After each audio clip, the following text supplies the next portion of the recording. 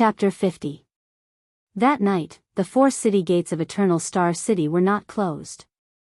Order from the king. Make way. Make way.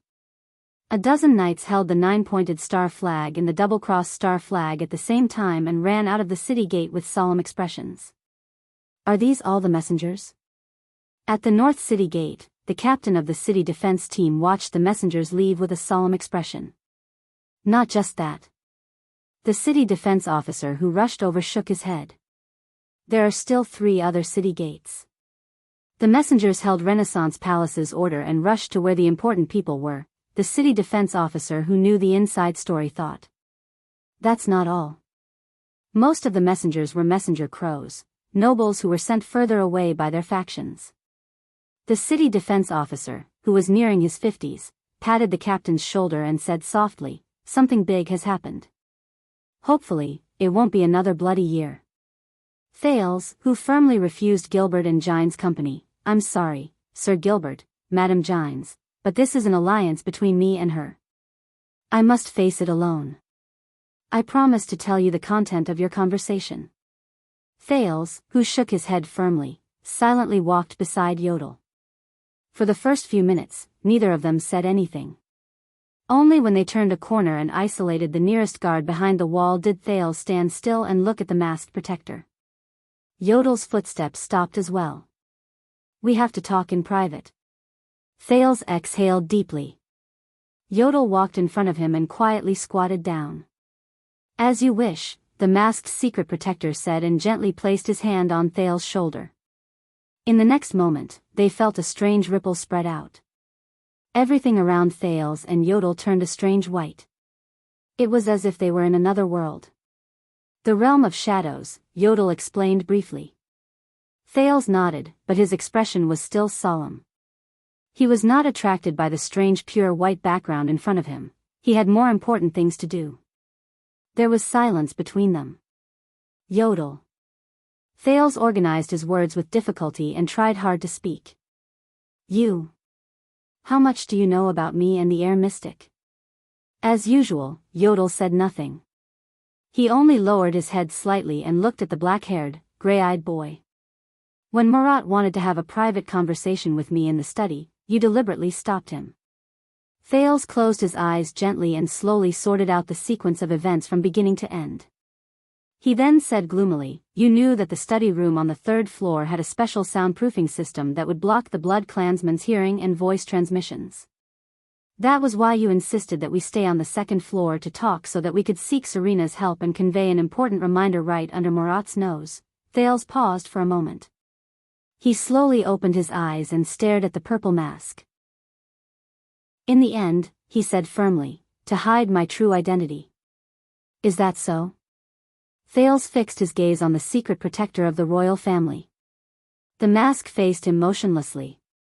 After another period of indescribable silence, Yodel lowered his gaze slightly. His deep and hoarse voice came from behind the dark purple mask. "I am not like Gilbert. I'm not good with words." Under Thales' complicated gaze, the masked protector said solemnly. "After Red Street Market, I don't know what to say." Thales stared at him with a burning gaze. "But you knew from the beginning." "Yes. That night, I was there all along." Yodel's voice was heavy. "I heard what the mystic said.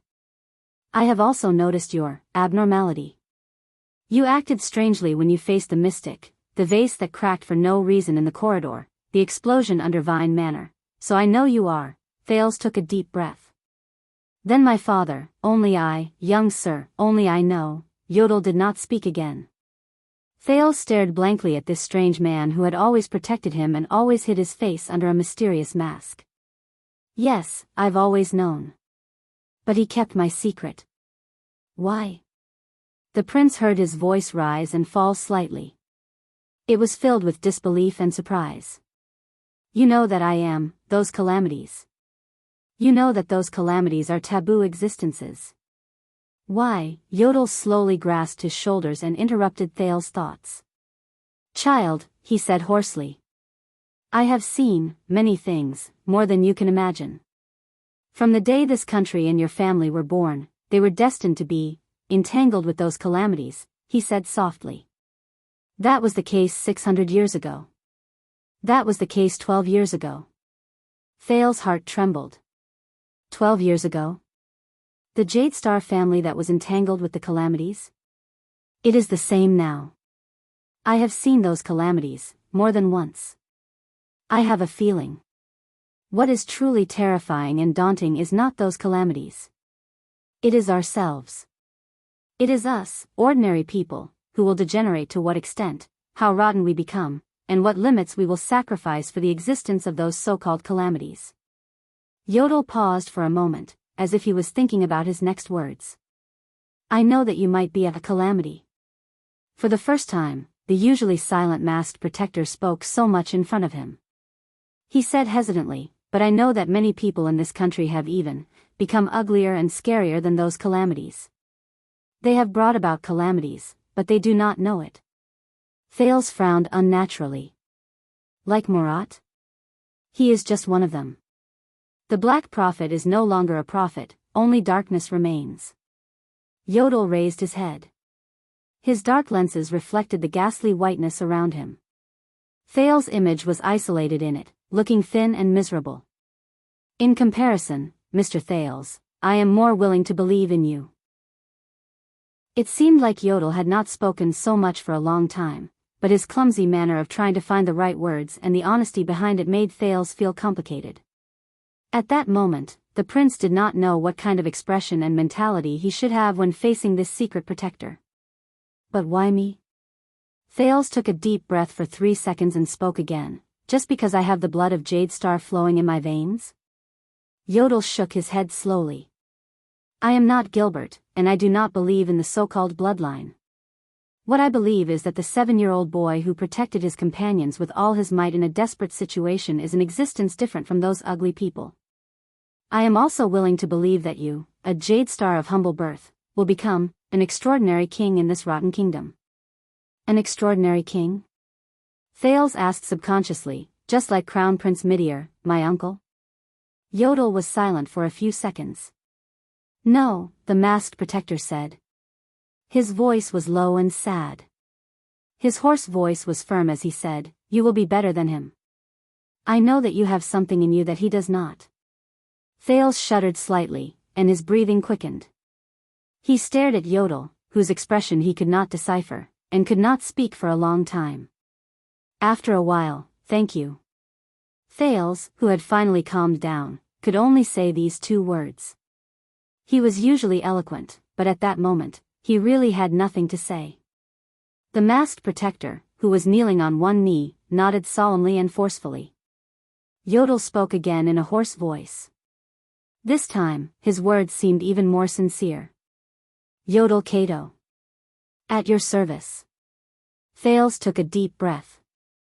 He did not speak for a long time. There is one more thing. He heard himself ask with great difficulty. If you were there all along that night, when did you start being there? Yodel's hands sank slightly. Thales panted slightly and said slowly, you saw. Quiet in the abandoned house, you saw quiet in the abandoned house. Thales gritted his teeth and asked in a trembling voice, did you? The masked protector gently let go of his hand. He did not speak. He did not speak. At that moment, Thales only felt that Yodel's mask and the pair of lenses on it were very cold. His heart suddenly felt cold. You did not stop him. Even when he entered our house, you did not stop him. Thales asked in a trembling voice, why? The prince could have been among those child beggars, right? And those children. Thales actually had a guess. But he was not sure. He had to ask. Yodel stood up slowly and cut him off. It's time to go. Yodel said faintly.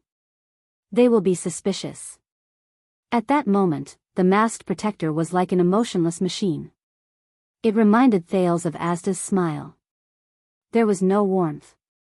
Although Serena's room was not as far as Jine said it was, 100 meters away, it was not as close as he imagined either.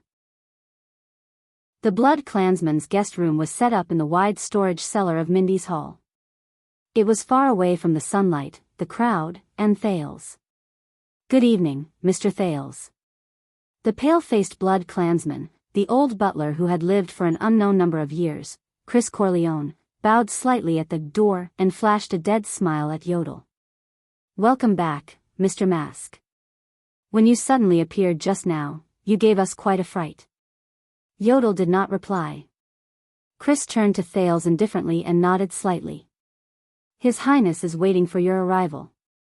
Thales, who was feeling perturbed and complicated, raised his head and looked at Yodel beside him. The latter's mask nodded in a barely noticeable manner. He walked to the other side of the door and stood at the door with Chris like two guards. The prince also nodded slightly. After taking a deep breath, he pushed the door open and walked towards Serena Corleone, who had been waiting inside for a long time. His savior just now. She was also the next problem after Murat. Ah, the long-awaited ally of mine. The red-eyed loli had a profound expression. With her black dress as a foil, she lifted her dress and bowed to him. "It seems that with my help," Serena, whose teeth were missing, emphasized the word, help, and continued with an unsettling smile, "Seems like with my help, you have gotten rid of your troubles.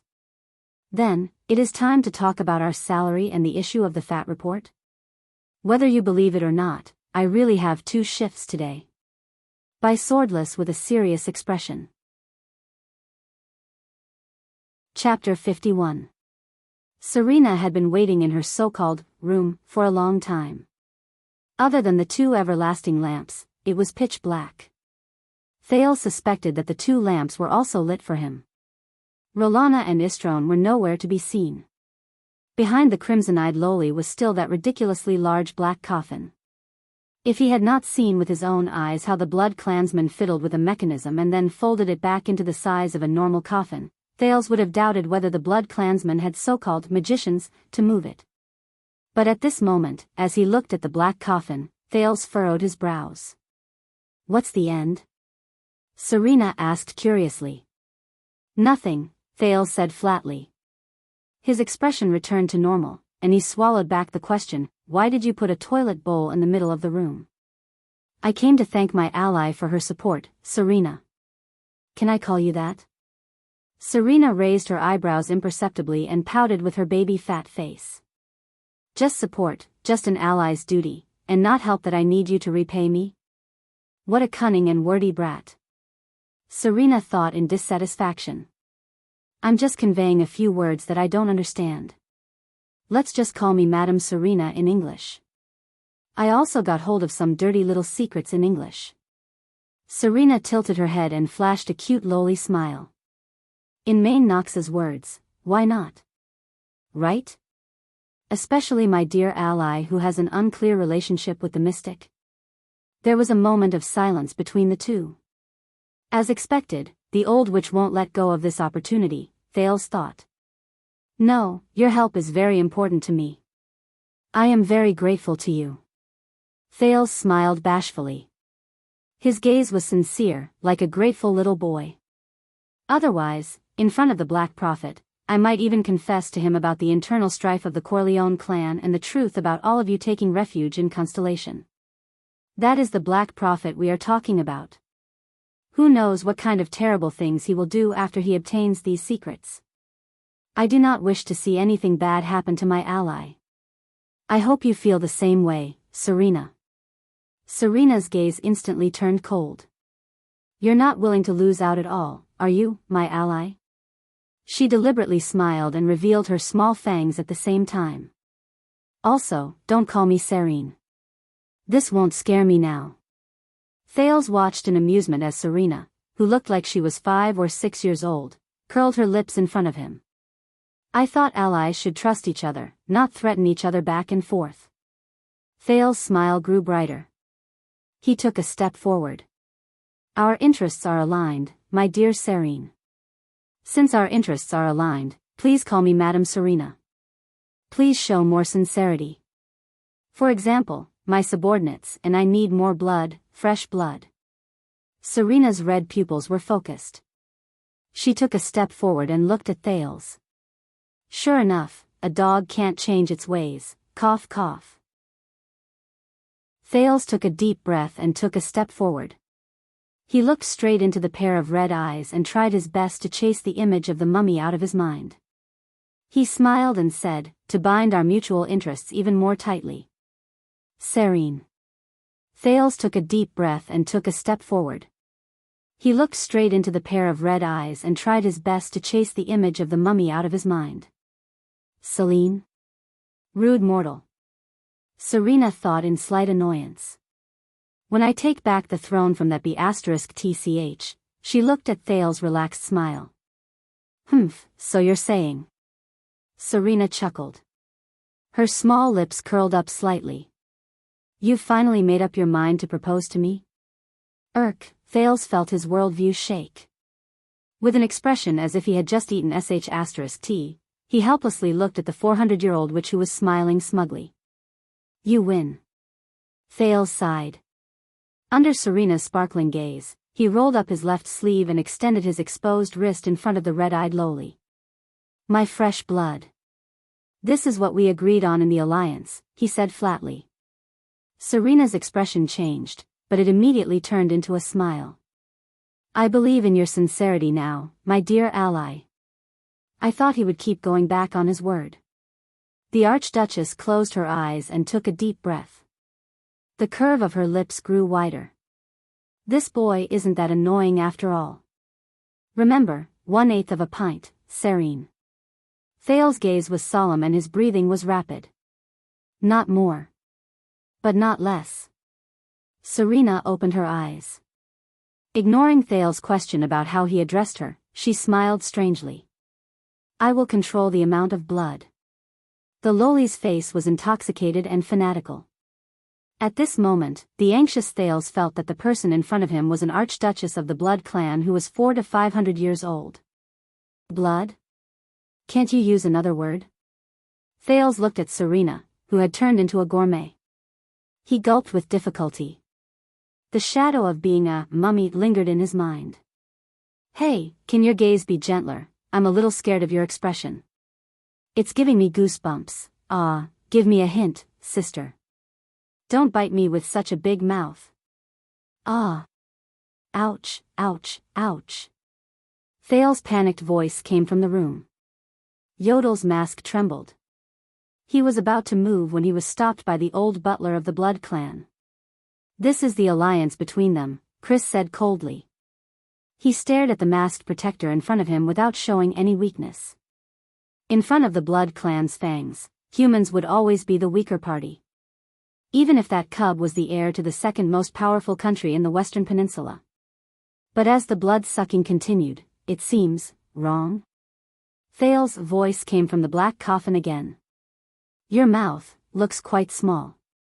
Why is it so powerful? Hey, don't be too intense at the beginning. There needs to be a transition. Ouch, my teeth. You're hurting me. Slow down, one bite at a time, lighter, yes, be gentle, tongue, don't use your tongue everywhere.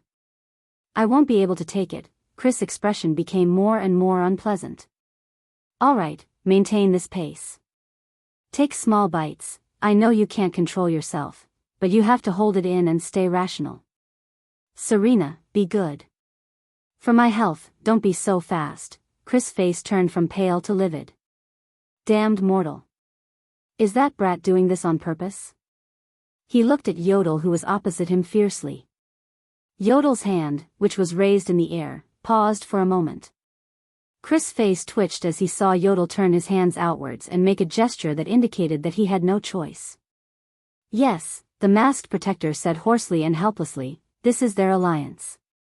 Yodel stood at the door with ease and put his hands behind his back again. Before Chris flew into a rage and rushed into the room, Serena finally sucked enough blood.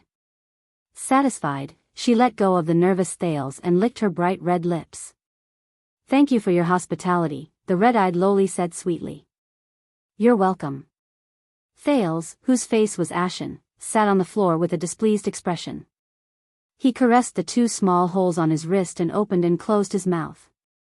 Donate a bag of blood and save a life. He felt that she had secretly sucked a lot of blood. Don't worry, that child is stronger than we thought. Gilbert walked down the hall on the first floor and looked at Gines, who was in a daze. At this moment, the sound of a horse galloping came from outside Mindy's hall.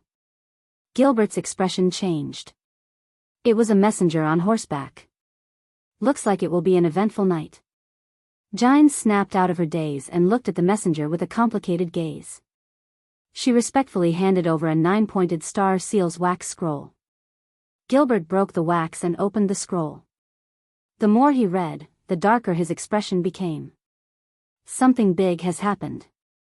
Gilbert put down the scroll and frowned deeply. His Majesty has urgently summoned us to the palace. Of course, you are, after all, his most trusted attendant and former Foreign Affairs Minister. Gines sighed and turned around nonchalantly to walk upstairs. As for me, forget it. I would rather stay here and look after that child. No. Gilbert turned to Gines. His expression was more solemn than ever. He faced Gines, lifted the top edge of the scroll, and shook it gently. Kessel Jadestar's signature and the 9-pointed star seal were revealed at the bottom of the paper. His Majesty has urgently summoned all of us to Renaissance Palace. Chapter 52. When Thales was asked out of Mindy's hall by Gilbert and Gines with serious expressions, he did not know what had happened. What is it? For the first time in over 20 days, Thales stepped out of the cedar wood door of Mindy's hall. He looked puzzled as he looked at the familiar dark-colored carriage. Gilbert will explain it to you. Gines' serious look made him nervous. She swung the horsewhip in her hand and leaped onto the driver's seat lightly. She answered briefly, all you need to do is to get on the carriage immediately. Thales turned his head in confusion. The middle-aged noble took out a boarding stool out of nowhere and placed it gently on the ground. Please, young sir. Madame Gines does not like to sit in the carriage. I am sorry, but you will have to endure an old man like me sharing the carriage with you. Gilbert's attempt at humor completely failed. Even the two horses could sense that he was preoccupied and intentionally avoided him. What happened? With uneasiness and apprehension, Thales stepped on the boarding stool and the carriage pedal. He turned around to look at the guards of Mindy's hall and saw that they had no intention of leaving with him. As if sensing Thales' gaze, the swordsmen, with Cora in the lead, bowed their heads to show respect. They will not leave with us. One carriage, it will be more discreet, Gilbert said flatly. Thales looked at the extremely serious expressions on the two men's faces and suppressed his desire to get to the bottom of the matter. He only asked, after we leave this time, will we still return? It depends on His Majesty's will. Gilbert's tone was a little solemn. Forgive me for being rude, but we must leave as soon as possible. Things are actually so serious. Thales did not say anything else and simply sat in the carriage. Gilbert, who followed closely behind, gently closed the carriage door. Inside the dark carriage, there was still the same dark red sofa from 20 days ago. The glass adorned with crystal drops, the carriage decorated with the 9-pointed star emblem, and the slightly glowing paint. Gines' horsewhip was light and rhythmic, but the speed of the carriage was much faster than the last time Gilbert drove it. Of course, it was also much bumpier. As the carriage jolted up and down, Gilbert watched Mindy's hall gradually disappear outside the window under the moonlight. He looked at Thales solemnly. Time is tight. I will only speak about the main points. Aside from the conversation in the secret chamber, Thales had never seen Gilbert so serious. This made him anxious. Ekstet's diplomatic group is scheduled to visit Constellation around the new year. The middle-aged noble looked at Thales seriously. Thales narrowed his eyes and tried hard to recall the history of the continent over the past 20 days. Ekstet. Rikaru Ekstet, the human hero of the Battle of Eradication, established the country in Northland. The great dragon of the north, the hero's nation, the western peninsula's blade, Constellation's powerful northern neighbor. Gilbert continued solemnly, an urgent report came from the Northern Territory. 3 days ago, the Ekstet diplomat group was on their way south to Central Territory. They were all robbed and killed. No one survived. Thales widened his eyes in disbelief. The victims included 6 extension nobles and Prince Maria Walton. Gilbert sighed. He is the king of Extet and the Archduke of Dragon Cloud City, the only son of Nuvan VII, the heir of the Walton family, and the next Archduke of Dragon Cloud City. Thales sucked in a cold breath. He was the only son of the king of the strongest country in the western continent, as well as the successor of his territory. Robbed and killed in Constellation Realm? Including the Constellatiate nobles who accompanied them, there were no survivors at the scene. There were no clues at all. There was only a line of blood written on the ground using the blood of the victims. Gilbert stared straight into Thales' eyes and nodded slightly with a worried expression. As long as Constellation exists, the Empire will live forever. The family motto of the Jade Star royal family? Thales was stunned. This clumsy and childish method is obviously a way to frame and sow discord between the two countries. Thales carefully thought about the nature of this matter, but he suddenly realized something. He raised his head in disbelief and asked, "Is it really useful?" "Unfortunately, it is useful, and very bad," Gilbert said in a low voice. "Very bad?" Thales felt a chill in his heart. The carriage drove out of Twilight District, entered King Street, and headed towards the central region. King Street was one of the largest streets in Eternal Star City. The flow of people was second only to Star Plaza, which served as the transportation hub to the north of the central region, where merchants and shops from various countries gathered, as well as the Grand Bazaar to the side of the Western City Gate where the lower-class citizens gathered. Unlike the roads in Twilight District and Western District, which were still illuminated by torches and animal oil lamps, King Street was lit with everlasting lamps that were second only to those in Eastern City District. Gradually, there were more pedestrians on the road. From minstrels who performed as performers, to merchants who called out softly, some shops that did business at night, such as clothing stores and watch shops, were still open, to noble servants who hurried about, and officials who came and went to socialize. There were even real nobles who passed by in carriages or on foot. Here, their carriages were inconspicuous. King Street was located at the junction between Twilight District and the Central Region. The proportion of people who were either rich or noble was extremely high. Compared to Star Plaza and the Grand Bazaar that Thales had seen before, this place appeared more conservative and quiet. It lacked the hustle and bustle of the former and the vulgarity of the latter. However, even here, beggars and tramps dressed in rags could be seen on both sides of the road from time to time, moaning and reaching out to passers-by.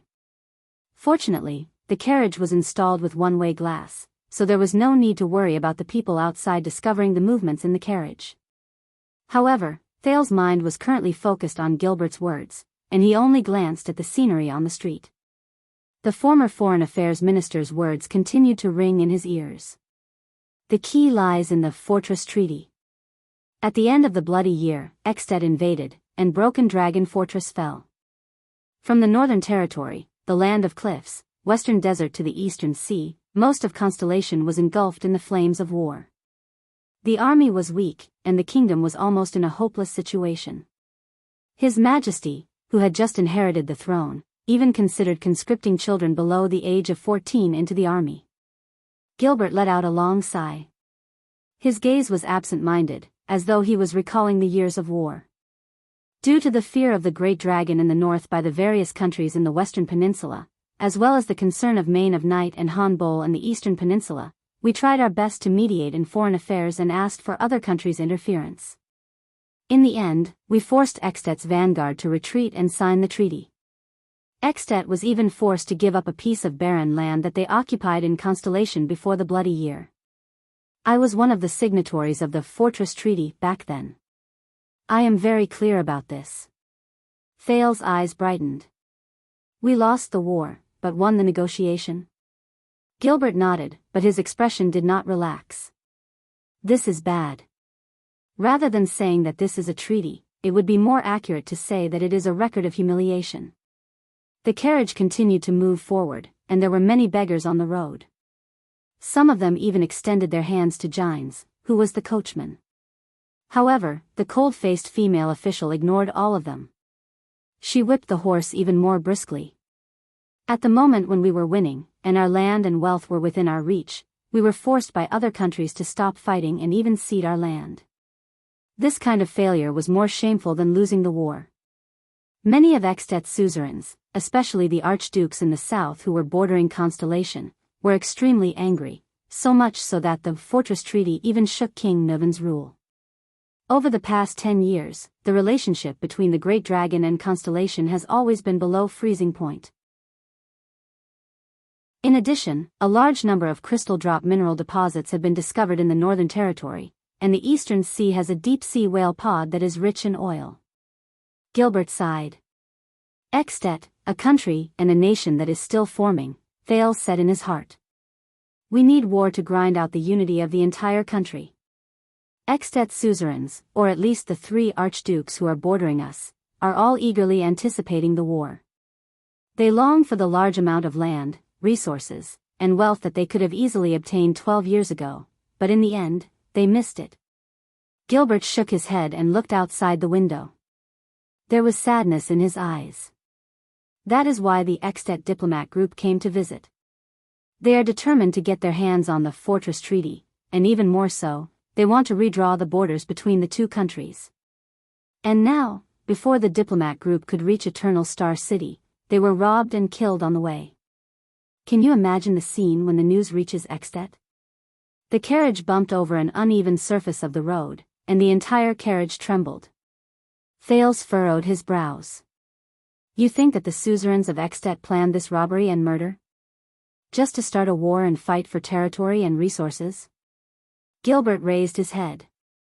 At that moment, his gaze was very frightening. It is worse than that. The former Foreign Affairs Minister said coldly, Extet adopts a king selection system. The suzerains vote and elect a king by consensus. In recent decades, the Walton family has sat on the throne for 2 whole generations. And Nuven VII is definitely not a beauty who is loved by everyone.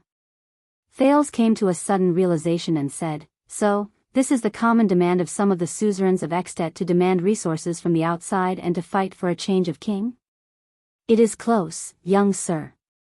Just one more step forward, one more step forward. Gilbert carefully guided the kingdom's only Jade Star bloodline. He said calmly, during the period of time from the assassination of the diplomat group to the aftermath, the pressure of this matter will be entirely on King Kessel's shoulders. How to decide, how to respond, whether to fight or to make peace, how to use the method, whether to be tough or soft, whether to be honorable or humiliated, all the responsibilities will be borne by His Majesty. From now on, all the nobles of Constellation will have their eyes firmly fixed on Renaissance Palace. What do you mean?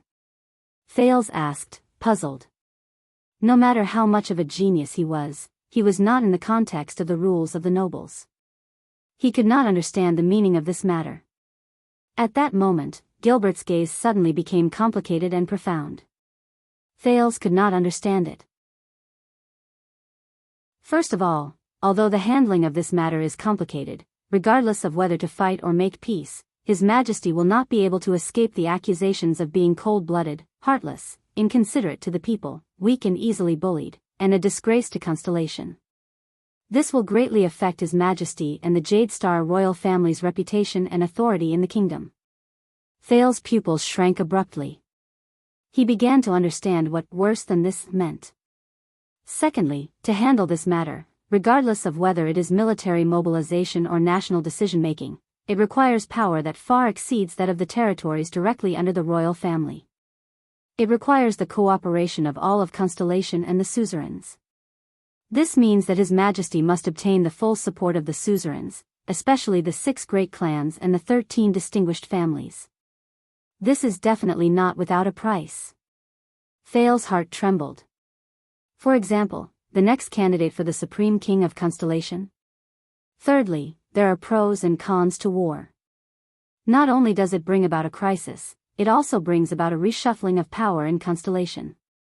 After the baptism of war, the weak will be eliminated, the old will lose their positions, the strong will be reborn, and the living will become stronger. Some of the suzerains will face their doom, while the others will be reborn. Under Gilbert's burning gaze, Thales sat in the carriage in a daze, feeling the bumps and tremors.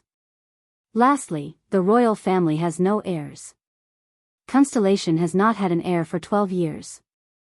Gilbert's voice suddenly rose. What else could force His Majesty to choose an heir earlier than the imminent crisis of the kingdom, and leave a way out for a possible war? In fact, if a noble family makes a move to submit to the people's wishes during this crisis and gather the support of the middle and small nobles, who knows whether they will become the next Jade Star royal family? Silence. Thales stared outside the window with a blank gaze. He understood what Gilbert meant. However, he was shocked by the fact that his brain was burning and he was thinking about it in detail. He could not get over it even after a long time. Gilbert looked at his expression and shook his head slightly. Hopefully, this cruel and bloody game, which has been going on for thousands of years, will not scare this smart and talented young man away. After a long while, Thales spoke in a dumbfounded manner. So, this is not just the will of Extet, war and a change of king. This is also the wish of many people in Constellation, to fight for the throne of the royal family. Thales added his final conclusion with great difficulty. Thales added the final conclusion with great difficulty. The assassination of the diplomat group is the result of many political factors working together. It is something that will inevitably happen under the tacit agreement of the ambitious people from both countries. I guess so. Thales uttered the last two words, and it was an affirmative sentence. Gilbert looked at Thales' condition worriedly. He blinked hesitantly, but in the end, he still opened his mouth and said, "In view of the current situation of the royal family, your existence and appearance will make you the target of all the suzerains in the country and Extet internationally. For the sake of your safety, I will suggest to His Majesty to postpone the recognition of you." Thales did not mind Gilbert's words. He spoke softly and interrupted the middle-aged noble. "Is it worth it?" Gilbert raised his eyebrows. Thales asked weakly, "Just what kind of person would look forward to the arrival of war?" Thales slowly closed his eyes and clenched his fists. This is not a game of counting chess pieces on a chessboard. Thales slowly closed his eyes and clenched his fists. This is war. It is two groups of living people standing face to face, taking each other's lives in a reasonable and lawful manner, until one side is completely taken away. War.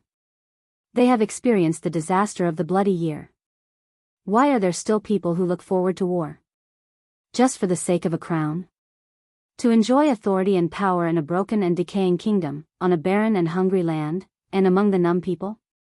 Then, they will rule for more than 20 years in a difficult, miserable, fearful, and paranoid manner, and then impose the same misfortune on their descendants? Is it worth it? Gilbert wanted to answer, but he was momentarily speechless. Thales, who did not have an answer, shook his head with a dejected expression. However, this was probably history. The history of human behavior. There was another period of silence in the carriage. The carriage drove away from the bustling King Street. The number of beggars outside the carriage increased, and Gines had to use her horsewhip to scare them away. This is not just war. Gilbert looked at his student with a worried expression and said softly, "This is politics. We are all gamblers whose goal is power. Land and people are just bargaining chips that can be used to exchange. Victory and defeat are just a matter of shifting the bargaining chips. This is the game between the nobles and the country." Thales raised his gaze and chuckled softly in resignation. Yes, war is the continuation of politics, a game of power, a feast for crows. But I don't like this. A voice in his heart whispered softly. The prince shifted his gaze outside the carriage window. There, a beggar with a distressed expression extended his hand to touch the carriage axle. Looking at the beggars in the capital, Thales thought gloomily, "This is already a broken kingdom, wait." The carriage passed by a bright everlasting lamp. Thales focused his gaze and instantly saw the beggar's hand clearly. It was a pair of rough and calloused hands. However, the calluses were not evenly distributed on the areas he usually saw. Instead, they were concentrated on the thumb, index finger, and the area between the thumb and index finger. His brain immediately began to work. He had seen such a unique callus on another person's hand before. Jayla Charlton. Thales was shocked. He turned to another beggar, then the third, the fourth, Gilbert. The middle-aged noble looked at him in puzzlement. Thale said without batting an eyelid, "Something is not right. These people are not beggars." The prince sucked in a deep breath. They are," Yodel's hoarse voice traveled faintly from the air and finished his sentence. "Assassins." Chapter 53. The White Eagle family reacted faster than we expected. The Iron Eagles arrived in Eternal Star 2 hours ago. This will give His Majesty a lot of time to prepare before the news spreads. Zayn sat elegantly on a carriage without a coat of arms driven by the Knight Seychelles. He said those words with a cold expression and looked out of the carriage window. Another carriage with an equally mysterious identity was parked beside them. The windows of both carriages were open so that the owners of the two carriages could converse. But so what? No matter how fast a fish swims, it cannot avoid the current. This is the current that His Majesty is destined to face. A sharp voice came from the other carriage. "But there's a problem with our intelligence," Zayn said coldly. "There's an unexpected big shot in the diplomat group. The consequences are more serious than we thought." "You want to give up?" Zayn paused for a moment and took a deep breath. "No, not at all. The plan remains the same. There's no turning back now, is there?" "That's good." The sharp voice said nonchalantly, "The general edict has been issued. The nobles will come one after another in a short period of time. By then, Extet's official response should have arrived, mobilizing troops, demanding territory, threatening war. Guess how His Majesty will respond? Endure humiliation for the greater good, or send our country to hell at all costs? And for you to do such a big thing, you're really willing to be ruthless." Zayn sighed softly and shook his head gently. "Just as your race says, power from violence. This is a necessary step. I need to determine your attitude and stance. Your refusal to join New Star has troubled us greatly." Another voice laughed loudly. "Looks like you're very confident in yourself. It's no wonder. Think about it. The young, elegant, and outstanding master of Jade City, Guardian Duke of South Coast, Zayn Covendier, was made heir by His Majesty. What a beautiful scene. We are willing to promise on the honor of our family that your rule in Western Desert will not be shaken, and that you can even benefit from the decline of the Northern Territory," Zayn said seriously and sincerely. "And it doesn't have to be me. Constellation can also become a king selection system, right?" He leaned forward slightly and said slowly and softly, "And as one of the 6, you're destined to be the king selection." The carriage was silent for more than 10 seconds. "All right, from now on, you have my guarantee," the shrill voice said slyly. "If Constellation reaches that stage, the Fakenhas family will follow the trend." Zayn clenched his fists slightly. He suppressed the impatience in his heart. This fellow. He still wasn't willing to bet easily. Did he think that Fakenhas had a chance as well? Or did he simply lean towards the other families? Cullen? Nanchester? Or the most unlikely Tabark? "I will remember Fakenhas' attitude," the master of tricolor iris flowers said faintly. Although Zayn kept a straight face, he was very wary of the person in the other carriage. This fellow's threat level on his list was second only to the fat Guardian Duke of the Eastern Sea, and even higher than the one-eyed dragon of Nanchester. The shrill voice laughed again and continued, "It's an honor. The future King Zayn. I heard that you have been disgraced by the Blood Bottle Gang's matter. Aren't you working together to control the gang? Is that old man Cullen just going to stand by and do nothing?" When Zayn heard the word, His Majesty, he frowned and curled his lips without anyone noticing. "Thank you for your concern. Everything is under control. Let's call it a day. I still have to rush to Renaissance Palace, and you should be in the ruins right now to personally receive His Majesty's edict." "Don't worry." The shrill voice suddenly turned cold. "Fakenhas is never absent." "Very well, Sir Fakenhas. I look forward to seeing you again," Zayn said his last words. "Yes." The shrill voice laughed and said, I also look forward to the reunion of the 19 noble families in the capital 12 years later. Haha. The two carriages started their respective carriages, crossed each other, and drove further and further away. Zayan lowered his head and closed his eyes, gently rubbing the bridge of his nose. Sir, Seychelles' voice came through the front window, something's wrong up ahead. Zayan opened his eyes slightly. In the distance outside the carriage, a rapid and strange sharp sound came. Seychelles let go of the horsewhip with one hand and gripped the sword at his waist. He said coldly, "It seems that a carriage has been attacked by assassins."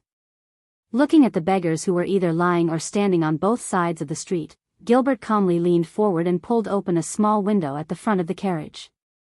He hesitated for a moment, but still calmly and quietly said, "Madame Gines, there's something strange around us." Through the small window, Thales clearly saw Gines' back tremble slightly. "Assassins," she said slowly, "are they here for that child?" For some reason, Thales heard some unstable emotions in Gines' words. He also noticed that Gilbert was looking at Gines' back worriedly. "Not necessarily," the middle-aged noble said softly. "Not necessarily?" Thales checked the JC dagger at his waist. When he heard this, he could not help but be stunned. But even Yodel is certain that it's an assassin. Why did Gilbert tell Gines that it's not necessarily? Be ready to speed up and escape at any time. But before they really make their move, Gines, you must be steady. Never. Remember, they are not necessarily assassins. The middle-aged noble was extremely solemn. He seemed to feel that what he said to Gines was a little inappropriate, so he immediately added, "Yodel, you too. Are they here for me?" Thales asked with a serious expression. "The situation is unclear for now." Gilbert returned to his seat and stared at the surroundings of the carriage with a sharp gaze. He said quietly, "Theoretically, it is impossible for your existence and whereabouts to be leaked, but please be prepared for the worst." At least 7. Even though they were invisible, Yodel's hoarse voice strangely rang beside Thales' ears. "They are skilled in hiding, well-trained, and arranged on the road to Renaissance Palace. I am ready. I can accelerate at any time. Sit tight." Gines' voice traveled into Thales' ears, adding a chill to it. "Gines, calm down." Gilbert seemed to be a little abnormal as he said this to Gines sternly. Even Thales, who was the most inexperienced among them, could sense that something was wrong with Gines at that moment. The carriage went around a corner and drove from the muddy ground to the brick ground. There were still 2 more streets before they reached the central district. At that moment, the expression of an old beggar who was moaning on the ground to their left suddenly changed. Using his hands and feet, he chased after one of the horses and extended his hand towards Gines, asking for money as an alms. Crack. The horsewhip cracked and the entire carriage began to shake violently. Without any warning, the carriage began to accelerate. Gilbert's expression changed drastically. He pounced to the front of the carriage and shouted loudly without caring about Thales' reaction, "Gines, no. Wait." But it was too late. Gines, who was in the driver's seat, let out a furious shout. "Come on. Shameless bastard." The horsewhip cracked angrily. As Gines' wrist turned rapidly, it lashed fiercely on the old beggar's body. Crack. A huge force surged and a line of blood spurted out from the beggar's body. The old beggar flew 5 meters away with blood dripping down his body. A short machete fell from his sleeves. While the shocked Thales was still trying to understand what had happened, he saw a beggar at the back of the carriage leap up abruptly. He held a dagger with both hands and roared furiously. "It's happened. Attack." More than 10 figures pounced towards the carriage from among the beggars and tramps. Thales' expression changed drastically. There were more than 7 assassins. Unfortunately, when he counted the number of assassins, the enemies had already launched their attack. The 2 horses were the first to suffer. 2 assassins were seen rolling past the horses' abdomens. As the black horses neighed sorrowfully, blood spurted out.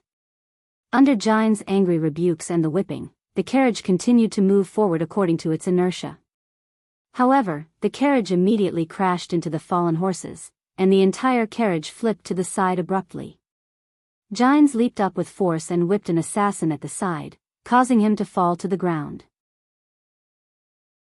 She had a crazed expression as she gritted her teeth and drew out the long sword at her waist. She turned around and stabbed the assassin behind her in the left chest. Bang. The carriage finally fell to the side on the road. The moment the carriage flipped, Thales was hugged tightly by Gilbert.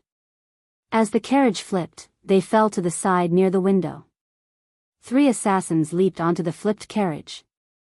When Thales climbed up in a daze, he felt Gilbert pressing him to the side. Crack. The one who attacked was not the assassins, but Gilbert.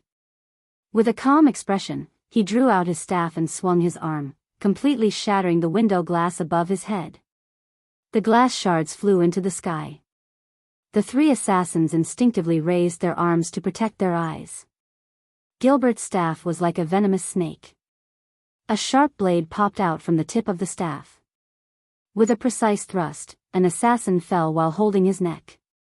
Thales hugged his head tightly as he felt the small glass shards fall around the carriage. 2 longswords were passed into the carriage and thrust towards Thales. However, they were deflected by the noble's rapier in Gilbert's left hand. With an ingenious move and strength, the 2 swords were deflected. Rip. One of the 2 blades stabbed into the sofa in Thales' left hand, while the other swept past his right arm and pierced through the air. Thales gritted his teeth as he felt a cold sensation coming from his right arm. One of the assassins saw the scene in the carriage. He immediately said in surprise, "No." However, before the assassin could finish speaking, he was interrupted. Yodel appeared behind the 2 assassins like a ghost. His gray short sword slashed horizontally across the back of their necks. The 2 assassins, who were dressed in rags, immediately fell limp. "Send him away!" Gilbert roared furiously. He blocked the glass shards that filled the sky, pressed on the carriage, and flipped out of the carriage. Yodel grabbed Thales' belt and fished him out of the carriage. As Jianghu roared furiously, Thales saw the situation around him clearly. Under the illumination of the everlasting lamp, 7 or 8 assassins dressed as beggars charged towards the overturned carriage with long shadows behind them. The unrelated passers-by ran and fled amidst screams and cries for help. The street was instantly in chaos. Gilbert kicked a broken piece of the carriage towards the assassin closest to him. He then thrust his swords forward and forced the assassin on the left to retreat. Yodel's figure flashed and he slit the throat of an assassin who was charging towards him. He then carried Thales in his arms. Just as he was about to enter the realm of shadows, a sudden change occurred. Screech. An ear-piercing sound suddenly exploded in the air. Yodel suddenly let go of Thales. Screech. It was a sharp sound of extremely high decibels. At that moment, Thales gritted his teeth in pain. He felt as if his head was about to explode from this sound. Damn it! What is this sound? He subconsciously covered his ears. However, that urgent sound was like a demonic sound. It drilled into his brain without any obstruction. Screech. The sound continued. Jianghu and Gilbert seemed to be greatly affected. Their expressions were distorted and their movements changed. Jianghu's left arm was even cut by a knife while she was swaying. Hiss. The demonic sound became more and more urgent. Yodel trembled as he resisted the invasion of the demonic sound. He lowered his head. Thales knew that he was speaking, but his mind was filled with the piercing sound. He could not hear it at all. Thales narrowed his eyes and endured the pain in his eardrums. He used all his strength to cover his ears. He raised his head and was shocked to see that 5 of the assassins, who had pained expressions but could move freely, had reached behind their backs and pulled out a weapon. They aimed it at him and the masked protector. Crossbows. Thales felt a chill in his heart. He no longer doubted that this was a meticulously planned assassination. The crossbow mechanisms trembled simultaneously. The sound of the mechanisms could not be heard in the demonic sound, but 5 long black shadows appeared in Thales's vision. In the next moment, Thales was thrown a few meters away by Yodel. Asterisk hiss. Asterisk amid the tormenting demonic sound and the strong wind in the air, Thales watched in despair as the black shadows shot towards the masked protector. Yodel's figure trembled violently as he spun rapidly. No, Yodel, Yodel Kato. He thought in fear. Thales fell to the ground and rolled a couple of times. Asterisk hiss. Asterisk the demonic sound was getting closer. He covered his ears and struggled to get up while trembling in pain. But he ran into a ragged figure. It was a sloppy young beggar. His face was delicate and young, and he was not much older than Thales. His lips were open and trembling at a high frequency. As he got closer, the tormenting demonic sound was getting closer as well. The beggar's gaze was cold as he pulled out a dagger from his waist. Thales, who was gritting his teeth and enduring the demonic sound, understood something. Following the instincts he had developed over the past month, he subconsciously pulled his right foot back, raised his left arm, shifted his center of gravity, and posed in a standard Northland military sword style. One of the 3 defensive styles, Iron Body style. Amidst the demonic sound, the dagger pierced his left arm at high speed. Pain assaulted him, but Thales gritted his teeth and knew that he had made the right choice. The young beggar was a little surprised, but he immediately opened his mouth wide at Thales. As his mouth and tongue trembled, the demonic sound became even louder. Asterisk hiss. Asterisk at that moment, the feeling made Thales close his eyes. He screamed in a frenzy and futile manner, almost wanting to dig his eardrums out from his ears. In the violently vibrating air, every cell in Thales' body seemed to start trembling. He felt himself starting to heat up, just like food being irradiated by a microwave. Stop. He jerked his arms and instinctively covered his ears. Stop. The dagger was pulled out of his left arm, and a trail of blood gushed out. Stop.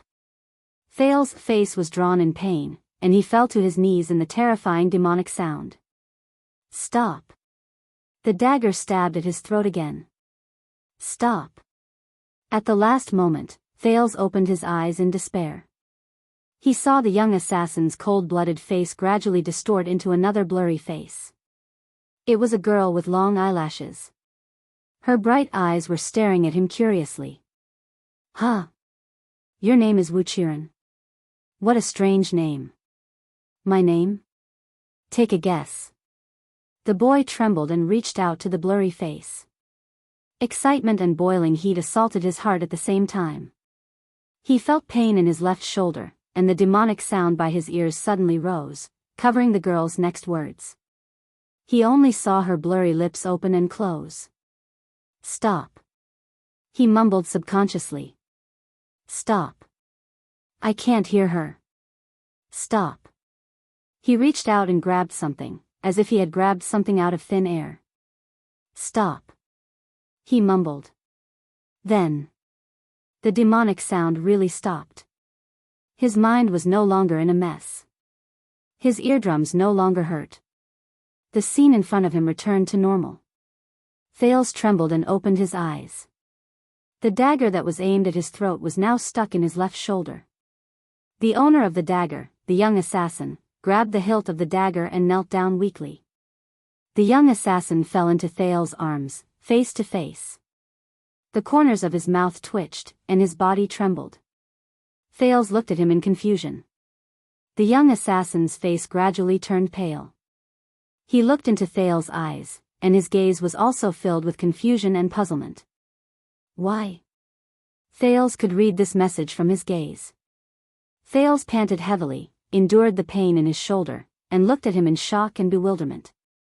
The boy also wanted to know why there was a murderous psionic assassin just a moment ago. Wait. Wait. This is...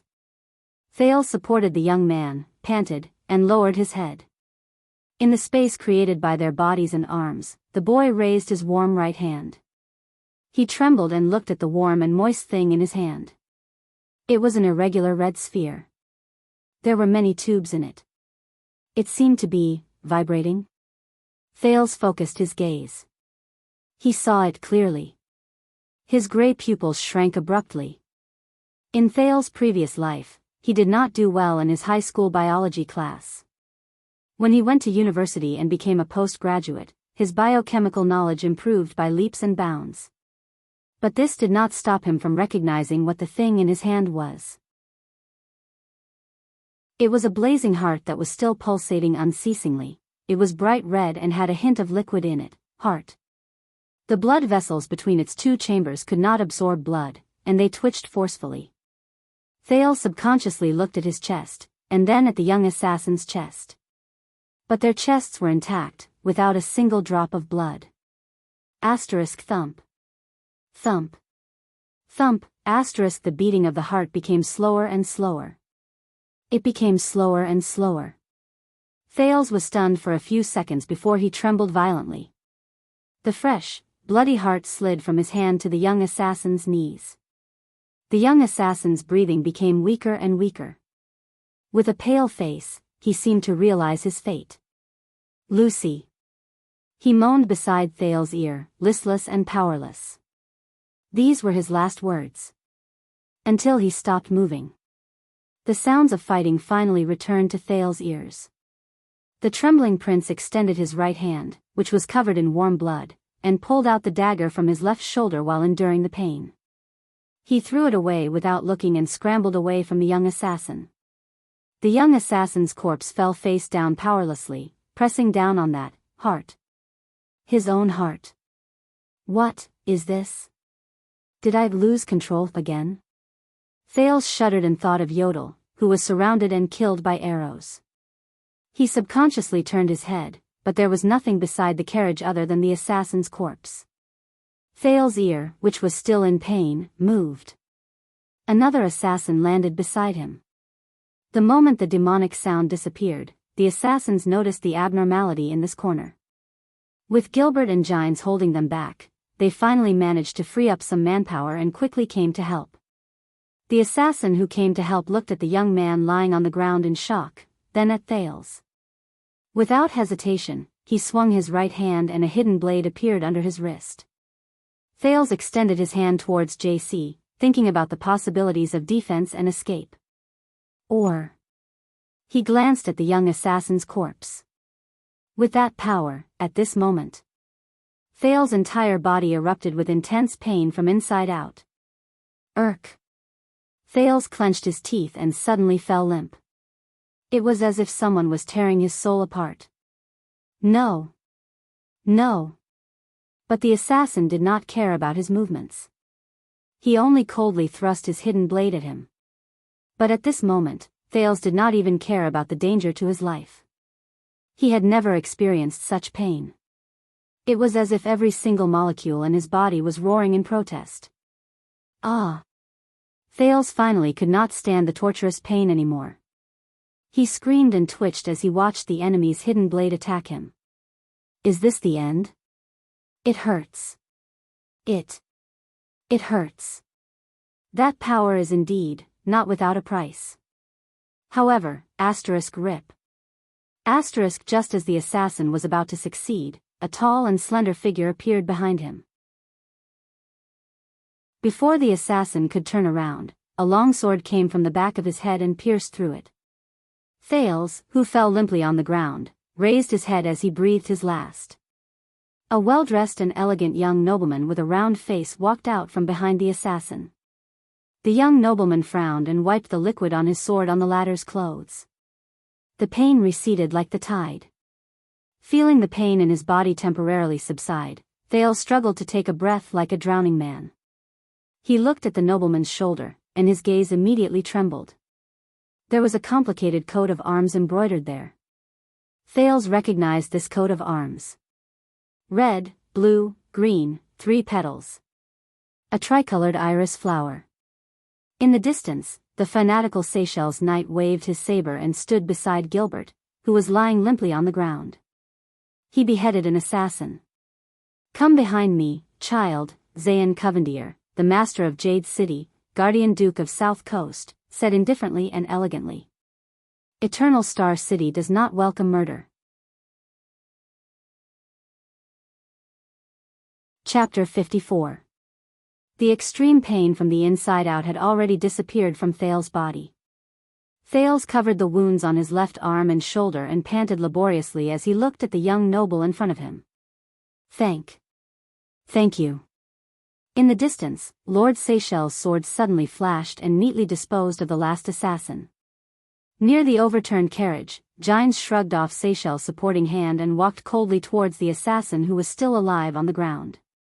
Under the knight's frown, she exerted great force and stabbed her sword between the assassin's eyes. The unrelated passers-by had already fled. Thales did not find the masked protector's figure amidst the chaos and corpses on the street. He could only hope that he survived the magic sounds and arrows.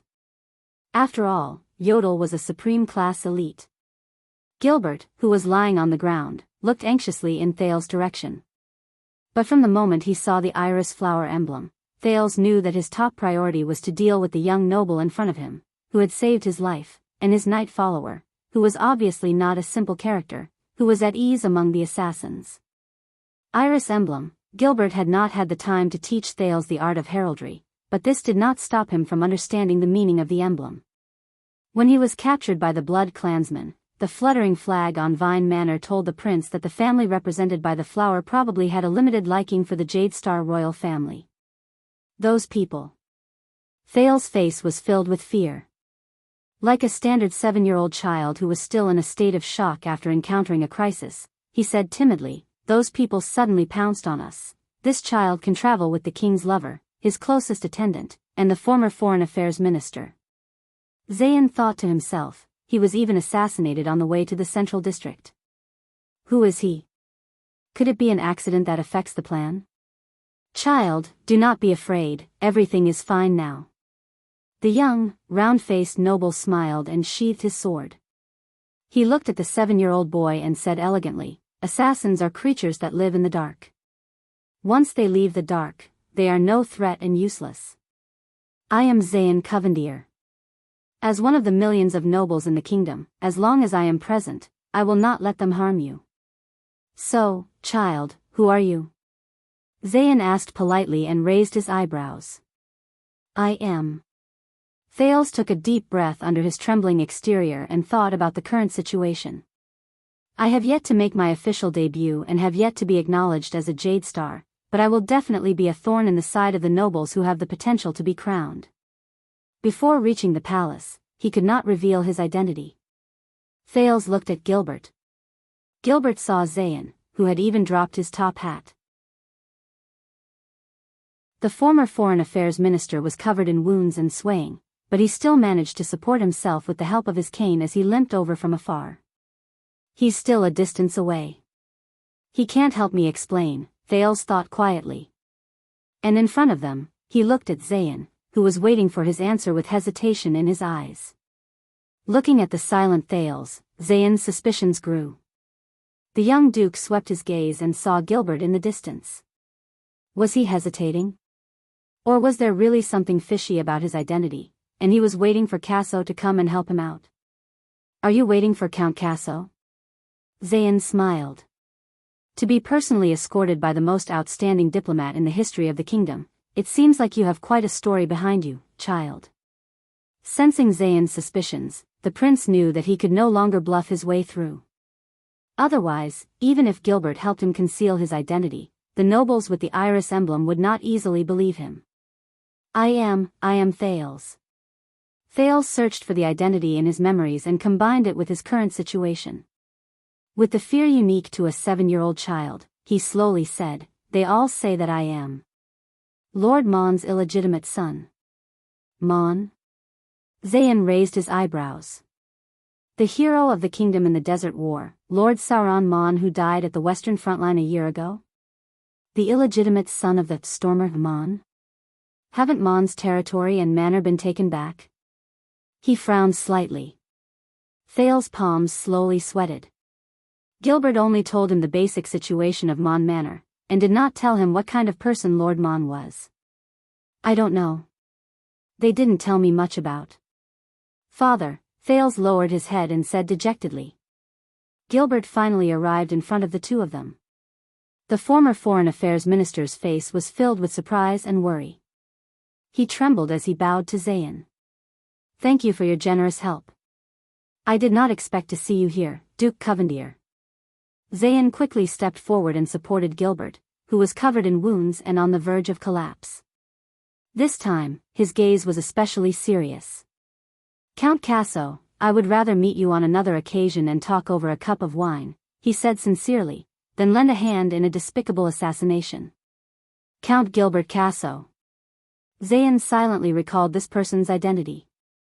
The cunning fox of Constellation. This was how the various countries led by Ekstedt addressed Count Casso after the Fortress Treaty. At that time, he was still Viscount Casso, who had just inherited his father's title. It was enough to prove this person's wisdom and means. 12 years ago, it was he who acted as Constellation's negotiator and maneuvered through the various countries' negotiation tables. He almost single-handedly defeated the great dragon of the North's ambition to invade the South. He was also the first noble in Constellation's history to be promoted from a viscount to a count just based on his diplomatic achievements. When the news of the victory in the negotiations spread, almost all of Constellation was celebrating wildly, celebrating the final end of the bloody year. If it was not for political reasons, he, who was highly sought after in the political arena back then, would almost certainly be the next Prime Minister of King Kessel. How would it be Cullen's turn? He is a rare talent in Constellation. If there comes a day when Zayn thought to himself. He will be a powerful helper. He immediately put on a stern and serious expression. I will instruct the police station that no matter the reason for this despicable assassination, it cannot be forgiven. The mastermind must pay the price. Just like him, Gilbert was also speculating about this young duke in front of him. He was one of the 6 great clans, the Covendier family, who had just been promoted for 2 years. 2 years ago, when the old duke passed away in that regrettable family tragedy, everyone thought that the declining Covendier family and the wealthy South Coast Hill would be torn apart in the endless civil strife. Even His Majesty had written an edict and reached an agreement with the other clans to intervene in the family's internal strife in order to reap benefits. That was until this young duke, who was rumored to be at odds with his family, returned from his travels in the distant eastern continent across the sea. Facing pressure from his 3 powerful cousins, Zayn reunited Tricolor Iris Flowers and South Coast under the surprised gazes of all the nobles, becoming one of the noblest and wealthiest families in Constellation. Sir Covendier, Gilbert chose his words carefully, I will remember your righteous deeds, but before that, I must, at this moment, Thales suddenly spoke up and interrupted their respective thoughts. Sir Casso. In their eyes, the 7-year-old Thales lowered his head dejectedly and said reluctantly, I do not want to inherit Mon Manor anymore. The exhausted Gilbert's gaze shifted. Thales, he is reminding me, he thought to himself. I am just an illegitimate child who has not even seen my father's face a few times. I do not have any rights to begin with, Anne. Thales raised his head while trembling, his eyes filled with tears of fear. I do not want to experience what happened just now again. I just want to be that Thales without a surname again. Child, I understand your feelings. Being caught in the whirlpool of inheritance is never a pleasant memory. Thank you very much, Your Grace. But... Gilbert sighed. With Zayn's support, his eyes lit up. But this is His Majesty's order. We have to rush to Renaissance Palace immediately, Your Grace.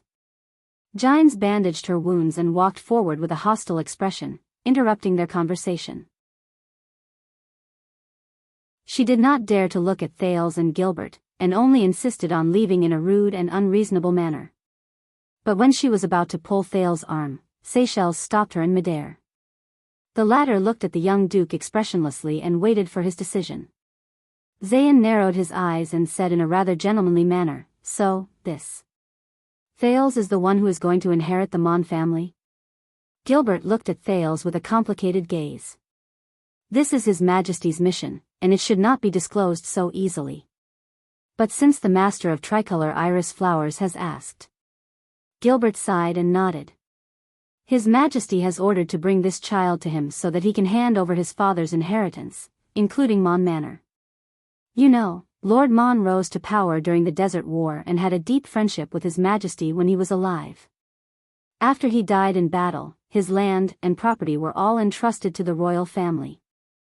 Gilbert continued to weave lies without changing his expression. Until someone discovered his illegitimate child. Obviously, someone is not satisfied with Lord Mon's heir. Gilbert looked at the assassins' corpses all over the ground, and a worried expression appeared on his face. You must know, that is a very large manor, and after Lord Mon rose to power, he gained many relatives out of nowhere. Zayn looked at Thales, and his gaze froze for 2 seconds. A hero's illegitimate child, an orphan? Enter Renaissance Palace? Accept His Majesty's edict and inherit his assets? At this time? Anne. He glanced at Gines. Traveling with the chief female official of the palace, His Majesty's lover? Bustling noises could be heard from afar, as well as the sound of orderly footsteps. The city defense team and the police station finally arrived late. Anxiety was already showing on Gines' face. Gilbert's expression did not change, but Thales knew that he definitely did not want to expose himself to the public. Even if it was as Lord Mon's illegitimate child. I see, no wonder His Majesty places such importance on this. As the remaining 3 people waited anxiously, Zayn suddenly flashed a smile. Lord Mon was not only His Majesty's comrade in arms, but also Constellation's hero. His bloodline should not be left behind in an ugly conspiracy. Thales secretly sighed in relief. Zayn then said worriedly, but the 2 of you are badly injured. Fortunately, the city defense team and the police station are here. The 2 of you can get medical treatment and assistance from them, and you must also clearly explain what happened before and after the assassination. As for this child, since he is His Majesty's imperial order, you can hand him over to me. I am about to head to Renaissance Palace, Zayn said plainly. Gilbert and Gines' expressions changed. Your Grace. This is too much trouble for you. Gilbert's expression was solemn as he said decisively, and this is my mission. The child's safety is the highest priority. He has already experienced an assassination. Anne. Zayn said emotionally. He knelt down on one knee, tore off a piece of cloth from his sleeve, and bandaged Thales' wound. A hero's orphan is worthy of me doing this. Thales' expression stiffened. Too clumsy, Zayn thought coldly in his heart. Sending his most trusted attendant and his lover to pick up the orphan of a low-ranking noble at such a critical moment? Even if that noble is a comrade who went through life and death with the king on the battlefield. There must be something wrong with that boy. Zayn smiled and nodded at them, showing an expression that told them not to worry. With the name of tricolor iris flowers and Seychelles' ability, there is no need to worry about his safety. Sensing Zayn's gaze, a chill ran down Thales' spine. Zayn Covendier. Gines took a step forward angrily, but was firmly blocked by Seychelles and his sword. Step back, madam. Seychelles did not back down from the supreme class knight. His gaze was cold. This is the Duke's will, and also my mission. Gilbert's brows were furrowed as tightly as they could. Facing a Duke and a supreme class knight, he anxiously thought of a countermeasure. Sir Covendier. This is not appropriate. This is His Majesty's. Gilbert had never spoken in such a stern tone. No one can doubt my respect for His Majesty. Zayn said loudly, his gaze fixed on Thales. But it is obvious that my carriage and guards are more suitable for His Majesty's mission than you, who are covered in wounds. Zayn turned his head, and his words were daunting. Or is there something else you are hiding from me?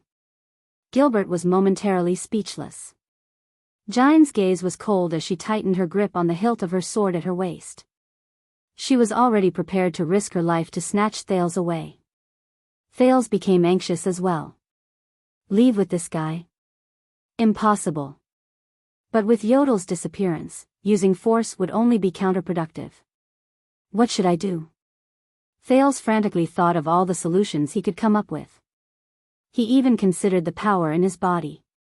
What should I do? Child, there is no need to be nervous. His Majesty Kessel is known for being impartial and strict. Zayan saw the three people's reactions and was even more certain of his thoughts. He smiled with slight mockery. Moreover, since you are of Lord Mon's bloodline, isn't it only right and proper for a son to inherit his father's assets? You should be proud of your father. It was his decisive charge during the Battle of the Altar that saved the entire Desert War. Please allow me to escort you away as a sign of my respect for the hero.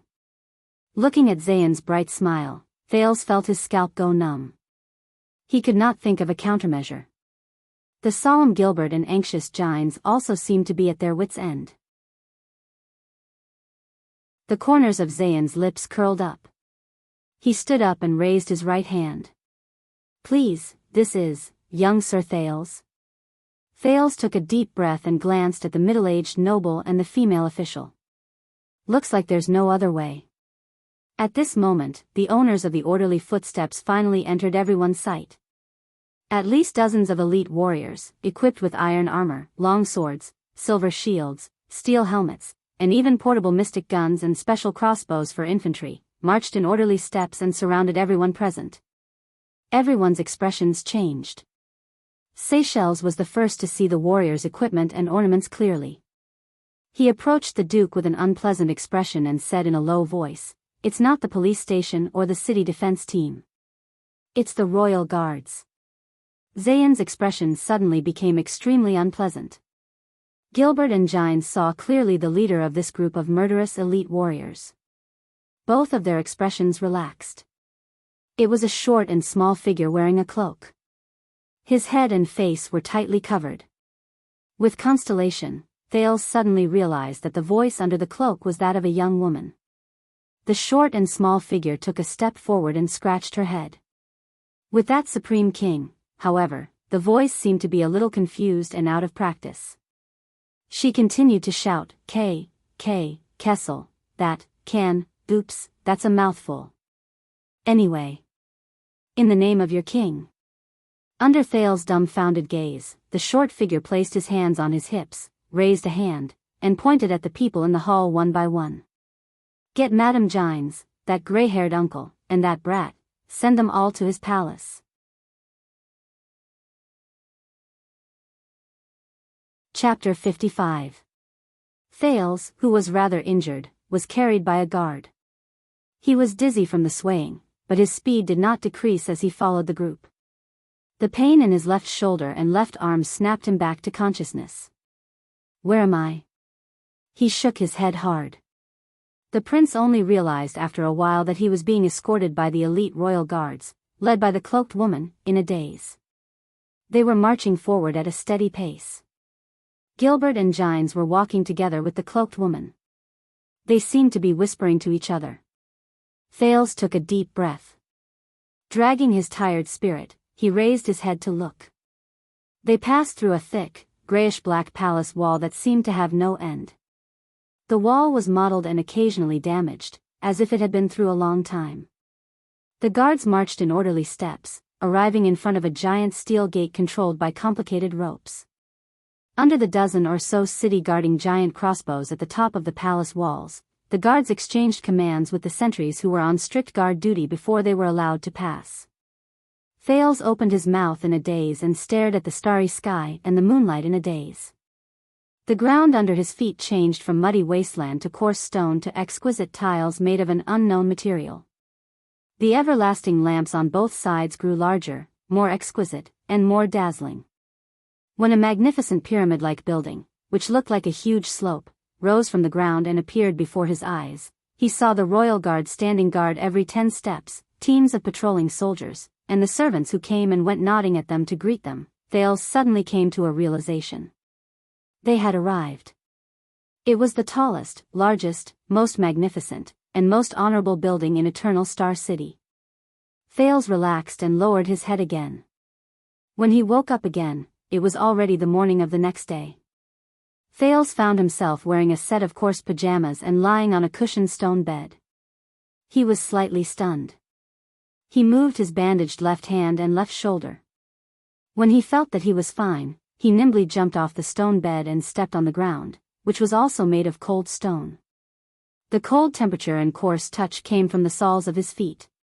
Thales furrowed his eyebrows. He took a step forward and touched the stone wall, which was also cold.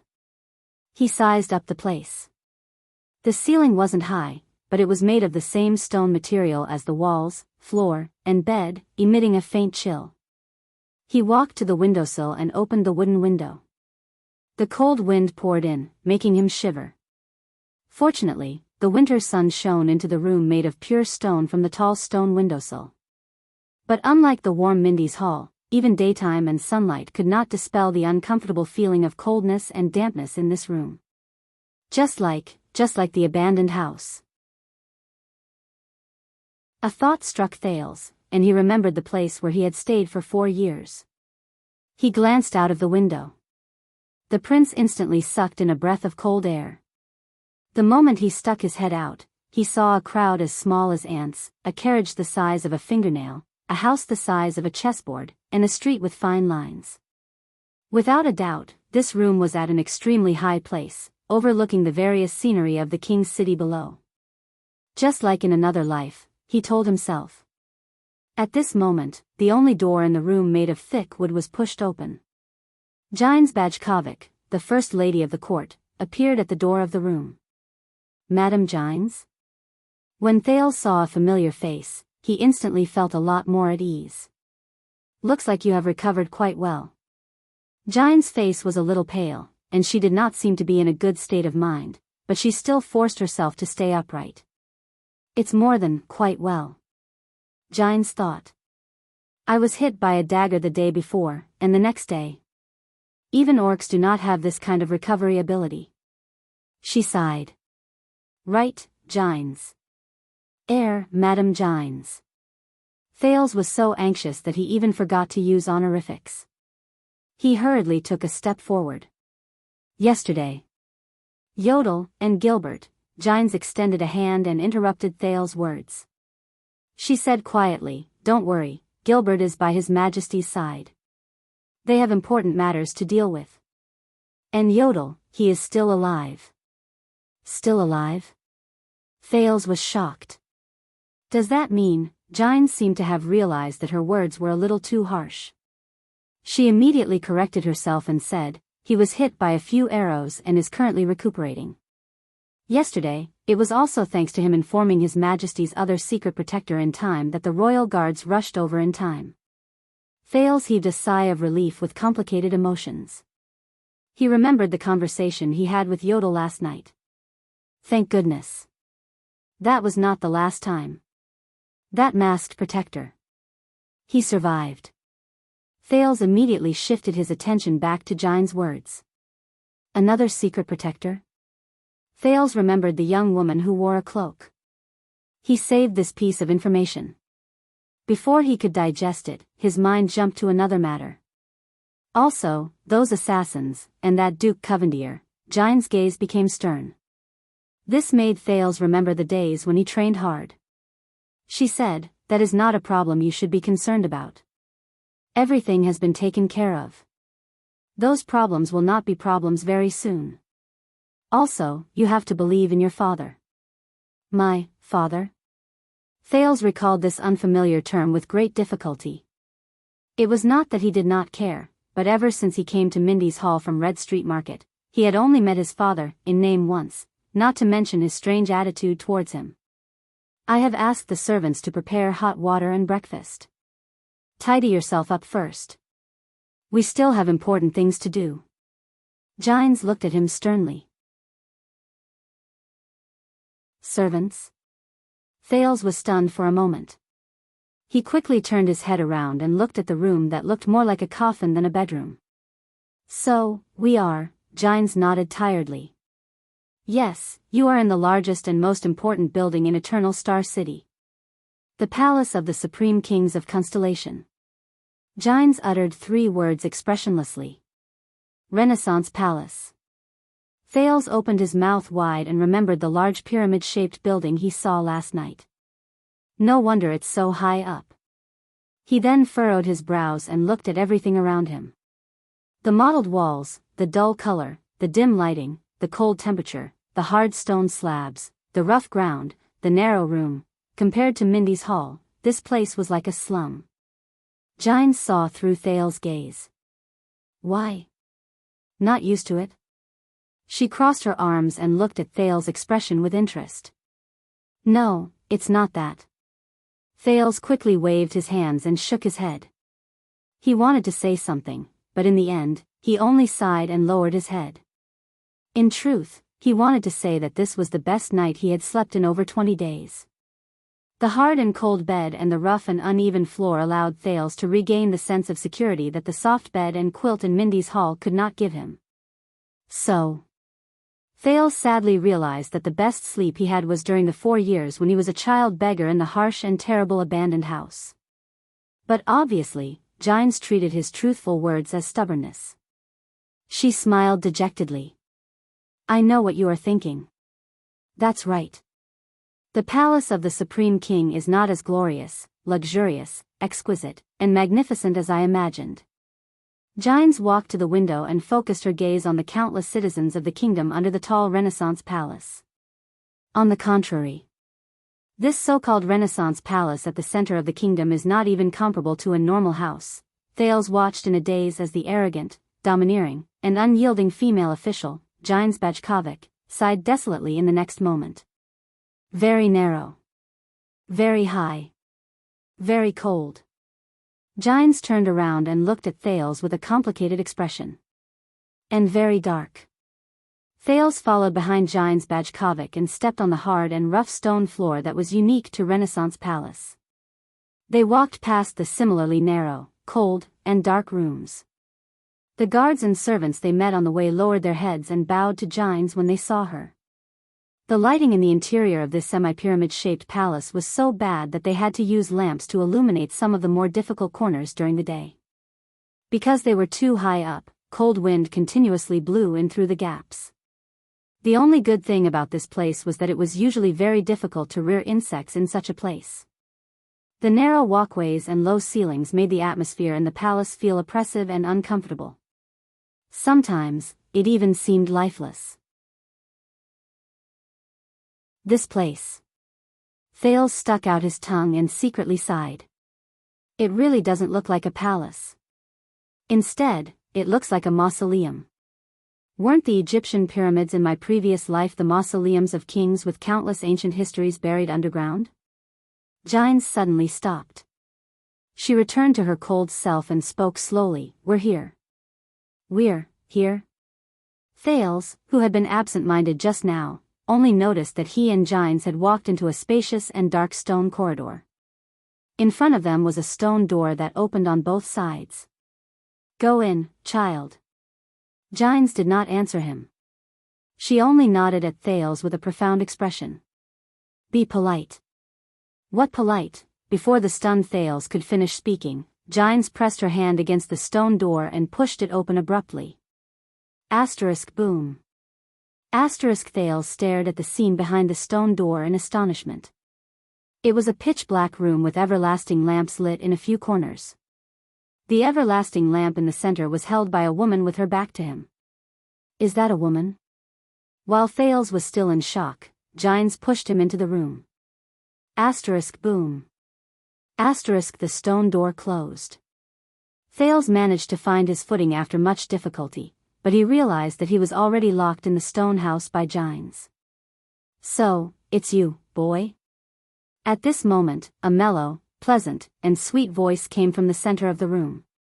Thales turned his head in confusion and looked at the woman with her back facing him. The woman held the everlasting lamp and slowly turned around. Thales' eyes brightened.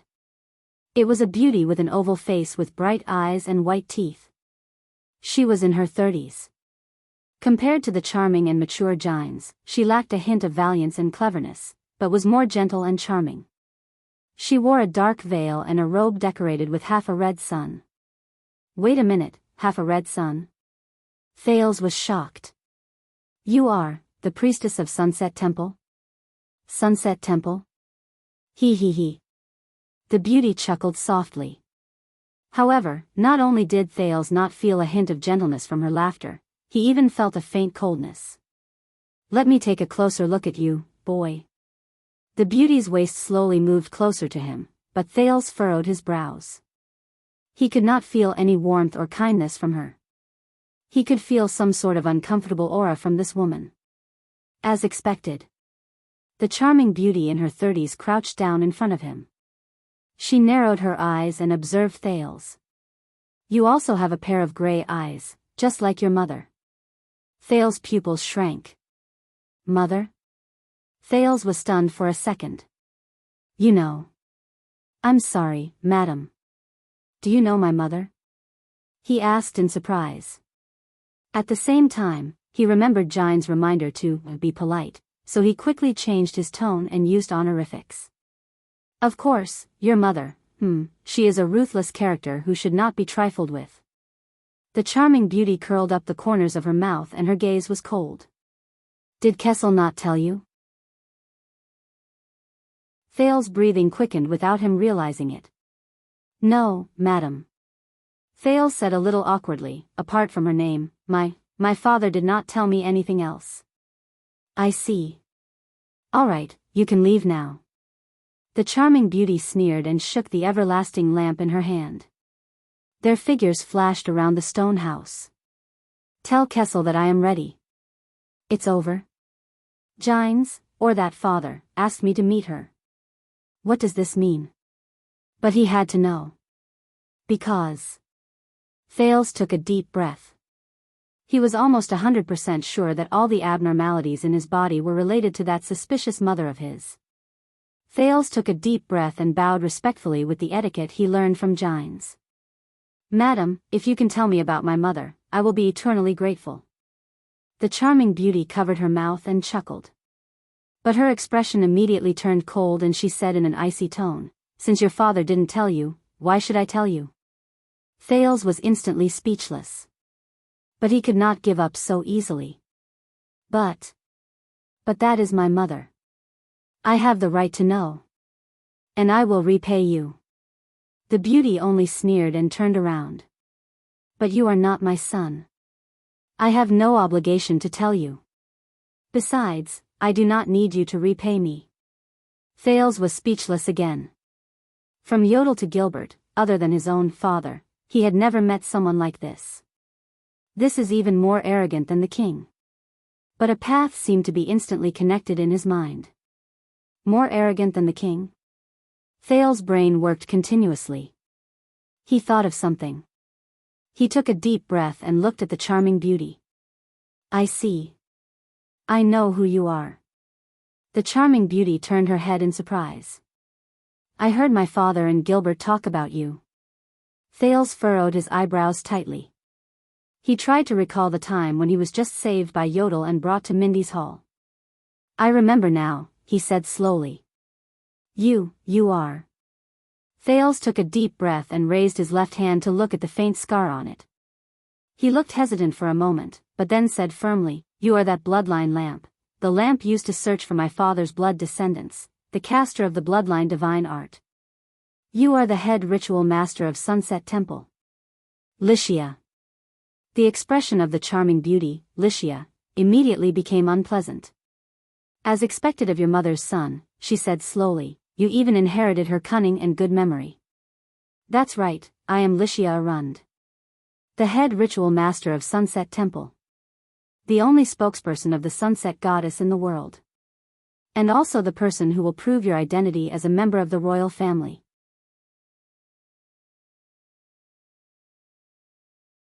Chapter 56. "It seems that my mother once troubled you." Thales' expression was resolute. He was determined to find out the identity of his mysterious mother. Licia chuckled in disdain. "Troubled?" The coquettish priestess walked in front of him. Her gaze was terrifying. More than that. She was a nightmare. Nightmare? Thales recalled Kessel V's coldness and disregard towards him. He could not help but be stunned. "You should leave, bloodline of the kingdom." Licia looked down at Thales coldly. "I have seen you. Your mission is complete. Thales snapped out of his daze. He gritted his teeth and took a step forward. Dharanjarana. Upon hearing this name, Lycius suddenly paused. The color in her eyes changed. Thales took a deep breath and continued, "This is my mother's name. I do not know what this name means to you. But no matter what kind of person she is, I need to know." Lycia lowered her head slightly and narrowed her eyes. In a split second, Thales was shocked to find that all the everlasting lamps in the room had become brighter. They lit up the dark stone house. The originally quiet and gentle flames in the lamps even started to crackle. "Is this divine art?" He clenched his left hand tightly. Lycia looked at Thales' gray eyes. Her frown deepened. Finally, she flung her sleeves in disgust. "You are really a continuation of that nightmare. Let me give you a piece of advice. Don't ask about your damned mother. I will not tell you anything." Thales stared at Lycia in a daze. But he still suppressed his displeasure and hurriedly said, "But you have already told me. You told a son that his mother was a nightmare." Thales raised his head and stared at Lycia's cold, black eyes without showing any signs of weakness. "I am curious. Whose nightmare is she?" "Father's." Thales gritted his teeth and asked, "Or your nightmare?" Lycia's eyes suddenly shone with a fierce light. It was not a description. It was a real golden light. It was so bright that Thales could not open his eyes. Thales was so shocked that he took a step back. He raised his left hand to shield his eyes and touched JC's dagger with his right hand. He felt very uncomfortable under that golden light. Is this the power of the so-called sunset goddess? Watch your words, mortal. Lycia's eyes were shining so brightly that even her pupils and expression could not be seen clearly. She had a dignified expression on her face, but she spoke in an incomparably calm tone. "In this mortal world, no one knows better than me how hateful your mother is." Thales stared at her blankly. "She is a cold, cruel, cunning, and crazy bitch who is obsessed with power and strength. Every move she makes has an ugly motive that she can't tell anyone. Remember my words, completely forget her, or you'll regret it one day." Thales absent-mindedly went up and down a few flights of stairs. He followed Gines down a path in Renaissance Palace that he did not know which floor it was. He could not let go of Lycia's words for a long time. Cold, cruel, sinister and cunning? Crazy obsession with power and strength? What kind of person was his mother? The more Thales thought about it, the more suspicious he became. Especially when it came to the abnormalities in his body. Thales gritted his teeth. Gines looked at Thales and shook her head slightly. "Don't take it to heart." Gines pursed her lips nonchalantly. "It's normal that Lycia doesn't like you. That woman has always been stubborn and can't let go of anything." Thales raised his head curiously and heard the female official say flatly, "Before she became the ritual master, she had a marriage contract with your father." Thales was shocked when he heard this. Marriage contract? Yes. Due to many reasons, they couldn't get married. Gines snorted in disdain. Lycia, that woman who couldn't live without a man, ran to Sunset Temple in a fit of anger and served the goddess for the rest of her life. So, she doesn't like me, the king's lover. The prince, who had just heard a huge piece of gossip, opened his mouth wide in shock. But so what? At that moment, Gines returned to her capable and astute self. The first-class female official curled up the corners of her lips slightly. "Why do you have to let other people's gazes decide your fate? Even if those are the gazes of the gods." At this moment, Gines stopped in front of a larger stone house and gently pushed the door open. "We're here. As usual, you can go in alone." As she looked at the stone house, Gines' original capable and confident expression disappeared. She sighed dejectedly. "Only you can go in here," the female official said faintly. "Us?" Thales was puzzled. He finally noticed that there was something wrong with Gines, who stood in front of the door. However, Gines pushed him into the stone house again without any explanation. Eternal Star City, West City Gate. Wait a minute. Is that the Caribbean family's carriages in front? May I ask if Count Caribbean himself is here? Uncle? Uncle, is that you? A group of knights holding single-winged raven flags rushed over from the city gate, looking travel-worn. They caught up to a carriage that was escorted by a dozen knights. The coat of arms of 2 towers and a long sword were engraved on the carriage door. The leader of the knights holding the single-winged raven flags was a male noble in his 30s. He sped up on his horse and arrived in front of the carriage. He watched as a dignified old noble with white hair at his temples alighted from the carriage. Derek? It's you, the young and promising Count of Wing Fort from the Chroma family. You actually rode a horse here, the old noble said gently. The young Count of Wing Fort, Derek Chroma, flashed a smile. It would take at least 2 days and 2 nights for a carriage to travel from Wing Fort to here. I wouldn't make it in time. I might as well ride a horse here. On my way here, I met the carriages of the Bosdorf family and the Lasha family. They should arrive in a while. This way, the people from the west of the 13 distinguished families will all be here. As for you, Uncle, it's been a long time. How are Cousin Cohen and Aunt, Kesha and Gina? Cohen has been restless ever since he returned from the battlefield. I arranged for him to work as a police officer in the capital. Hey.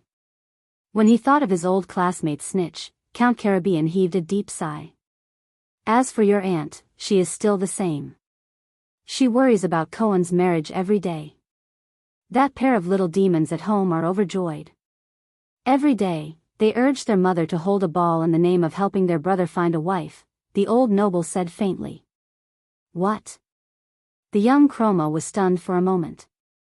He immediately smiled and said, "Aunt has always been like this. When I came of age, she almost brought half of the girls from Walla Hill with her." Chroma immediately took a step forward and said in a low voice, "So, that matter is true. King Nuvan's only son died in Constellation?" The Count of Walla Hill, Turami Caribbean, looked at his wife and nephew and sighed softly. It seems to be true. I just met Count Samunto of the Arun family. I heard that Ekstet's messenger is already on his way. And their army is gathering. Right now, the ones who are the most anxious should be the Duke of the Northern Territory and the families under him. Chroma sighed. He leaned forward and said with a solemn expression, "Will they fight?" Count Caribbean glanced at his wife and nephew and said slowly, "If there is no miracle, you should ask, how will the fight turn out?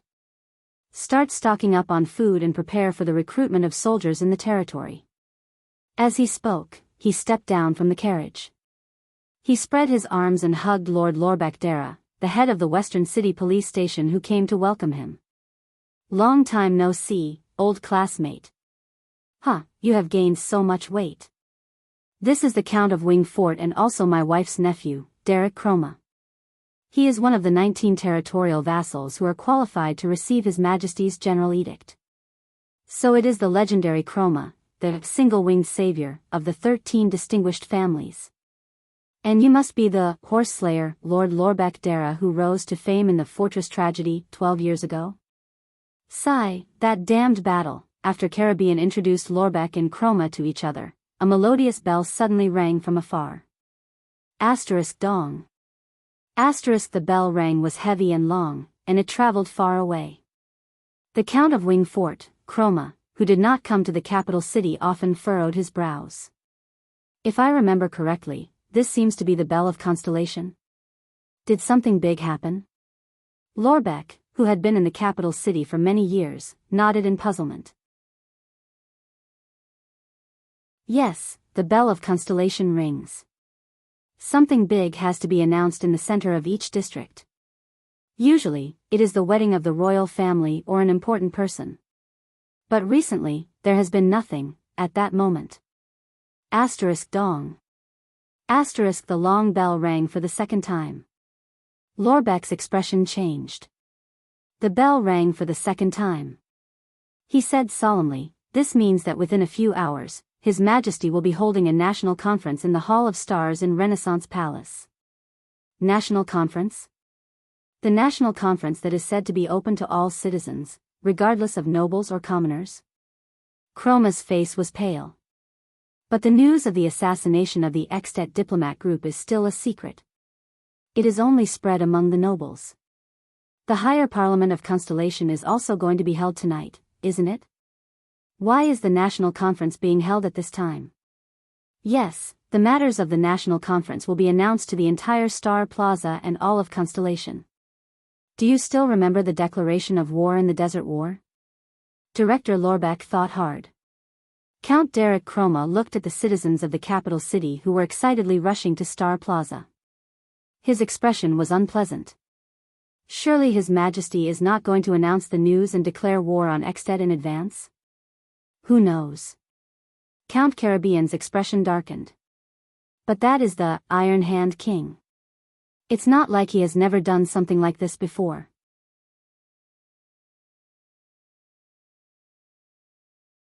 Chapter 57. The stone chamber was very big, so big that it still seemed spacious even when there were more than 20 huge stone pillars in the room. However, there were no windows. There were only a few large black holes in the ceiling that served as air vents. It was terrifyingly cold. Thales stared blankly at the scene in front of him.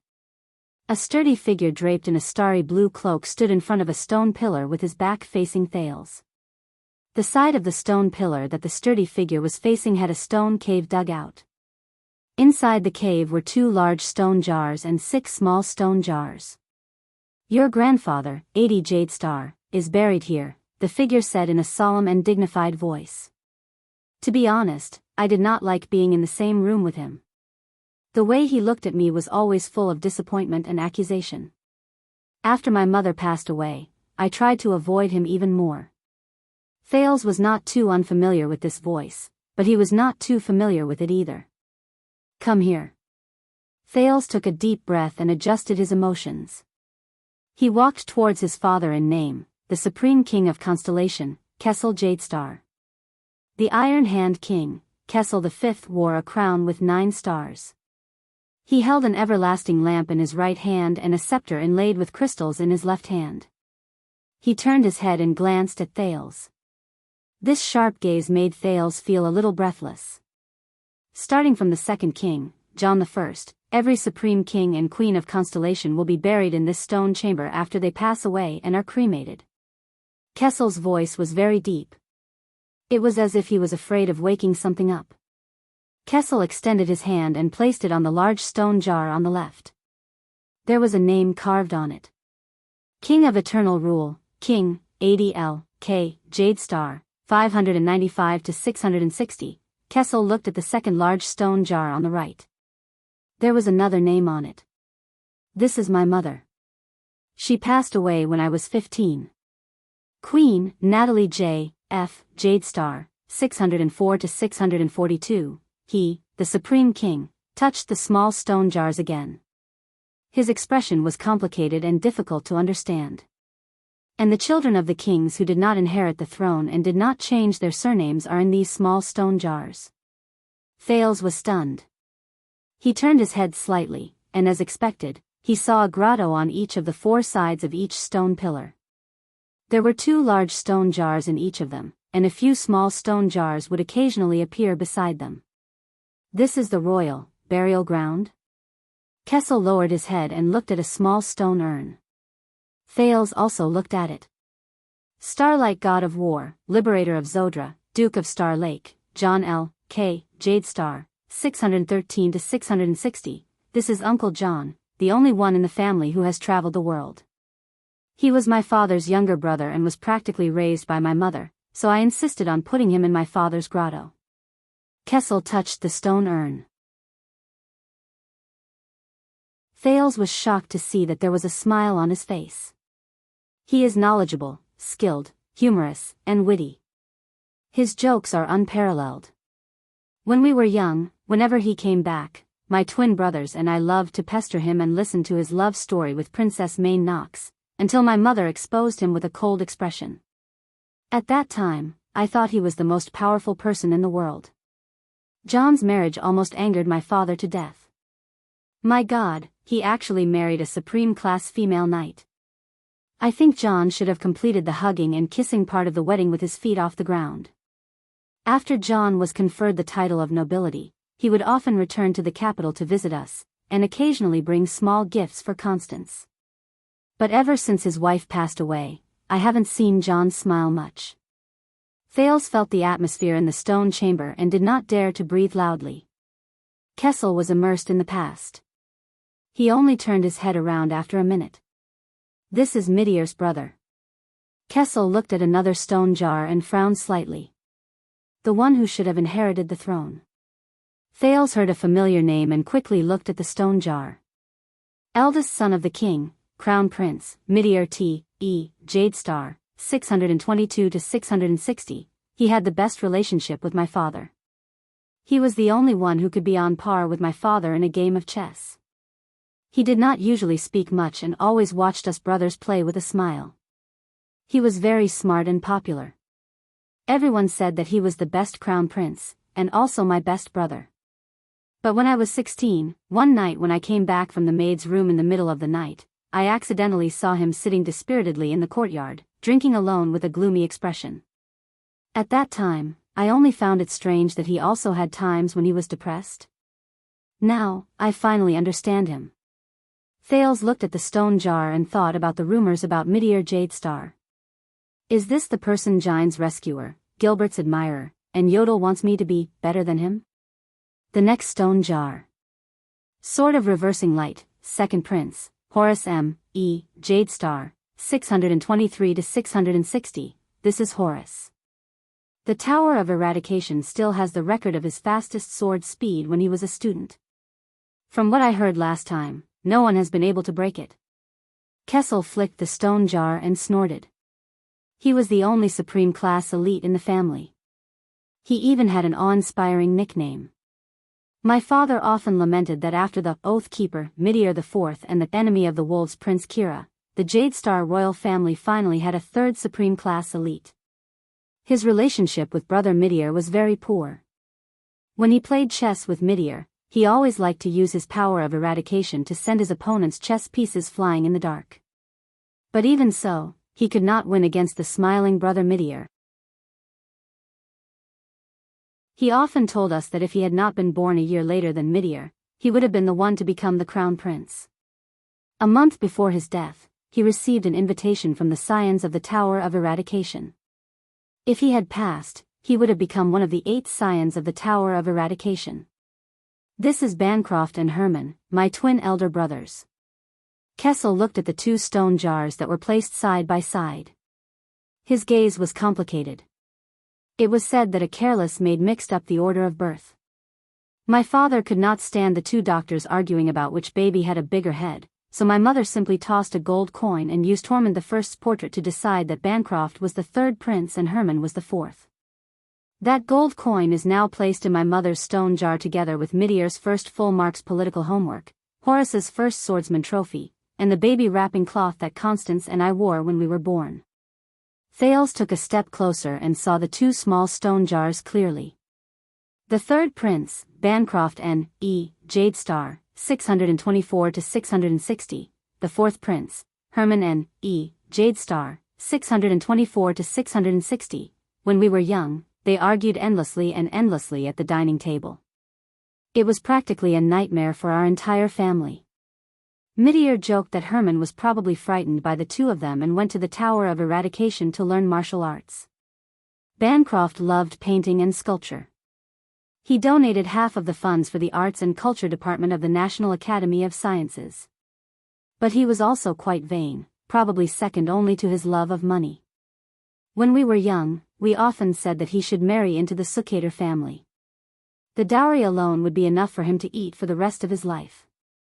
In the end, when he went to the Southern Isles, he proposed with a sketch and really married a lady Sukater. And Herman was the most handsome among the 5 brothers. He was also good at music and good at writing poems. Both commoners and nobles liked him more. Every time he went out on the streets, he would attract screams and flowers. Because of this, my father appointed him as the first choice to lead Constellation's diplomatic mission to the Sacred Tree Kingdom. It was a pity that he did not marry an elf. Otherwise, my father might have passed the throne to him to strengthen the elven bloodline that has existed since Midir IV. Kessel held his scepter and looked at the light in the everlasting lamp. The five of us used to be so close. I still remember when we were young, we fought with the three princes from the main Equinox dynasty in the palace. Horus was in charge of offense, Midir was in charge of defense, mainly to protect me, and the twins were in charge of flanking. But after we grew up, everything changed. Midir was still smiling. I had the best relationship with him, but I always felt that he was becoming more and more unhappy. Ever since Horus returned from the Tower of Eradication, he was filled with a murderous aura. He always wanted to show off in front of my father. I still remember him scolding me for 5 minutes at the Imperial Conference about my visit to Red Street Market. Banker did not care much about the matters between the brothers, but every time he saw the four of us, he would walk away from us. Herman stuck to Horus like a little follower, but that smile really disgusted me. But Kessel's smile froze. But all that is not important anymore. Now, they are reunited here. Kessel walked towards the last small urn. Thales lowered his head and gently clenched his fists. Eldest daughter of the king, Constance N.E., Jade Star, 642 to 660, this is Constance, our little sister. Kessel lowered his head. His voice was heavy, as if he did not want to say more. She is the only consensus among the five of us. We are willing to sacrifice everything to protect her happiness and smile. Thales sighed. He closed his eyes gently and imagined his aunt, the Princess Royal, who had died at the age of 18. The Jade Star family was born to shoulder the fate of Constellation, Kessel said faintly. Thales opened his eyes and listened to Kessel's heavy breathing. He thought about the purpose of the king's actions today. The two of them did not speak for a long time in the empty stone chamber. Thud. The king suddenly slammed his scepter on the ground. It startled Thales. I do not know how much you know about us, nor do I know what kind of imagination you have regarding the title of Jade Star. Kessel V's voice was low and stern, but there was not a hint of fatherly emotion in it. But that is definitely not an easy title. It represents glory, history, power, and most importantly, sacrifice. Thales was speechless. He did not know what to say. It seemed like whatever he said would not be right. Are you ready? Kessel finally turned his head. His sky-blue pupils were sharp and oppressive as he stared straight at Thales. From the moment I am crowned with the title of Jade Star, I will fight for Constellation, die for Constellation, and, Kessel stared at the 6 small stone jars. His gaze dimmed. Born for Constellation. Thales' breathing froze for a moment before it quickened. Fight for Constellation. Die for Constellation. Born for Constellation. This sequence, Thales thought anxiously, so, becoming a Jade Star and living is far more difficult than fighting and dying? The king's gaze was fixed on him. I am waiting for your answer, the king said slowly, enunciating each word clearly. It was not to be doubted or disobeyed. Thales gulped. He could not stand the current atmosphere. The prince forced a smile and said, shouting about dying for a certain country or something, it really sounds like you are in a war. But Kessel continued to stare at him with a burning gaze. All right. Thales took 3 deep breaths, opened his eyes and said dejectedly, no. Kessel furrowed his brows slightly. Before leaving Red Street Market, everything I did was to struggle, to survive in this damned world, the prince said disappointedly. I did not think about everything before my eyes at all. The royal family, conspiracies, heir, everything. He said sincerely, I was not prepared to play these games at all. People die at the slightest provocation, but I can still talk and laugh as if nothing happened. I am more used to a dilapidated house, a hard bed, and curling up in a corner when it is cold and hungry. I work hard for myself and my friends' survival, not to drink and eat in a luxurious room while I concoct conspiracies, deprive lives, and provoke or deal with wars. I am also not prepared to become Thales Jade Star. The prince exhaled and lowered his head. Everything is a coincidence. I am not prepared for anything. Asda's figure seemed to appear again before his eyes and smiled at him. Yes, this is a coincidence. There was a long silence. Kessel stared at Thales. But the originally dignified and inhuman king suddenly revealed a complicated and profound expression that the prince had never seen before. Working hard for myself and my friend's survival. This is probably the entire mission of a Jade Star. It is fine. Emotion seemed to flow in the king's eyes as he slowly said, I was also not prepared in the past. Thales raised his head in surprise and saw Kessel V enunciate each word in a forceful voice, with a mocking and hateful tone. And fate will help you prepare. He flung his cloak and strode away. Thales followed Kessel to the side of the stone pillar. It was also a stone cave, but it was empty. There were no large stone jars. There were only 2 small stone jars. This will be my burial ground. Kessel stooped down expressionlessly and caressed the 2 stone jars. He said calmly, this will be my burial ground. But there are already 2 stone jars. Thales' brain stopped working for a fraction of a second. He remembered Gilbert's words about the bloody year and looked at the 2 small stone jars.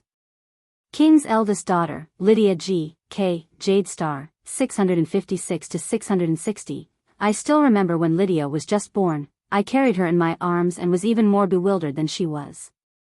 After she grew up a little, she ran around everywhere and refused to be quiet. King's eldest son, Luther K. Jade Star, 659 to 660. Kessel put down the everlasting lamp and hid the expression in his eyes in the shadows. Only his lips moved and the corners of his lips curled up slightly. Luther is very obedient and quiet. He never cries or throws a tantrum. This is bad, because we do not know when he is hungry. These 2 children have always caused Kia and Gines to worry about them. I have always been happy to be free. The Supreme King of Constellation placed his hand on Thales' shoulder. Thales was shocked. Fortunately, Kessel's words were chilling, they no longer have to worry about the children. Thales listened to Kessel's words in horror. Because they will always be here.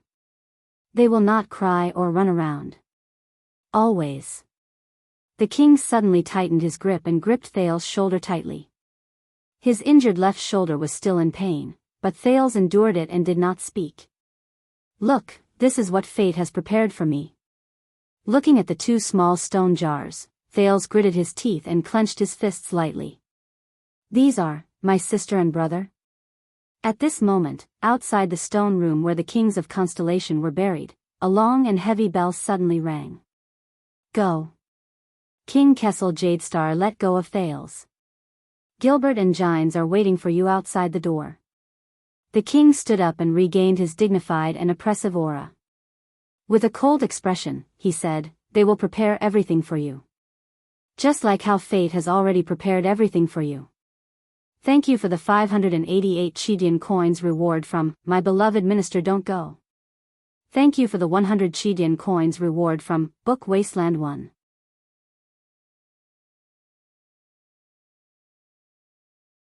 Chapter 58. When Thales walked out of the stone room with complicated and indescribable feelings, he already had some guesses about the long chime and what was going to happen next. Today?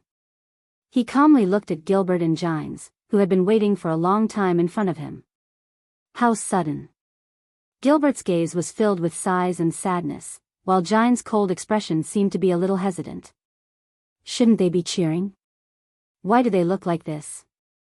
Thales thought helplessly. His mind was already filled by the stone room and what was going to happen next. For some reason, he could still maintain his composure even though his heart was heavy. Is this what it means to not show one's emotions on one's face? Gilbert said bitterly, please forgive me, this was not my intention. Extet's emergency envoy will arrive in Eternal Star tonight. Whether it is a declaration of war or a compromise, at this time, you. His Majesty, Gilbert furrowed his brows tightly. He wanted to say something but stopped himself. However, he still sighed deeply and kept his mouth shut. Don't waste any more time. The national conference will start at 3 in the afternoon. His Majesty wants us to send him to the waiting room before 1. Gines interrupted Gilbert with an indecipherable expression. The former Foreign Affairs Minister and the first-grade female official had already changed into dark and solemn formal attire. Behind them were 8 plain-looking female servants holding 8 full trays. They were lined up orderly and quietly on both sides of the corridor. Dong. The bell rang for the second time. Gines walked forward with a complicated expression and led the troubled Thales into another room. The 8 female servants entered one after another. At the first sluice gate on the outer wall of Renaissance Palace. The place Thales had just passed through last night was maintaining order despite the guards' rude and merciless reprimanding.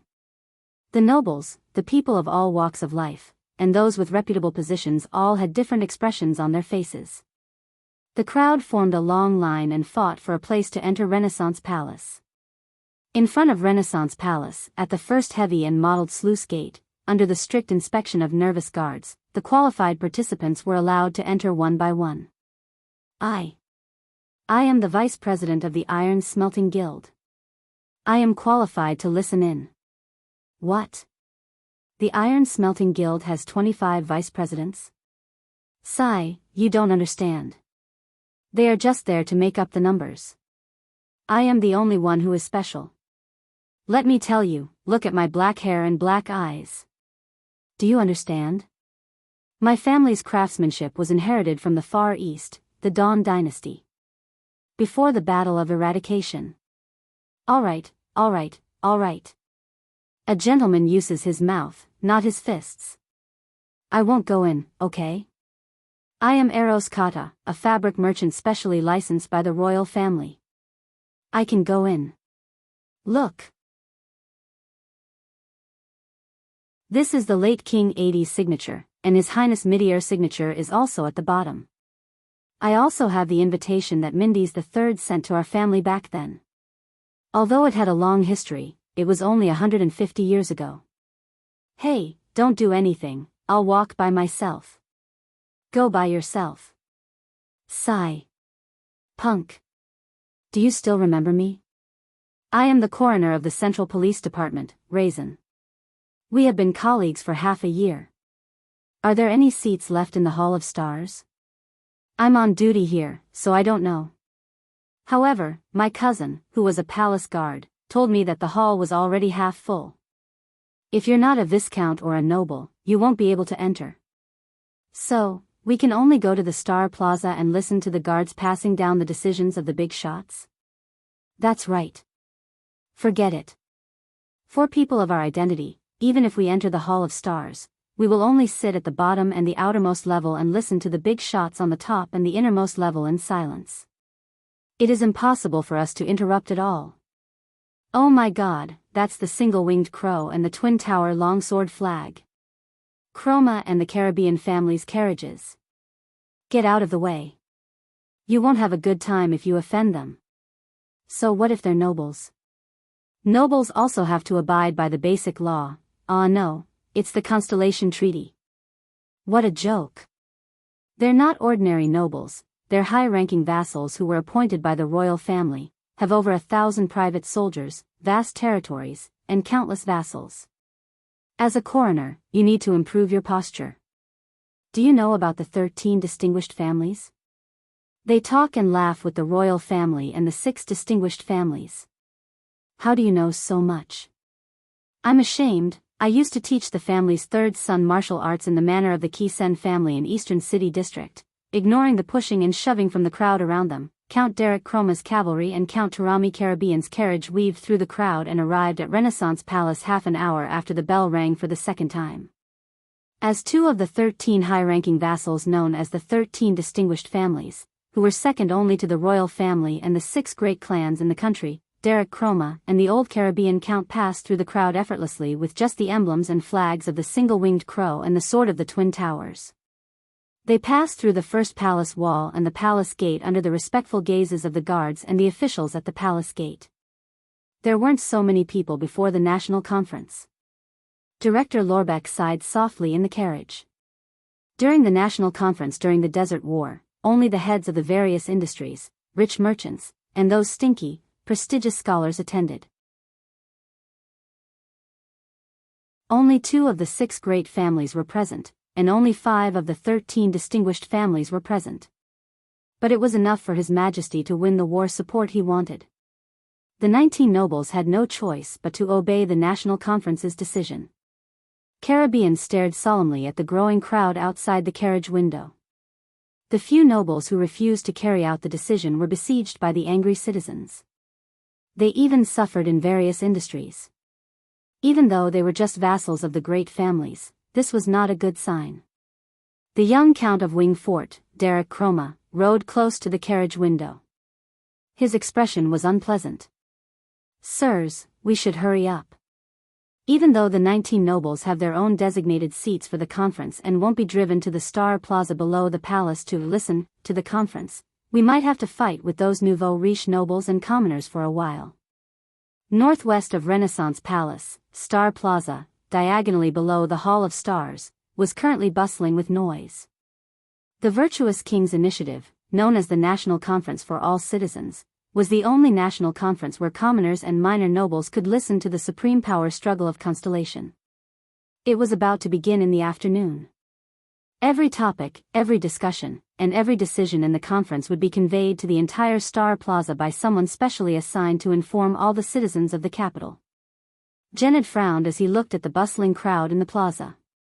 He and his city defense team had just been seconded from Eastern City District in the morning to maintain order in Star Plaza together with the people from the police station. God have mercy on us. How is this possible? The Star Plaza could accommodate tens of thousands of people. Even Duke John's Starlight Brigade in the past could not maintain such order with just over 1,000 people. The people's gazes were all focused on the conference venue above their heads. It was the hall that faced the Star Plaza, the Hall of Stars. The crowd pushed and shoved against each other. Indifferently, under the loud berating of the thousands of guards in the plaza and the giant city-guarding crossbows on the walls of Renaissance Palace that were on standby, the people passed back and forth the news of the king's sudden national conference.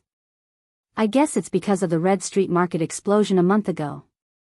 TSK. Could it be that the Blood Bottle Gang was beaten up so badly by the Black Street Brotherhood that they became so anxious that they started to go crazy?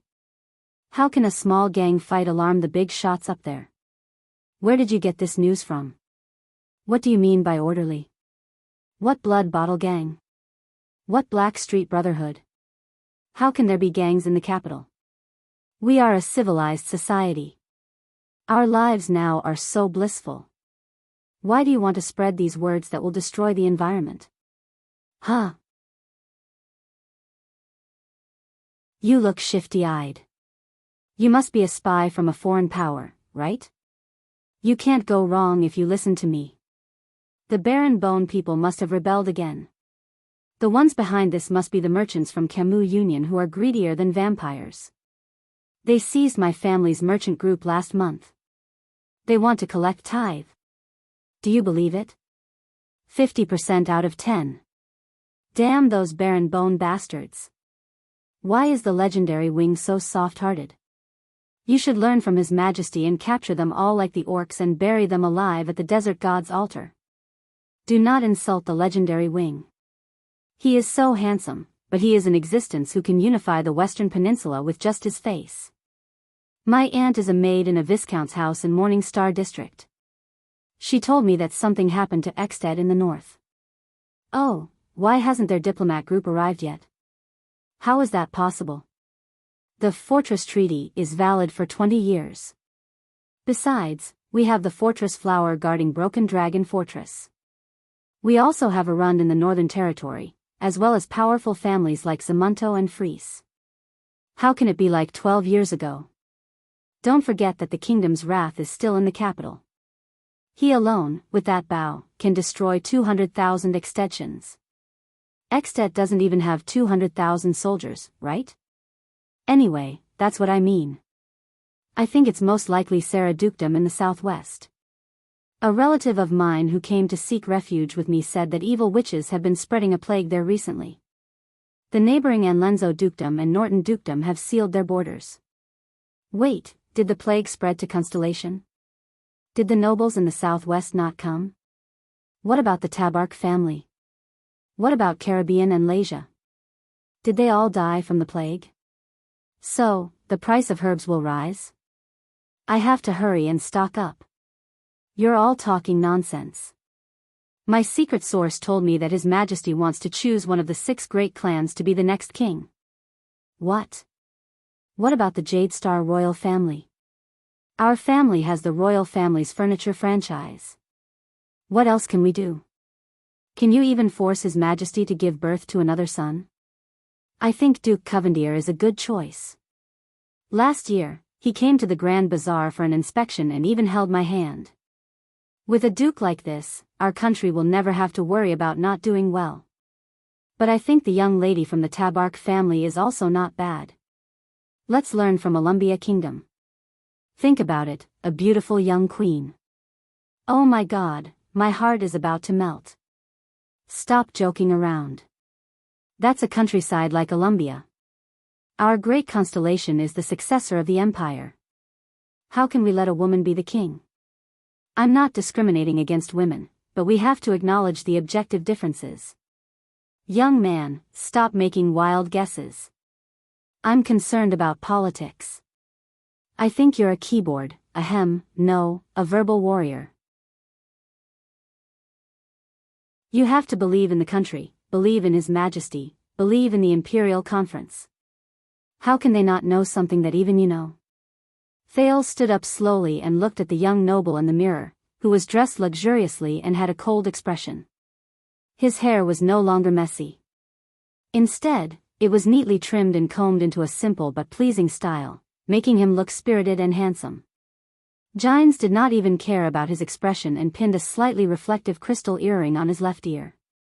The thickened, dark blue, sparkling crystal long-sleeved jacket with a white lining, pleated sleeves buttoned with crystal drop buttons, and specially processed tassel shoulder pads made his originally thin and weak figure look tall and straight. He raised his hands. His pure white leather gloves were tight and shiny. His every move seemed to be more convincing. The black, tight-fitting aristocratic trousers with a belt buckle in the shape of a star, and the expensive leather boots that made him 2 inches taller made him look like a noble when he walked. The 9-pointed star emblem that represented the Jade Star family was embroidered on Thales' back. There was also a gold and silver 9-pointed star pin on his chest, which shone under the light. The maid sprayed some men's perfume on him. It was almost undetectable, but it made his aura more similar to that of the upper class. Hey! Thales laughed bitterly and sighed. Fashionable adornments, elegant mannerisms, established etiquette, and limited knowledge. These are the best tools to separate and categorize people of different social classes. This is the circle of nobles. This damned, evil cultural capital. Even Gines and Gilbert, who were watching from the side, could not help but nod slightly. It's about time. Gines sighed and said in a bitter tone, Kessel. His Majesty hopes that you will go in as soon as possible. Thales knew that their emotions were a little off, but since they had already come to this. He cleared all thoughts in his mind and slowly left with Gilbert and Gines. I need to confirm some things with you. Thales raised his head and looked at Gilbert. Your name.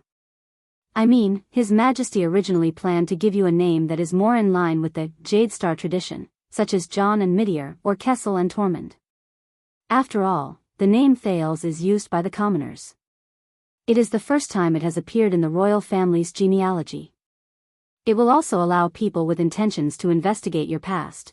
Thales turned his head back and walked forward step by step. Without changing his expression, he said, Thales. What? Just call me Thales. I will not change my name. Those are the past. I will not forget them at all. I cannot give up on them at all. Thales looked at the endless corridor and clenched his fists. He did not care about Gilbert's hesitant gaze. Hey. I will obey your will. Under Gines' murderous gaze, Gilbert sighed. It was a very long corridor. Thales did not bat an eyelid. He took a few dozen steps forward and stopped. Before his eyes was a large black door. The Hall of Stars is right in front. You will go to a hidden room at the innermost level. Do not be nervous. When the time is right, I will open the door. You just have to follow my instructions, Gilbert said with his head lowered. However, he immediately looked to the side of the door. The middle-aged noble looked puzzled. Ida? You should be protecting His Majesty at this time. Thales looked forward and saw a petite figure leaning against the side of the door. It's her. Thales recognized her. It was the cloaked woman who led the royal guards and saved him from Zayan's hands last night. Her face was still covered by the cloak. Under the gloomy light, her face could not be seen. The cloaked woman crossed her arms and left the wall that she was leaning against. Hey, kid, that masked man asked me to give you a gift. A young, pleasant, and lively voice traveled into his ears. The cloaked woman handed something over. Thales was stunned. He took the item, not even bothering about the overly fair, smooth, and tight skin on her hand. It was a black dagger sheath with a buckled belt. A row of words was carved on one side: a king is not respected by his bloodline. Thales resisted the urge to subconsciously touch his chest. With complicated feelings, he drew JC from his belt and inserted it into the sheath. The size was just right. Thank you. Yodel, is he all right? Thales calmed his breathing and buckled the sheathed dagger at his waist. Don't worry, that kind of man will not die for the time being. The cloaked woman chuckled. I know him very well. Thales nodded, walked past her, and stood in front of the door. The prince looked at the black stone door in front of him and gritted his teeth. Just one more step. Behind him, Gilbert's frown deepened. Gines bit her lower lip, and the cloaked woman twisted her neck without a care. Thales did not turn around. He only looked at the gray stone floor in front of him. He said faintly, Gilbert, once I take this step, can I no longer turn back? Gilbert was stunned. But Thales did not intend to let him answer. The prince raised his head and forced a smile with difficulty. No. Perhaps, when I opened my eyes for the first time in this world, there was no such thing as turning back. I can only keep moving forward. When she heard this, Gine's gaze was obscure and hesitant. She extended her hand, but was held back by Gilbert, who shook his head. Don't worry, cheer up. This is a good thing. Mr. Gilbert, Madame Gines, and this cloaked woman, a good person told me before. Under the illumination of the everlasting lamps on both sides and the sunlight from the windows on both sides of the corridor, Thales turned his head around. He gave them a thumbs up and grinned brightly. Just treat it as another game. Before the three of them could react, Thales pushed the door open and stepped in. A gust of cold wind gushed into the stone door. There was not enough light in front of him, and it seemed to be endless darkness. Thales' figure disappeared into the darkness. Gilbert sighed and lowered his head. Gines turned her head around and did not say a word. Only the woman in the cloak snapped her fingers happily. Aha, I like this kid. Gines raised her head and chuckled bitterly and helplessly. Her face was full of sorrow and pity. Yes, this boy is just a child. How can he bear such a heavy burden and future? There was a moment of silence. Then, a hoarse voice suddenly rose, he can. The cloaked woman tilted her chin. He recovers really quickly. Gilbert and Gines looked behind them in surprise. There, the masked protector's figure appeared in the air. However, the strange thing was that Yodel's figure was erratic and extremely blurry, as if he was covered by a veil made of air. He can bear that kind of responsibility, the blurry Yodel said with determination. I understand him. He has a quality that all the people in this world, all the gods, all the demons, and even all the mystics do not have. There was another moment of silence. Gilbert shook his head and snorted softly. He raised his hat slightly to show his respect. Forgive me for taking my leave. There are still 2 hours left in the national conference. It is time to see His Majesty, Madame Gines. Gines nodded and left with Gilbert. As the sound of footsteps echoed, their figures disappeared into the distance of the corridor. Only the masked protector and the cloaked woman were left. 3 blue vine grass arrows pierced through your chest. It has only been one night. It is impossible for you to stand up.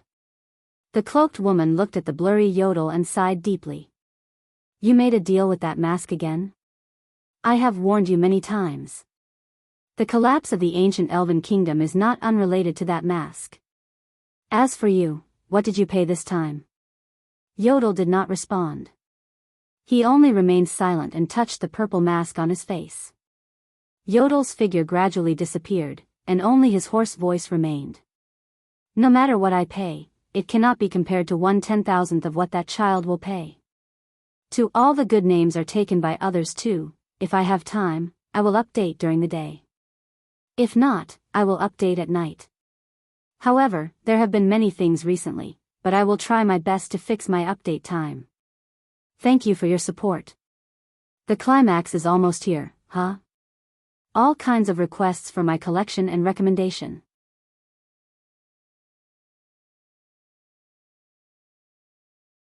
Chapter 59. Thales did not have any distractions in his mind. He focused on walking into a dark room.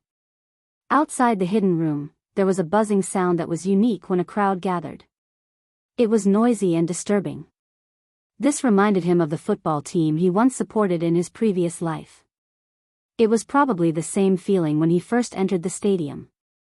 Amidst the buzzing sound outside the hidden room, a young and cheerful male voice suddenly came. Hey, old man.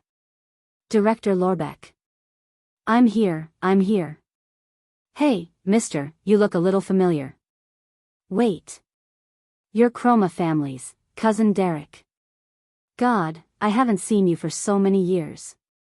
How did you end up like this? Kesha and Gina will definitely cry. Thales suddenly reacted. He took a few steps forward and looked outside through the one-way glass in the hidden room. Indeed, diagonally below him was the entire Hall of Stars. The Hall of Stars was a semi-open-air oval hall. It was at least a dozen meters tall and could accommodate at least 1,000 people. There were no walls in the direction of Star Plaza. There was only a protruding balcony, which made the hall look like an irregular wide cylinder with one side cut diagonally from the top to the bottom. Or rather, it looked like a half-covered, oval trash shovel. When he thought of this, Thales could not help but smile. At that moment, the hall was already half filled with people. They were either sitting or standing. There were at least a few hundred of them. The closer it was to the center, the sparser the crowd. They were dressed in expensive clothes, quiet and composed, and basically all had seats. These were the nobles. In the center of the hall was a spacious round platform. Around it were 7 stone seats of different sizes. The unique stone seat was the throne, and the 6 seats around it belonged to the 6 guardian dukes. Surrounding the 6 stone seats were another 13 stone seats, which belonged to the 13 distinguished families. They formed a semicircle. The 6 stone seats were still empty, but the 13 stone seats were already occupied. They were all men between the ages of 20 to 60. They wore different emblems and had different expressions. Behind each seat stood a few attendants with tense expressions. The voice he heard just now came from the 13 stone seats. Behind one of the stone seats stood a handsome blond man dressed in an astral blue police uniform. He was handsome and had a defined face. Compared to the feminine mystic Asda and the pretty boy, Istron, he appeared more energetic and masculine. However, this handsome man was viciously hit on the head with his cane by an exasperated middle-aged noble with grizzled hair who was walking towards him. The middle-aged noble's clothes were embroidered with the symbol of 2 towers and a long sword. Cohen Caribbean, where is your noble upbringing? Do you know how to speak human language? Derek is not only your cousin, he is also the master of the Chroma family, one of the 13 distinguished families. The Lord of Wing Castle, a count of the kingdom. Show some respect. The stunned Thales looked at the kingdom's police officer, Cohen Caribbean. Gritting his teeth, he covered his head and roared at his father, "Old man, the stage of eradication is right in front of us anyway. Knock one more time, and we'll fight on the stage." Many people turned their heads in that direction, but when they saw that it was the seats of the 13 distinguished families, they shook their heads and ignored them. Why is this noble family so weird? Cohen and I are familiar with each other. This is the best way to show our closeness. Derek, who was standing at the side, seemed to know about his uncle and cousin's daily life. He quickly waved his hand to smooth things over. On the other side, Lorbeck was busy holding back the old Count Caribbean, who was about to swing his staff angrily a second time. "By the way, Cohen, although you are the eldest son of the Caribbean family, your father is not here yet. How did you get in?" Lord Lorbeck Dara, the head of the Western City Police Department, quickly changed the topic. "I'm not too sure either." Cohen scratched his head and frowned. "I just recovered from the injuries I received in Red Street Market a few days ago." "Old man, put down your cane. We'll talk about this when we get home. I received the order to be on duty." When I arrived at the gates of Renaissance Palace, the city defense team and the police saw that I was one of them, so they let me in. When the palace guards heard that I was Caribbean, they led me into the Hall of Stars. His father, the suzerain of Walla, the old Count Caribbean, was stunned when he heard this. The old Count did not ask any more questions.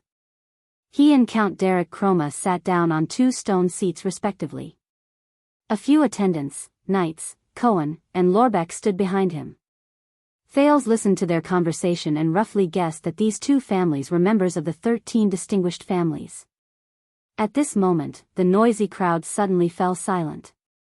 Thales shifted his gaze in another direction. In the distance, 2 unforgettable figures walked into the Hall of Stars on the blue star-patterned carpet, escorted by 2 groups of attendants. The people on the road naturally made way for them. They either bowed to greet them or whispered to each other. Among the 2 figures, a plump and noble-looking old man smiled honestly and occasionally responded to the people on both sides. A sword and a shield were embroidered on his back, intersecting against the background of the red sun. That was the Prime Minister of the Kingdom, the suzerain of splendid Port City, and the Guardian Duke of the Eastern Sea, Bob Cullen. Beside him was a middle-aged noble dressed in martial attire and exuding a murderous aura. He did not even look at his surroundings. He only strode forward with a cold expression. On the middle-aged noble's chainmail shirt, a sharp-eyed falcon could be seen clearly. It held a branch in its beak and spread its wings against the white background. This was the suzerain of Cold Castle, the Guardian Duke of the Northern Territory, Val Arund, who had arrived at the capital a day ago. The sun sword and shield and the white falcon, their emblems respectively represented the 2 most powerful families among the 6 great clans. National Conference?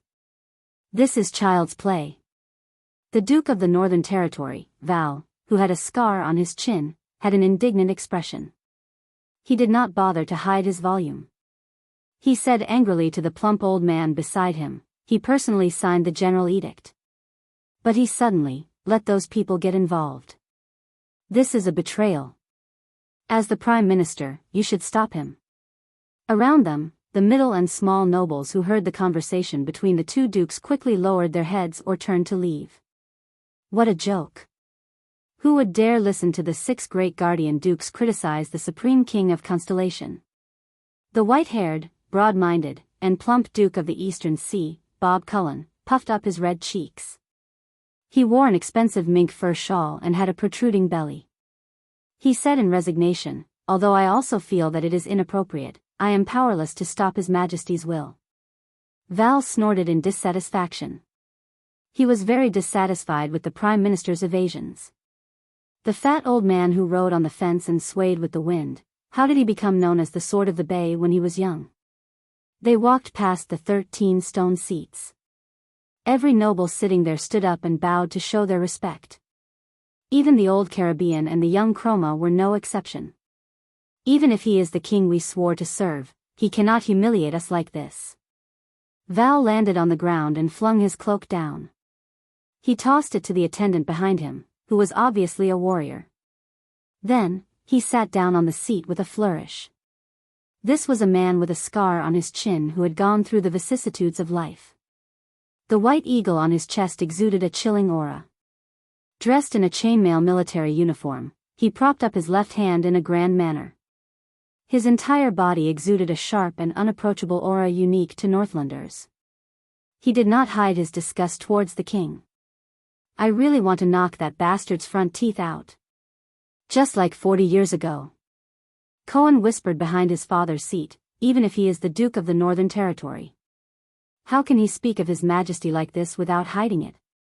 Count Caribbean replied in a low voice, "If you grew up with His Majesty and almost married your sister to him, you would be able to speak of His Majesty like this. Be careful with your words. The guards will soon start passing down the message.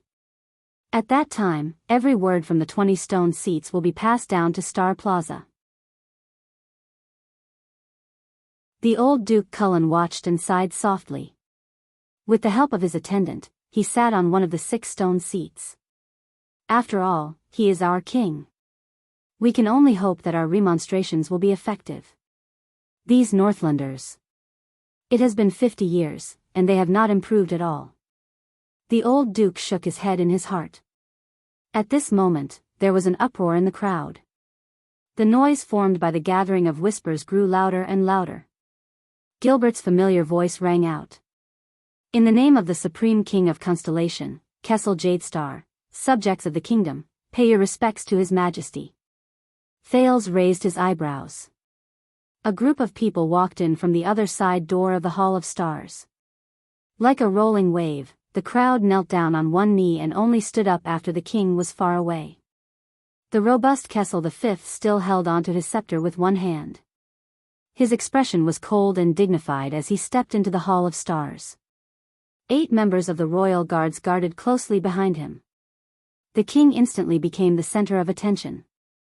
Even though he was kneeling on one knee, the whispers in the crowd did not decrease. Instead, it became more intense. The Duke of Eastern Sea patted his plump face and said with a smile, "His Majesty is here. Why don't you raise your suggestion to him in person?" "Humph," the Duke of the Northern Territory snorted in disdain, "as if he will listen to me as long as I speak." King Kessel strode towards the stone seat. At this moment, he suddenly raised his head and glanced at the secret room, intentionally or unintentionally. Thales clenched his fists lightly. He adjusted his breathing and calmed his mood. "Calm down, Thales. The main show has not started yet." Behind the Iron Hand King's cape, a group of people led by Gilbert entered. The mature and tall Gines was among them. Thales only saw Gilbert's family emblem now. It was a book with 2 sides open. "Ah, it's our constellation's cunning fox, Count Casso." The big-bellied Duke of Eastern Sea, Cullen smiled and said, "There's also Count Godwin, Viscount Kenny, Baron Garce, Lord Croppen. They're all the kingdom's future hopes, and our alert and intelligent female official, Lady Gines. The king's partisans." Val shook his head in disgust from the stone seat. "I hope they understand soon that the best way to support the king is to think of ways to prevent their king from doing crazy things, and not to attack the 19 nobles who are the kingdom's arms. As for that B*TCH, every second she's in the palace is an insult to the Arund family. Who? Who? King. King." At this moment, an even louder cheer surged into the Hall of Stars from the open air outside. The hall was instantly filled with deafening cheers that came from afar. Many of the nobles' expressions changed. Many of the commoners with status whispered excitedly to each other, some even cheered along. Thales came to a realization. These are the cheers of the people in Star Plaza. Duke Cullen pursed his lips. "I'm guessing that the guards have already begun to pass the message down to the plaza." Val turned his head, his face ashen. Kessel arrived in front of the 13 stone seats and looked at his vassals. The 13 distinguished families got up early and lined up in front of him. One by one, they knelt down on one knee to prove their loyalty. Kessel expressionlessly extended his right hand and passed it to the first noble with a pentagram as his emblem, allowing him to kiss the ring on it.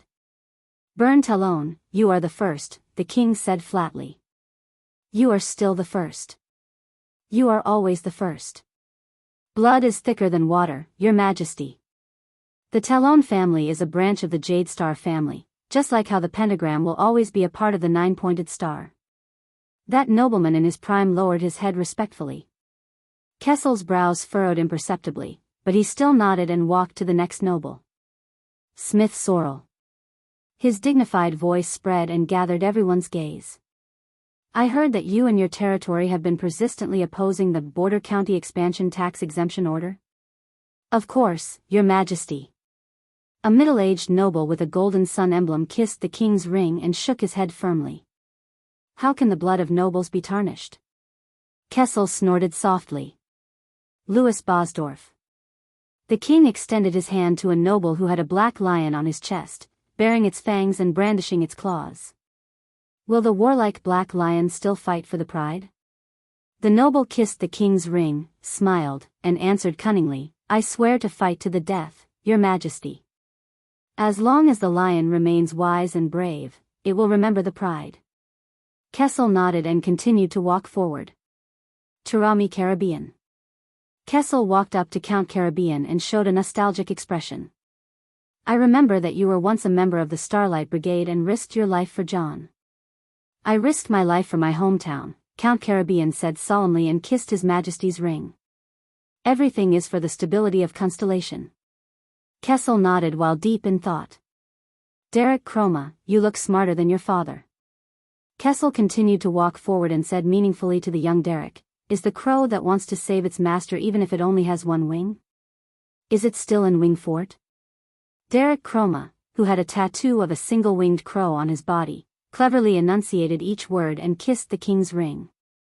Expressionlessly, he replied, that crow has been saved and nurtured by its master. That is why it risked its life to save its master. Of course, that crow will forever remain in Wing Fort.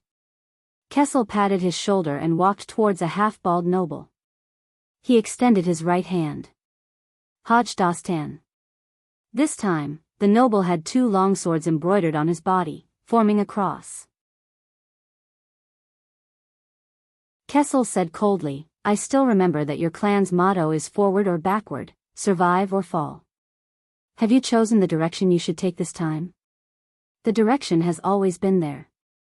The half-bald Haj Dastan lowered his head and kissed the king's ring so that no one could see his expression clearly. But those who stand too high cannot see clearly. Kessel snorted coldly and angrily. He did not hide his dissatisfaction towards this person at all. Wilco's Zamunto, polite Fries. This time, the king extended his hands and faced the two resolute nobles with white bears and iron-colored long walls as their emblems. Wilco's Zamunto, polite Fries. Will Overwatch City and Lonely Old Tower be able to withstand the northern cold winds? Cold winds?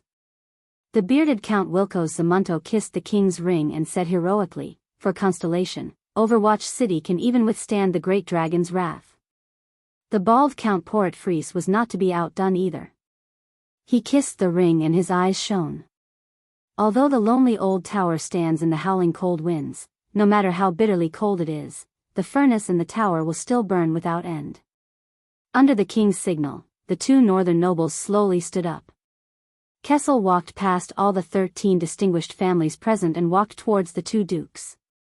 He waved his hand and stopped Bob Cullen, who was swaying and trying to stand up. Forget about the Prime Minister, your stomach is practically heavier than my scepter. The Duke of the Eastern Sea was all smiles, as if he did not understand the hidden meaning in Kessel's words. He only nodded and thanked him. Gines, who was beside him, took off Kessel's cloak and let the king sit on the highest stone seat. Kessel glanced at Val and shook his head nonchalantly. As for you, I guess that you have a strange disease that prevents you from bending your knees? Yes, Val Arun said carelessly. His eyes were burning with anger. Regardless of whether I am facing Extet or Constellation's royalty, I have this strange disease. Kessel shook his head. It has been 40 years, but your sense of humor is still as bad as ever. After greeting each other with a slightly deeper meaning of their allegiance, the nobles of the 13 distinguished families returned to their seats. 2 of the 6 guardian dukes are present, while 8 of the 13 distinguished families are present, Gilbert reported with a solemn expression. Your Majesty. Wait for a while more, Kessel said calmly. Once again, deafening cheers rose from Star Plaza. Amid the cheers, Val said disdainfully, suddenly announcing that the higher parliament will be changed into a national conference and convening it ahead of schedule. Do you think those nobles who are too far away will be able to make it in time? At the very least, we can forget about Blade City's Tabark family. Kessel shook his head with an expressionless face. This is the chess game of the heroes of Constellation. The players have long been determined, and the game has long begun. Looks like that crown has not only turned you into a king, it has also turned you into a third-rate bard. Val Arun said indignantly, gritting his teeth. Only the Duke of Eastern Sea smiled and tried to smooth things over. Thales, who was in the secret room, felt his heart clench. He saw an old man in a black robe, holding a cane, standing at the very end of the king's supporters group. The people around him tried their best to avoid this old man. Only a young man in a white robe, who was similarly dressed in a simple white robe, followed behind him. That is, Murat Hansen. Why is he here? Beside Cohen, Lord Lorbeck looked at the figure in the black robe and frowned. I feel cold all over when I see that poisonous snake. He is the kingdom's chief of intelligence and attends the Imperial Conference. Of course he has to come. Cohen also frowned, obviously not too fond of this person. But according to what the director said, His Majesty and Prime Minister Duke Cullen, who see him every day, have long frozen to death. Cohen raised his eyebrows, revealing a look of disbelief. That is? Under the astonished gazes of his father and the director, the golden-haired police officer Cohen Caribbean suddenly strode forward. With an angry and indignant expression, he walked towards.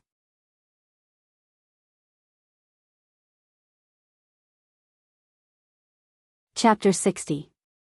Under the watchful eyes of the crowd, Cohen strode towards the young man behind the Black Prophet. Raphael. The nobles around the 13 stone seats all turned to look at him.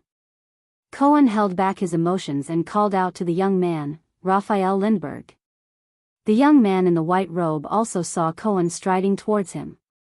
He flashed a frivolous smile, whispered something in Murat's ear, then walked towards Cohen.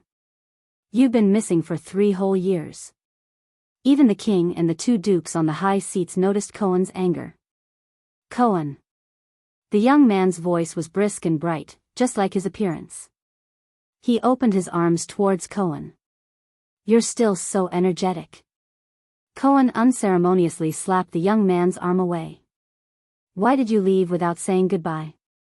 He looked at the king's supporters in the distance, as well as Lord Murat Hansen, who stood alone at the side. No one dared to approach him. He said in disbelief, You're now, with the Black Prophet? Do you know how much blood and sin he has on his hands? That's a misunderstanding of the world, Raphael said with a smile. Lord Hansen's contributions to Constellation and sacrifices are far greater than any of the lords here. Cohen was stunned. For a moment, he could not find the words to refute. He could only say, We'll talk about this later. For the past 3 years, what exactly? I've been by Lord Hansen's side, listening to and following his teachings. Raphael's expression was still as calm as ever. Teachings? Cohen was stunned for a moment. His expression changed from surprise to anger. Is that the reason? You abandoned Miranda for 3 whole years for no reason at all. The reason was to listen to that poisonous snake's teachings? Lady Miranda? Raphael gently crossed his arms and suddenly became cold. She never belonged to me. How could you say I abandoned her? Cohen looked at his old friend in disbelief, as if he was seeing him for the first time. Are you crazy? Miranda is still waiting for you to find. For her own good, ask her to give up those unrealistic thoughts. Cohen widened his eyes and then sighed. If you think you're not good enough for her, then I can tell you right now that she doesn't care, that was in the past. People change, Raphael interrupted him coldly. I used to like her a lot, but I don't anymore. That's all. The white-robed young man noticed the gazes from the 6 stone seats. He said softly, "This is not a suitable place for reminiscing. Forgive me for taking my leave." But when he turned around, his shoulder was grabbed tightly by Cohen. You haven't finished speaking. Cohen suppressed his anger. Damn it. What's wrong with you? It's impossible for a person to change so quickly. With a cold expression, Raphael grabbed Cohen's hand. That's because you've never seen my true colors. I'm the heir to the sword of the Twin Towers, Officer Caribbean. Cohen pressed down hard on Raphael's shoulder, his eyes filled with anger and bewilderment. He knew that the young man in front of him was a genius swordsman with a photographic memory in the Tower of Eradication. In fact, he was the first awakened to the power of eradication among his peers in the Tower of Eradication. And in the final assessment before leaving the tower, he came in second place, second only to Miranda and 1 place higher than Cohen himself. A swordsman of eradication with a bright future. But why? Cohen gritted his teeth with a determined expression. The Raphael I know would never make such a choice. You left the tower that day, and then there was no news of you. What happened? What happened? Raphael sneered. I've seen the true side of this world. In the next second, a cold and violent power of eradication swept through Cohen's hand. In an instant, the starry blue power of eradication in his body resisted fiercely. The surging power of eradication forced him to let go. But Cohen did not care about this. He cared about something else. Cohen looked at his old friend in shock and asked in disbelief, Raphael, your power of eradication. I remember it was the sword's death, but why did it become like this? Raphael raised his eyebrows and revealed an incomprehensible smile. He said briskly, compared to the original me, I have sublimated. Cohen could only watch in a daze as his old friend from the Tower of Eradication turned around without hesitation or reluctance.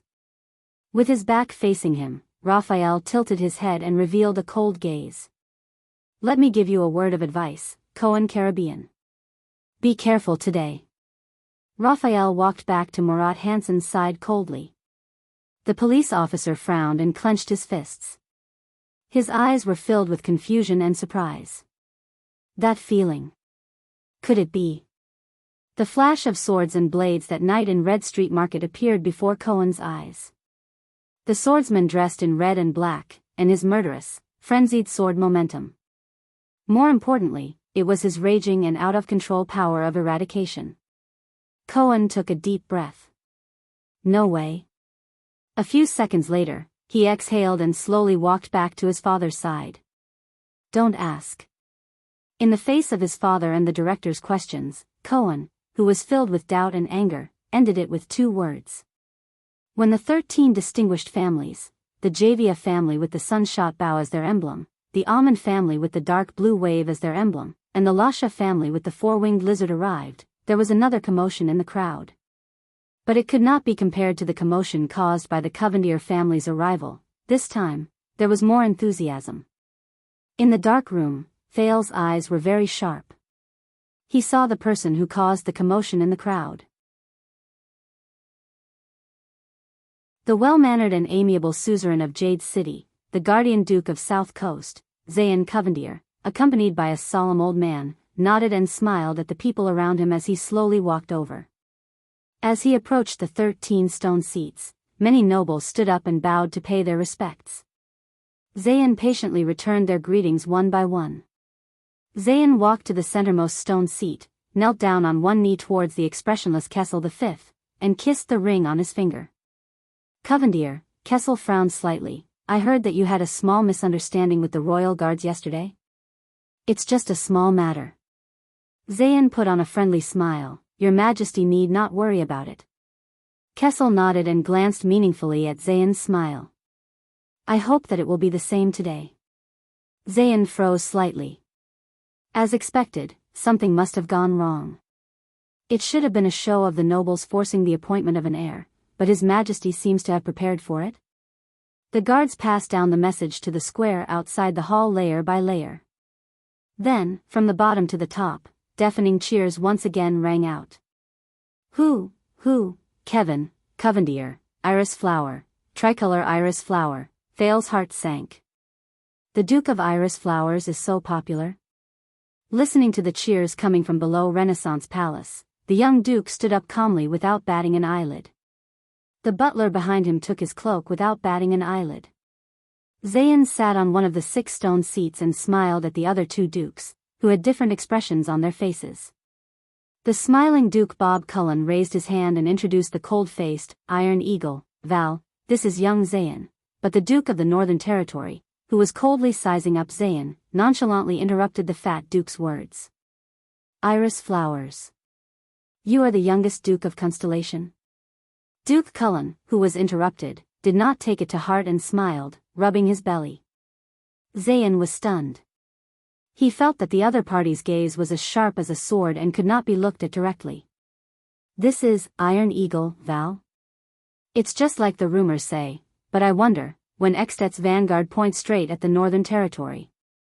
Nice to meet you, Master of the White Eagle, Duke Arund, Zayn chuckled and bowed with his hand on his chest. The youngest Duke, forgive me for being undeserving of the title. As far as I know, the Master of the Tabark family is much younger than me. But Val's expression did not change, and he said in a tone that allowed no rebuttal, it's all right. Since you're sitting on that seat, it means that you have the right to participate in this game. At this moment, a discordant, shrill voice pierced through the crowd and interrupted almost half of the hall. What a pity, Thales heard a shrill and abrupt voice coming from another side door, piercing through the crowd. Every time I step into this city, this so-called capital, the crowd dispersed. The nobles' gazes were rather complicated, containing both hatred and excitement. I can smell the unique scent of city people, that stench of pampered life, is simply nauseating. On the carpet, the owner of the shrill voice limped towards the nobles, accompanied by his entourage. It's like an old man who's about to die of old age but still enjoys his position without doing any work, and a pretty boy who's still wet behind the ears. He can actually sit on the thrones of the 6 great dukes.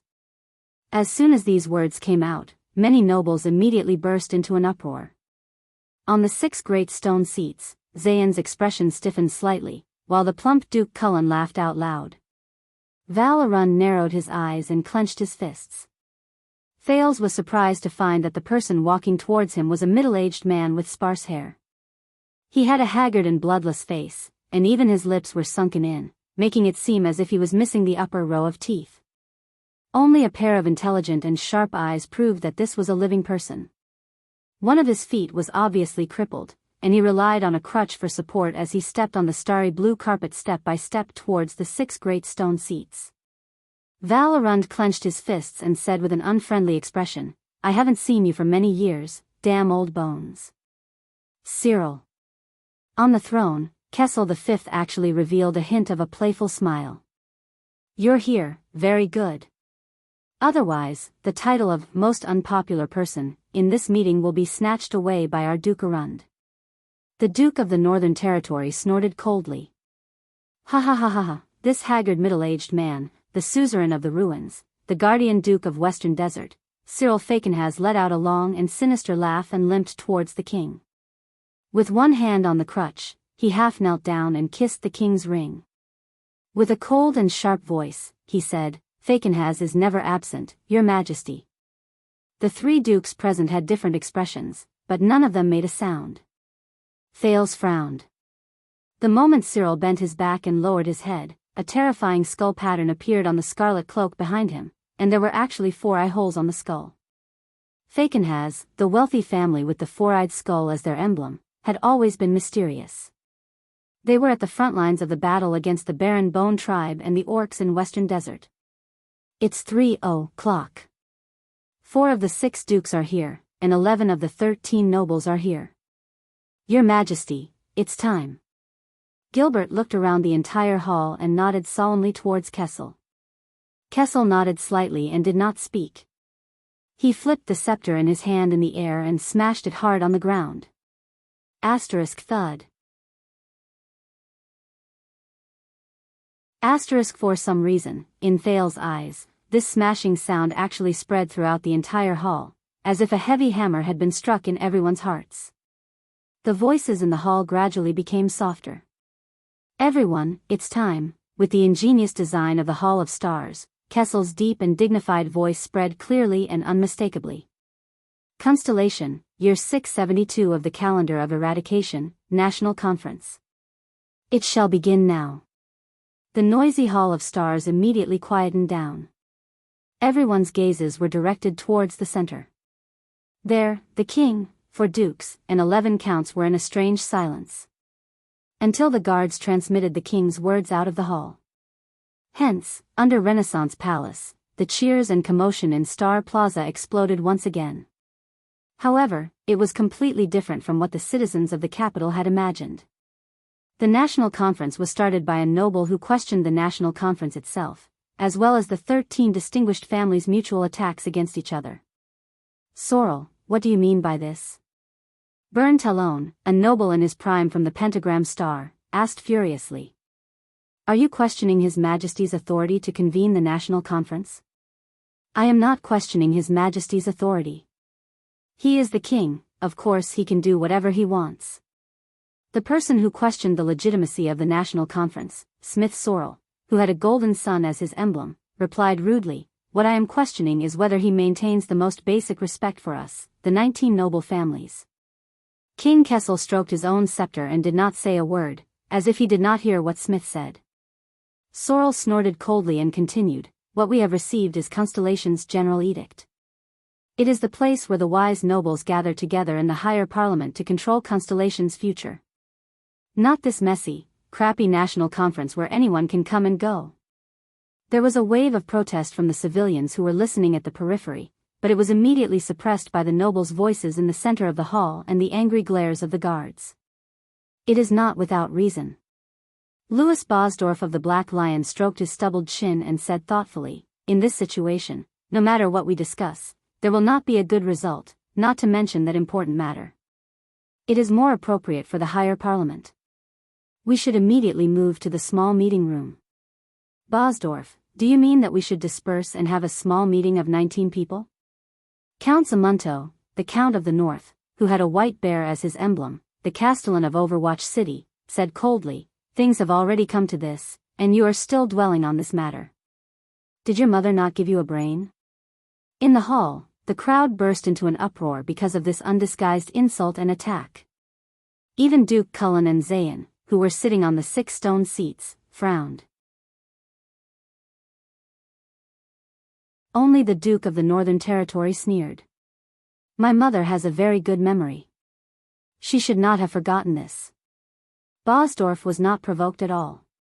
He chuckled and replied, but Count Zamunto, you. But his words were interrupted by another noble of the Northern Territory. Shut up, Black Lion. We are not really concerned about your mother or whether you have a brain. The suzerain of the lonely old tower, Fries, who had the iron-colored long wall as his emblem, knocked on the stone seat again and again. With an ashen face, he said coldly, we came to the south to deal with that important matter. We are concerned about Constellation's safety. And you southerners, you sons of B*cheese, are still concerned about whether the invitation you received was written with the correct title? Constellation's safety? Hodge Dostan, the nobleman with crossed swords, interrupted. He shook his head. Don't be arrogant. All of you are only concerned about your own safety. But I do not want to blame you for this, because I am not nobler than all of you. He leaned forward and swept his sharp gaze across every noble. But this is not about the title of the invitation. It is about whether His Majesty is using the National Conference to kidnap the will of the people and coerce the suzerains. This concerns the safety of all of us, not just the northern noblemen. The audience burst into an uproar again. There were even people shouting, "Scram! Selfish nobleman!" But Dostan was still in the midst of the chaos. With a ferocious expression, he shouted loudly, "Don't forget about the Desert War. Don't forget how you were forced to conscript the people of your territories just to avenge the royal family." It was only then that Kessel V furrowed his brows. But he had to admit that his words were very convincing.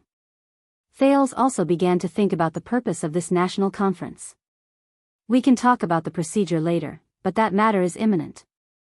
Count Talon propped his hands up and furrowed his brows. We must make a decision on how to deal with that matter today. Decision? How do we make a decision? Count Sorrel punched the stone seat and widened his eyes. Under the watchful eyes of the public. Under broad daylight.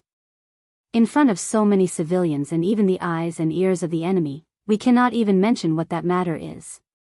How do we discuss it? Simple. Black Lion Bosdorf smiled and said, everyone knows what is going on. Tell us, what price are you willing to pay in order to solve that matter? At this moment, a sharp and shrill laughter came from the 6 archdukes. Ha ha ha, that matter? I say, after talking for so long, why are all of you still hiding it? What are you all afraid of? Of Ekstedt? Of the king? Of us dukes? Or are you afraid of this hall, afraid of the civilians in the plaza below? Everyone's expressions changed. They looked at the haggard Cyril Falkenhaz. The guardian duke of Western Desert, whose family crest was the four-eyed skull, smiled terrifyingly. Let's be frank. Ekstedt's diplomat group and their prince were killed in Constellation. Everyone was shocked at the same time. Although the 19 nobles knew about this through the general edict, this was still an undisclosed secret. How dare he, how dare he? Duke Cullen frowned. Duke Arun slapped his thigh and shook his head. Zayn pursed his lips tightly and did not say a word. Sir Falkenhaz. Count Derek Chroma tried to stop him with an unpleasant expression. We do not have to discuss this matter in the national conference. Shut up, boy. Sir is speaking. Falkenhaz rudely cut him off, making the Count of Wingfort, who knew him a little, stop. The old Count Caribbean, who had always been close to the Chroma family, could not help but frown. Cyril Falkenhaz gritted his teeth with a gloomy expression and continued to reveal the secret that should have been taboo. All of you are well aware of it, but only the civilians do not. Those barbarians will not let go of this opportunity. That broken treaty. They have been rubbing their palms and waiting for it for 12 years. Everyone in Constellation, be it the king, the nobles, or the civilians, listen up. Constellation and Ekstedt. Western Peninsula's shield and blade.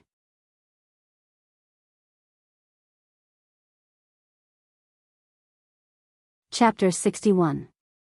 The commoners and minor nobles in the Hall of Stars immediately became restless in fear. The guards could not help but berate them loudly. You really have the guts to say that, Cyril. Val, the Duke of the Northern Territory, gave Cyril a profound look. Thanks to you, no one should be talking about returning to the closed, small meeting room now, right? The appointed counts on the stone seats responded in silence. It will happen sooner or later. Duke Falkenhaz's gaze was dark. Even as he laughed, his shrill voice was still audible.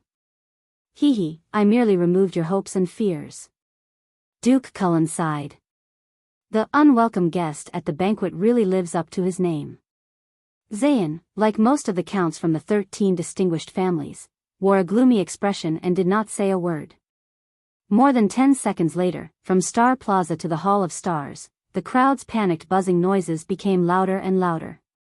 The news of the impending conflict between Ekstedt and Constellation was made public. Count Sorrel's gaze was hostile as he stared straight at the king. Your Majesty, you have achieved the effect you wanted by announcing this impending disaster to the people. The question is, how do you want to end this now? Kessel V, whose face was as cold as ice, did not speak. He only glanced at Sorrel, who was still stubborn. That's easy. Count Talon stared at Sorrel bluntly. Do you want to fight or negotiate? If you want to fight, everyone will return to their respective territories and sound the conscription horn. We still have a chance to negotiate. We have allies. Just like 12 years ago, we can ask them to mediate. Zayn slowly raised his head and looked at the suzerains. War may not necessarily break out, as long as we pay a certain price. The one who died in the diplomat group was the prince, King Nuvan's only son, the only heir of the Walton family. Falkenhaz interrupted the young duke and said in a strange tone, "Pay a price?" "That's right. Give that northern territory to Extet, and it will probably be done." "We will not give up an inch of the northern territory," Count Zamunto said coldly. "That is the land our family has guarded for generations." "But that prince did die in your territory, didn't he?" Dagestan sneered. "This is your responsibility. Of course you have to pay the price." "If you're not joking, Dagestan." Count Fries raised his head, his gaze fierce. "Then we can duel on the stage of eradication right now." All right. How about we give them 20% of the eternal oil supply in the East Sea?" Duke Falkenhaz pretended to be deep in thought. He first looked at Duke Cullen, then at Zayn, and smiled nonchalantly. "Or how about the crystal drop mines in the south?" "There's a limit to joking, Cyril." Duke Cullen was unusually serious. Zayn gave him a friendly smile and shook his head slightly. At this moment, Kessel V tapped his scepter lightly. All the nobles quietened down and looked at him. Under the king's gaze, Gilbert nodded and took a step forward. According to the channels of the Secret Intelligence Department, Dragon Cloud City already knew about the prince's death in Constellation yesterday. He frowned and said, "And the Archduke of Black Sand region was even faster than their king. 2 days ago, he began to recruit soldiers and mobilize the army. The other 2 archdukes in the south of Extet were half a day slower than him, but they were almost the same." The hall immediately burst into an uproar. "Silence," Gilbert said loudly and sternly. Amidst the complex emotions in the hall, the Supreme King said in a deep and sonorous voice, "If the 2 countries go to war, the royal family and the Talon family will do everything they can to support the Northern Territory." Count Talon nodded with determination. The king looked at the Duke of the Northern Territory with a calm expression. "Val, how many soldiers and supplies can you provide?" "How many soldiers? Are you joking?" Val Arund replied solemnly, "I have already gathered all the vassals, 15,000 infantrymen, 1,000 archers, 500 heavy cavalry, and even a small number of mystic guns. They will reinforce Broken Dragon Fortress in the shortest time possible and listen to Lady Sonia Sasir's orders. That is our territory. Once war breaks out, even the women and children will take up arms. As for supplies, it will depend on how much land we can defend." The 2 counts, Zamunto and Fries, nodded firmly in agreement. "The 3,500 people from Overwatch City will fight to the death. The lonely old tower only has 2,000 infantrymen, but we will fight to the last man. We can withstand the pressure from the 3 archdukes of Extet, but if it is the entire Extet..." The Duke of the Northern Territory straightened his back and swept his piercing gaze across every noble. "We need the power of all of Constellation." Cohen, who was standing behind the old Count Caribbean, scratched his head and whispered in puzzlement. "Isn't this a national conference that is open to all the people? Why is the deployment of the military forces revealed just like that?" The old Count Caribbean closed his eyes gently and let out a barely noticeable sigh. "Can't you see?" He lowered his voice and told his son with an exhausted expression. "The northern noble's attitude is a show for Extet. Do you believe that Duke Arund can gather 10,000 people? Constellation has yet to recover from the bloody year. I suspect that it would be good if the suzerains could even gather 1/3 of their military forces." Cohen was instantly stunned. He looked at the top of the hall in disbelief, at the pattern of 2 stars the size of a silver cross. As the descendant of the Empire and the shield of the Western Peninsula, has Constellation become so weak? Kessel V nodded slightly, then turned to the frightening Cyril. "What about the suzerains of the Western Desert?" Cyril Falkenhaz tilted his head back and closed his eyes. "The ruins can only send 1,000 infantrymen. The Baron Bone tribe has been in a commotion recently. As for the mystic guns, we don't even have enough for ourselves." The young Count Derek Chroma muttered, "Wingford is not known for its vanguard, but we can send our best 100 Raven Whistle Light Cavaliers." Bosdorf also frowned. "Brave Souls Fort has been in a state of unrest recently. An orc is being worshipped as a leader. He is gathering the forces of various clans. The Black Lion family can only send 200 people. The stingy decision of the Western Desert nobles caused the nobles present to start whispering among themselves.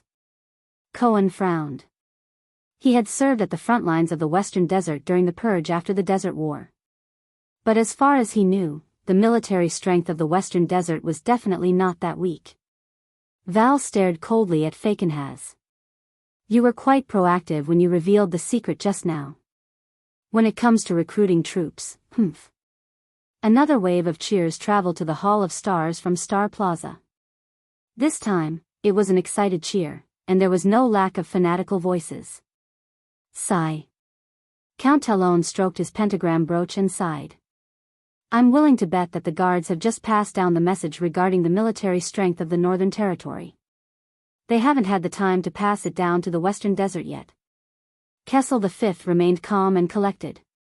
He turned to Cullen and asked, what is the attitude of the Sun, Sword and Shield family and the entire Eastern Sea Hill? Your Majesty, most of the people of Eastern Sea depend on the sea for their livelihood. We do not have enough military strength, but we can fork out money and summon mercenaries to battle. The plump Duke grinned. If a full-scale war breaks out, as long as it is not winter and the coastal waters are not frozen, our fleet can still harass Extet's east coast. On the stone seats beside the Duke of Eastern Sea, Count Noah Hawea and Count Clark Almond exchanged glances and nodded in unison. Duke Fakenhaz said darkly, thank you for reminding us. It is December now, and winter has arrived. Kessel V knocked on his stone seat and asked meaningfully, so there are no people, only money? I remember during the Desert War, the Prime Minister told me that there was no money, but there were people. It was just that it was a little far to transport troops from Eastern Sea to Western Desert. 5 years ago, people didn't know how to go out and earn money, so there were people. But now, people have all gone out to earn money, so there are no people who have money, Duke Cullen answered with a straight face and a smile. The king snorted softly, while the Duke of the Northern Territory's expression was extremely unpleasant. There are no usable cavalry in the entire South Coast Hill. The Covendier family can gather 2,000 infantrymen from around Jade City, and they also have some mystic guns, Zayn answered worriedly before His Majesty could ask him, but the long march to the north will be a problem, and my vassals will definitely not be happy. There is no way to guarantee the quality of the soldiers. The old Count Caribbean's expression was also solemn, and he spoke in a timely manner. It is the same for Walla Hill. Even with the vassals, I am not confident that I can even recruit 300 soldiers. Behind the Count, Cohen lowered his head and sighed softly. He still remembered that the last time his two sisters went out to visit friends, his father directly sent 500 soldiers to escort them. Count Lasha was even more straightforward. The soldiers from the swamp are not suitable for fighting in the north at all. Kessel V did not speak again. He only exhaled softly. The Guardian Duke of the Land of Cliffs and the Guardian Duke of Blade Edge Hill have not arrived yet, but I reckon that they, as well as the remaining 4 families, probably have the same attitude. As nobles of the Land of Cliffs Hill, Count Sorrel and Count Dagestan both turned their heads and did not speak. Instead, the chiefs and merchants who were listening by the side started whispering to each other. They were more worried about the impending war. Is this how you report to Constellation? The Duke of the Northern Territory's face was ashen. He stood up abruptly, pointed at the double-cross star above his head, and said angrily, this is the country you swore allegiance to, and it was once the greatest country in the history of mankind. Even though the Northern Territory is not your territory, the double-cross star flag is still flying above it. It is the same as your land. Your Grace, I also fought for Constellation 5 years ago, Count Dagestan said coldly. In the end, I lost my eldest son forever in the Western Desert. I guess you, who do not have a son, will not understand, Bulsh *T. Val's eyes widened in anger, and he turned his head abruptly. My only daughter, the heir of the White Eagle, is now at the Broken Dragon Fortress at the border between the two countries. She is under the command of the Fortress Flower, Lady Sonia Sasir. Her life depends on the outcome of the war between the Great Dragon and Constellation. Upon hearing this, Cohen could not help but lower his head and sigh. He looked at Raphael, who was behind the Black Prophet. Duke Cullen shook his head and sighed. Perhaps there is no need for war. We can choose to negotiate. Even if Extet sends out troops, it is only for benefits. And then force the Northern Territory to give up its territory? Val was like a predatory eagle, his sharp eyes staring intently at everyone who replied. Now, we all know the bargaining chips and the number of troops in our hands. At this moment, Zayan raised his head with a resolute gaze and looked at the king. To fight or to make peace, it will depend on His Majesty's will. Everyone's gaze instantly shot towards Kessel.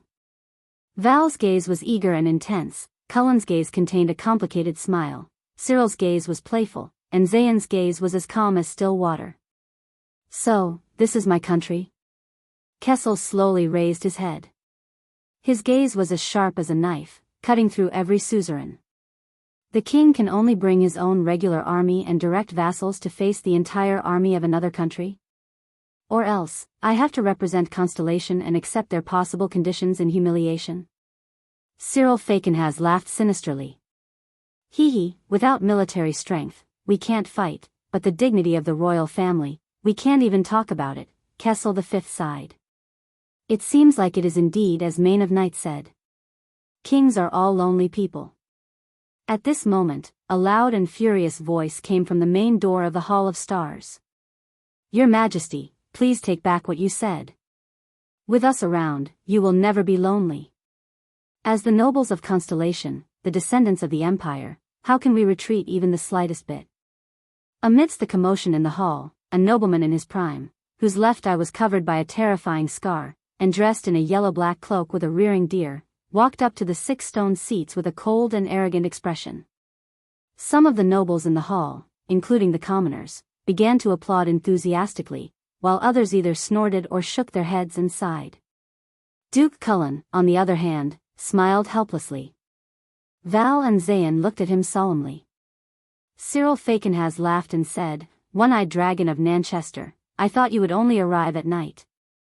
The Castellan of Steep Forest City, the guardian duke of the land of cliffs, Coaster Nanchester said with a stern expression, compared to this, look at what you have done. He kissed Kessel's ring, but did not sit on the stone seat. Instead, he turned to Val and said, Sir Arund, please do not worry. The entire army of Steep Forest City will be mobilized north to Broken Dragon Fortress. But under Val's surprised and complicated gaze, he immediately changed the topic and looked at Kessel V. In the face of this war of the entire nation. As long as your Majesty can make your followers feel at ease, I can't think of any reason to retreat. Almost all the nobles in the hall frowned. Make his followers feel at ease? Coaster, Kessel V said slowly, what do you mean by this? Your Majesty, do you still not understand? Coaster said sternly, an all-out war is imminent, but the nobles are panicking and making excuses. In this situation, only you, as our king, are enduring the torment of whether to fight or to make peace. This is not fair to you. But why do you think this is? Coaster shut his single eye tightly, took a deep breath, and then said firmly, the Iron Hand King, Your Majesty Kessel. The suzerains and nobles do not dare to follow you. The whole of Constellation is panicking and uneasy. 12 years have passed since that tragedy, and the late king's remains have been buried. But we still do not know what you are thinking. We do not know what kind of king we are following. In an instant, the nobles were silent. Gilbert and Gines furrowed their brows at the same time. Kessel, on the other hand, gently tightened his grip on his scepter and looked at Coaster with a complicated expression. But Coaster still did not back down and said, we are all afraid of you. No one knows what a king who lives alone in the world without any scruples, the last person of the Jade Star family, will do. Moreover, this is war. Coaster turned around. His single sharp eye swept across every suzerain, and he enunciated each word clearly. Your Majesty. The color of blood has faded, but Constellation still exists. But why do you have to bear the suspicions of the nobles even for an obvious choice of war? Kessel V's gaze became colder and colder. The four dukes avoided his gaze at the same time. Koster pointed at the double-cross stars at the top of the hall and said loudly, "Your Majesty, for the interests of Constellation, for the dignity of the Jade Star royal family, we cannot hesitate in this crisis. Therefore, Your Majesty, please put the heavy burden of Constellation on our shoulders. Whether it is war or peace, let all of us bear the price of this decision. If Constellation is stable, the future is bright, and the royal family is not cut off. I think no one will back down in the face of such a national war." At this moment, many people had already sensed something. Murat Hansen lowered his head and silently curled up the corners of his mouth. "It's coming. So fast." Zayn pinched the bridge of his nose and closed his eyes. "It's coming. I hope it goes well." Cullen, on the other hand, watched Koster's performance with a smile. "It's coming. Interesting." Val stared blankly at the guardian duke of the land of cliffs, gritting his teeth. "This is their goal? Both Guy and I are prey?" The counts whispered to each other on their stone seats. Some were worried, while others nodded frequently. Only many civilians who were listening were still whispering in confusion. But everything in the Hall of Stars was still going on. "Your Majesty, you will soon be 48 years old. On the eve of the war between the dragon and Constellation." Under the watchful eyes of the crowd, Koster flung off his cloak and waved his arm at the nobles in the hall with a cold and stern expression. "Please choose the heir of the kingdom among us nobles. Use your actions to tell the nobles that you still care about the stability and survival of this kingdom, and that you still trust these suzerains who are your arms. At that time, we will fight for the dignity of Constellation. For the glory of the Jade Star royal family. Absolutely no complaints. Absolutely no retreat. Dead silence. Absolute dead silence. Suffocating silence. No one dared to be the first to speak after these words. Until a sharp and presumptuous laughter broke the deathly silence. "Ha ha ha!" Duke Fakenhaz opened his mouth wide. Under everyone's shocked and bewildered gazes, he laughed maniacally. His scattered teeth made him look especially terrifying. "What is that saying from the Far East again? Spread out the map, and the dagger will be revealed?"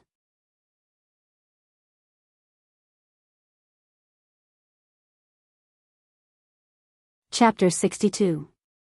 Thales calmly watched the nobles quarrel openly and covertly, and lowered his head gloomily. Power, procedures, war, military strength, and the throne. He sighed softly. Is this the future I have to face? He suddenly felt that the unknown and strange world that had piqued his endless curiosity had become a little boring. Cyril. Duke Cullen glared at Fakenhaz in dissatisfaction. Do you have to be so straightforward every time? In Star Plaza, a deafening roar came from afar. It was noisy, mixed with anger and fanaticism, and could not be heard clearly. In the Hall of Stars, the civilians and minor nobles who were listening immediately erupted in a flood of protests. Shameless suzerain. This is usurpation. But we need an heir. If something happens to the king at the front line. Die, traitor. Jade Star is our king, that is a sacred oath. This is all for Constellation. We must stand together and fight against Extet. The dukes exchanged glances in silence, while the counts whispered among themselves. Silence. Silence. Gilbert tried his best to maintain order, but to little effect. Until the eyes of the Supreme King of Constellation, Kessel V shone brightly. He gripped the mysterious scepter that shone with starlight and stood up from the throne. He shouted angrily in a dignified voice, "Heir?" The Hall of Stars fell silent in an instant. Everyone stared at the king's robust figure. This is a good time. Of all times, when Constellation is in trouble, and we must work together to fight against the enemy. The king rested his hands on his scepter and stared sharply at Koster Nanchester in front of him. The one-eyed dragon slowly raised his hand to his chest and knelt down on one knee before the king. Forgive me, Your Majesty, but this is a test, Koster said steadily and seriously, making others feel the sincerity in his words. I believe that the originally weak and scattered power of Constellation will once again gather as one in the confrontation between the dragon and Constellation. Everyone knows that the first speaker who forces the appointment of an heir will be blamed by the public. But am I doing this for myself, so that Nanchester can ascend the throne? Koster raised his head, the gaze in his single eye clear. Your Majesty, you can exclude Nanchester from the list of candidates. Everything is for Constellation. Please appoint an heir, or at least decide on the method of choosing an heir. That way, Constellation will definitely return to the peak of the Western Peninsula, and even the glory of the Empire will be reborn. Kessel slowly walked up to him and sneered. Koster, sometimes, even I can't tell if your sense of righteousness is sincere or not. But it is beneficial to Constellation, the one-eyed dragon Duke replied calmly. What is sincerity or hypocrisy? I have also imagined this situation before, but it was during the higher conference, and it did not have to be so ugly. Count Dagestan's voice rang out. He stood up steadily, walked behind Koster, and knelt down on one knee as well. But Your Majesty, your national conference has turned this legitimate admonition into a conflict in public. It's as if you are forcing the king to abdicate. But we all have enough legitimate reasons. Count Sorrel walked up from behind, knelt on one knee, and said solemnly, for the revival of this once great country, which is now riddled with holes. Just by changing the king? Gilbert was so angry that his face contorted. Constellation can become an empire if all of you wear the crown? It's not that simple. Count Bosdorf also walked forward gloomily and knelt down firmly. It's to turn the king, who was originally high and mighty and could do whatever he wanted, into one of us, think what we think, and do what we do. The king and the nobles were originally one, separated due to the difference in power. Now, we are one again. Zayn lowered his head deeply and said sorrowfully, Covendier has followed Jadestar since the Battle of Eradication.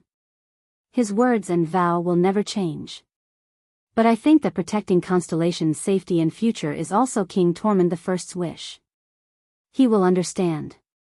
The Duke of Tricolor Iris Flowers stood up resolutely and joined the kneeling crowd. Fakenhaz's untimely laughter rang out again. You mean to implement a king selection system? Ha, it really is. Let us share His Majesty's burden. Just like Extet? Count Lasha of South Coast Hill glanced at Duke Zayn with a complicated expression and went forward to kneel. Better than Extet. We have the foundation of the empire for 1,000 years. Cohen watched in disbelief as his father, the old Count Caribbean, also silently followed Count Lasha and knelt down. Kessel V looked down coldly at these dukes and counts. One by one, they knelt down on one knee. This is not the Jadestar royal family's fault, but the crown's fault, the throne's fault, and the scepter's fault. At this moment, Duke Cullen sighed. Since the royal bloodline has been severed, for the sake of Constellation, it is not necessarily a bad thing for His Majesty to choose an heir. The two counts of Eastern Sea Hill, Javier and Amund, also silently went forward to kneel after Duke Cullen spoke. One of the king's partisans, Count Godwin, gritted his teeth and said, This is obviously a shameful attempt to force the king to abdicate. How did you do it so boldly and righteously? Can't you see? Count Derek Chroma calmly left his seat and knelt down. This is the general trend. Below Renaissance Palace, the noise from the crowd grew louder and louder. Thud. Val punched the armrest of the stone throne, his gaze cold. Sometimes, I really feel disgusted for all of you. He clenched his fists tightly, lowered his head and said, An unbelievably coincidental war, an unbelievably coincidental admonition, and the Northern Territory that was sacrificed. Kessel V stared straight at him. His gaze was unique and difficult to understand. Under the king's unreadable gaze, the Duke of the Northern Territory shut his eyes tightly and inhaled. His brows furrowed, as though he was in a fierce struggle. Finally, as though he had made up his mind, he opened his eyes at Kessel. But Val did not look at the king's eyes. The heroic Duke of the Northern Territory said desolately and disappointedly, but if this can be exchanged for the Northern Territory, for the stability and safety of Constellation, Kai, perhaps you should consider it. The two counts of the Northern Territory under him both lowered their heads and remained silent. Kessel V's gaze dimmed. He turned around and no longer looked at his old friend. Seeing Val's hesitation and guilt, Duke Cyril Falkenhaz laughed shrilly again. It seems that your Majesty's only choice is to directly choose an heir or establish a king selection system. Only Kessel V stood expressionlessly above the group of vassals. He only held a scepter tightly in his hand. Thales suddenly felt that his father was so lonely. If he did not find me, what would the situation be like today? Thales, who was watching all this, suddenly felt dizzy. It's happening again. A memory from the past appeared before his eyes. Wuxian sat in an extremely small classroom and reported to a professor and two students in front of him. Paji inherited Weber's German academic tradition. It revolved around power and examined the formation of feudal countries. No. Not now. Thales pressed hard against his temples and suppressed the flashback of the memory. But when Thales' attention returned to the Hall of Stars, Kessel V's dignified voice finally reached his ears. It seems that if I do not appoint an heir, I will not even be able to fight a war. All right. Then I will appoint an heir. Zayan's brows furrowed slightly. That sense of unease grew stronger. Kessel V did not look at the nobles on the ground and slowly sat down. The words that Thales had been waiting for all this time finally rang. Let him meet everyone, Gilbert. It's here. Thales' mind went blank. He forcefully swallowed a mouthful of saliva. He looked at Gilbert and waved his hand. In the dark room, a secret door opened abruptly. Inside was a long flight of stairs that led to an unknown place. A flurry of discussion began in the Hall of Stars. The dukes and counts remained calm, but when they looked at each other, they could see the doubt in each other's eyes. Thales adjusted his bow tie. Thales. The prince called out the name of this world. It's time. Thales decisively stepped down the stairs. Just treat it as another game. One step. Another step. Forgive me for not understanding what you mean, Your Majesty. On the ground, Count Dagestan raised his head and looked straight at Kessel. The heir you chose is not among the nobles in this hall. The Supreme King only looked at him coldly and said nothing. In the narrow passageway, Thales clutched his forehead tightly. His memories flashed again. But he still gritted his teeth and walked forward with determination. When he opened his eyes, he was in the Hall of Stars. When he closed his eyes, he saw another version of himself, living in the fragments of his memories. The bond between the lord and his vassals was filled with strong personal feelings and emotions. The struggle for power gradually deteriorated. Order collapsed, and the coordination became unstable. Chaos and violence broke out periodically. The unified feudal system was eventually scattered and shattered. But the rise of the feudal system is still a valuable effort for us to try and stabilize public rule. Paji also believes that in this process, the legitimacy of power, the limits of the king's rule, the country's responsibilities and traditions, and even the importance of law have entered the field of vision of history and have been acknowledged. This is the most valuable legacy that the feudal system left to the subsequent countries, but we still have to ask, what exactly did Paji's observations and analysis miss? What exactly did he miss? Your Majesty, have you chosen your heir? The one-eyed dragon, Koster Nanchester raised his single profound eye and looked around. It seems that the Tabark family and the two prominent families in the southwest are not here. The Supreme King still ignored him. Thales came to a side door. He could already see the civilians outside the Hall of Stars. No, not the side door. He realized that the door in front of him led to the center of the hall, the 20 stone seats. It's the main door. The guards' expressions were solemn, but some of them could not help but look at him and the badge on his body. The moment they saw it clearly, many people's breathing quickened. Some even lost their composure and leaned forward. However, a guard who seemed to be the leader sternly rebuked them. He then bowed respectfully to Thales and made way for him to enter the hall. However, just as Thales was about to take a step forward, "Go. You will be better than him." Thales raised his head abruptly. He saw that the guard had already turned and left. He could only see the back of an armored figure in the air. Yodel. Thales clenched his fists. "It's you?" Similarly, the civilians outside the hall had already seen the little boy outside the door. They began to whisper and gesture to each other. The flashbacks of memories faded away like the tide. The prince felt as if there was an additional force in his body, making him more energetic. Thales took 3 deep breaths. It's just another game. It's just another thesis defense. Thales got rid of all emotions, all expressions, and stepped on the starry blue patterned carpet. He began his journey. He moved forward and stepped past the ordinary civilians at the outermost area. A suburban squire dressed in a somewhat rustic manner poked a friend beside him who ran errands between the city and the countryside. "Who is that? A child can come in too. Maybe a noble? So young? Hey, did you see that? That child is dressed so beautifully. He's almost as good as the young lady of the baron's family." Thales did not look sideways. He moved forward and stepped past the seats formed by merchants, craftsmen, farmers, and the leaders of the line. A fat carriage merchant was a little surprised. He pulled the arms of 2 people in the same trade. "Look at that child. Is he a noble who is late? His attire is not as simple as that of a minor noble. Do you recognize the badge on his body? It's a little familiar. I had a group of customers before, and the scrolls they were holding had that mark.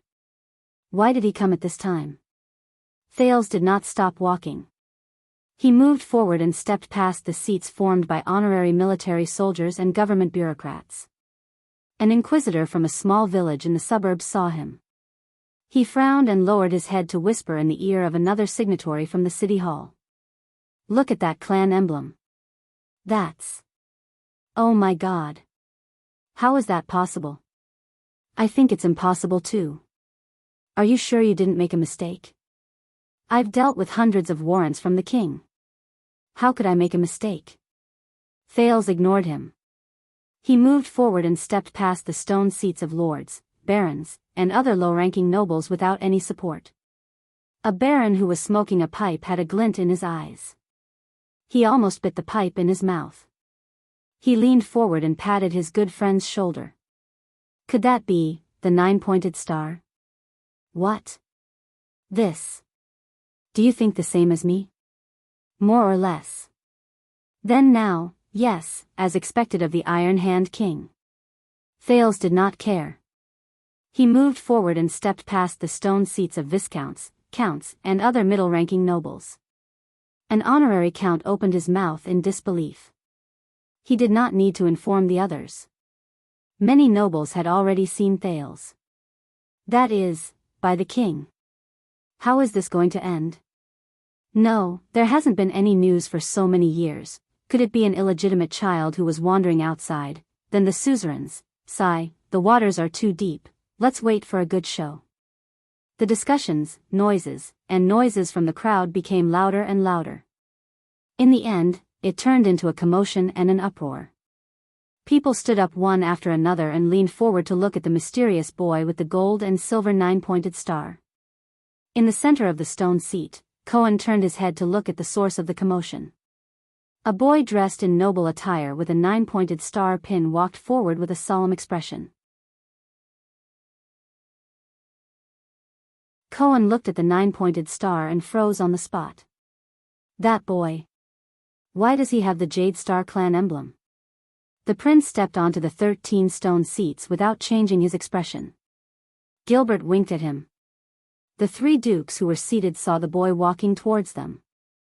They could no longer remain calm. Val stared at the boy in shock and clenched his fists. This. Are you joking? Cullen frowned and leaned forward with his plump body. That boy, the emblem on him. Cyril ground his terrifying teeth. His eyebrows twitched as he spat out a few words. Ah. This is really unexpected. The Supreme King raised his head slightly. His gaze was cold and amused. He chuckled. Everyone, come and meet Thales. The suzerains who were kneeling on one knee turned around. The moment they saw the boy's face clearly, the guardian Duke of South Coast, Zayn Covendier's pupils immediately contracted. Him. Kessel started to stroke his scepter again. Once again, he spoke words that were filled with authority and dignity. He is my son. The only blood descendant of the Jade Star royal family. Thales placed his right hand forward and his left hand behind his back. He bowed deeply to the king. He turned to the suzerains on the ground. Good day, my lords. Thales heard himself say so.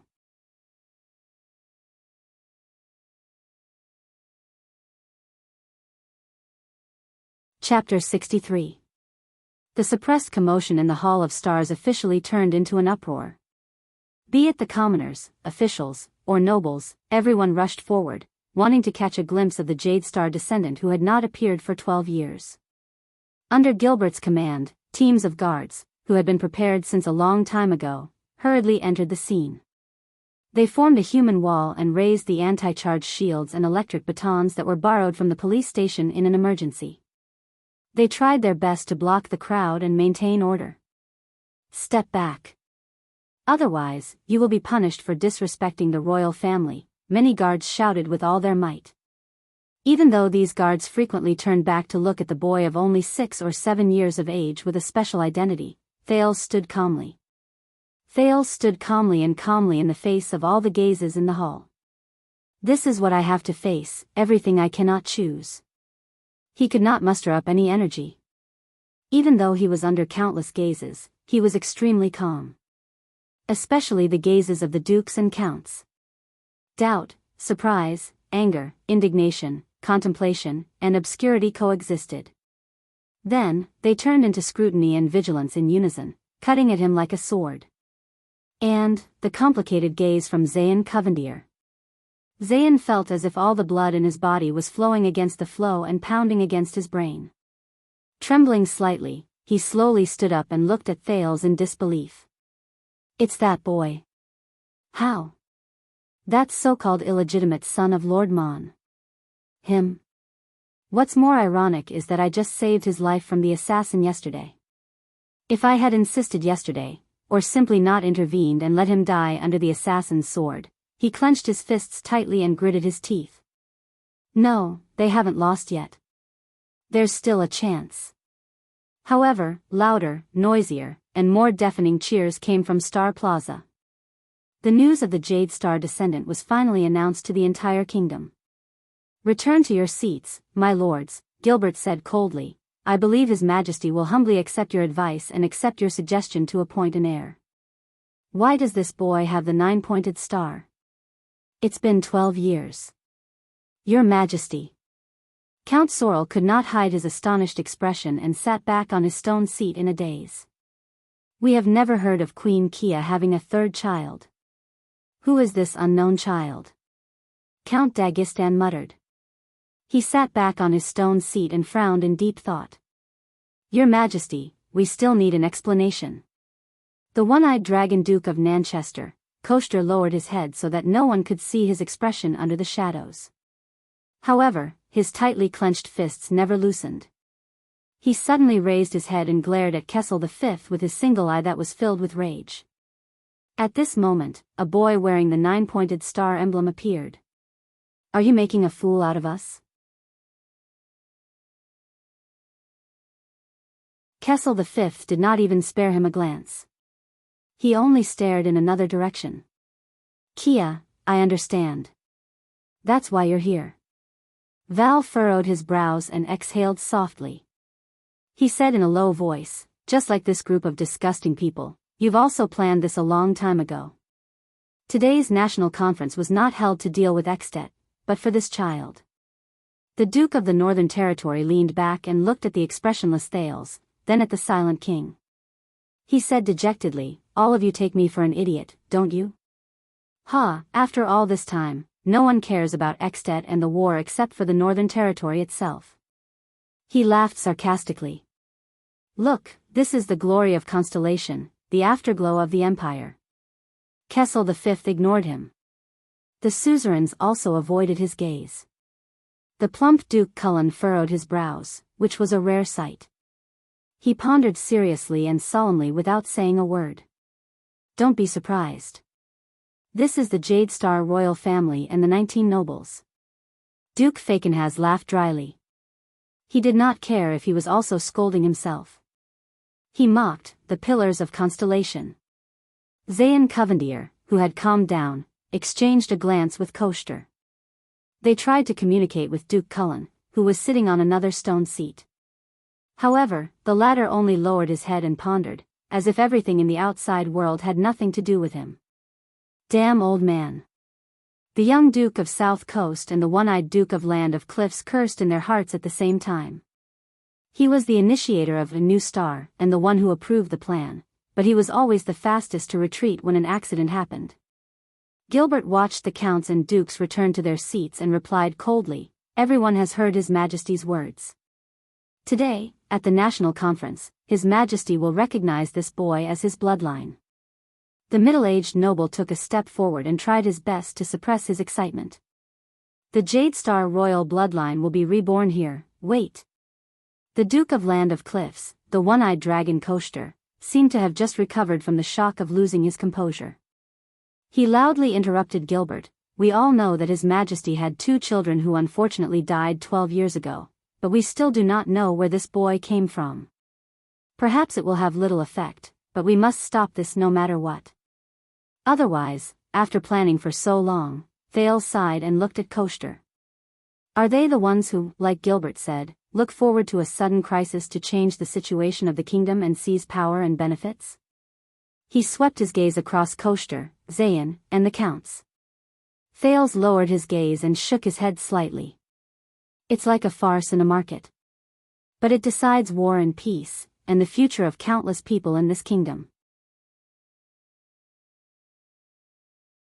Count Godwin, a member of the king's party, said loudly in dissatisfaction, "Who gave you such power to interrogate His Majesty's son's identity in front of him at the national conference?" Count Lasha received Duke Zayn's gaze and slowly said, "This concerns the succession of the throne and the future of Constellation. Every noble in Constellation has power. How can this be treated as a child's play?" Fakenhaz clapped his hands and laughed sinisterly. "Great, just now, the Jade Star royal family was a historical antique that was about to be swept into the trash heap. Now, everyone is concerned about the future of the kingdom."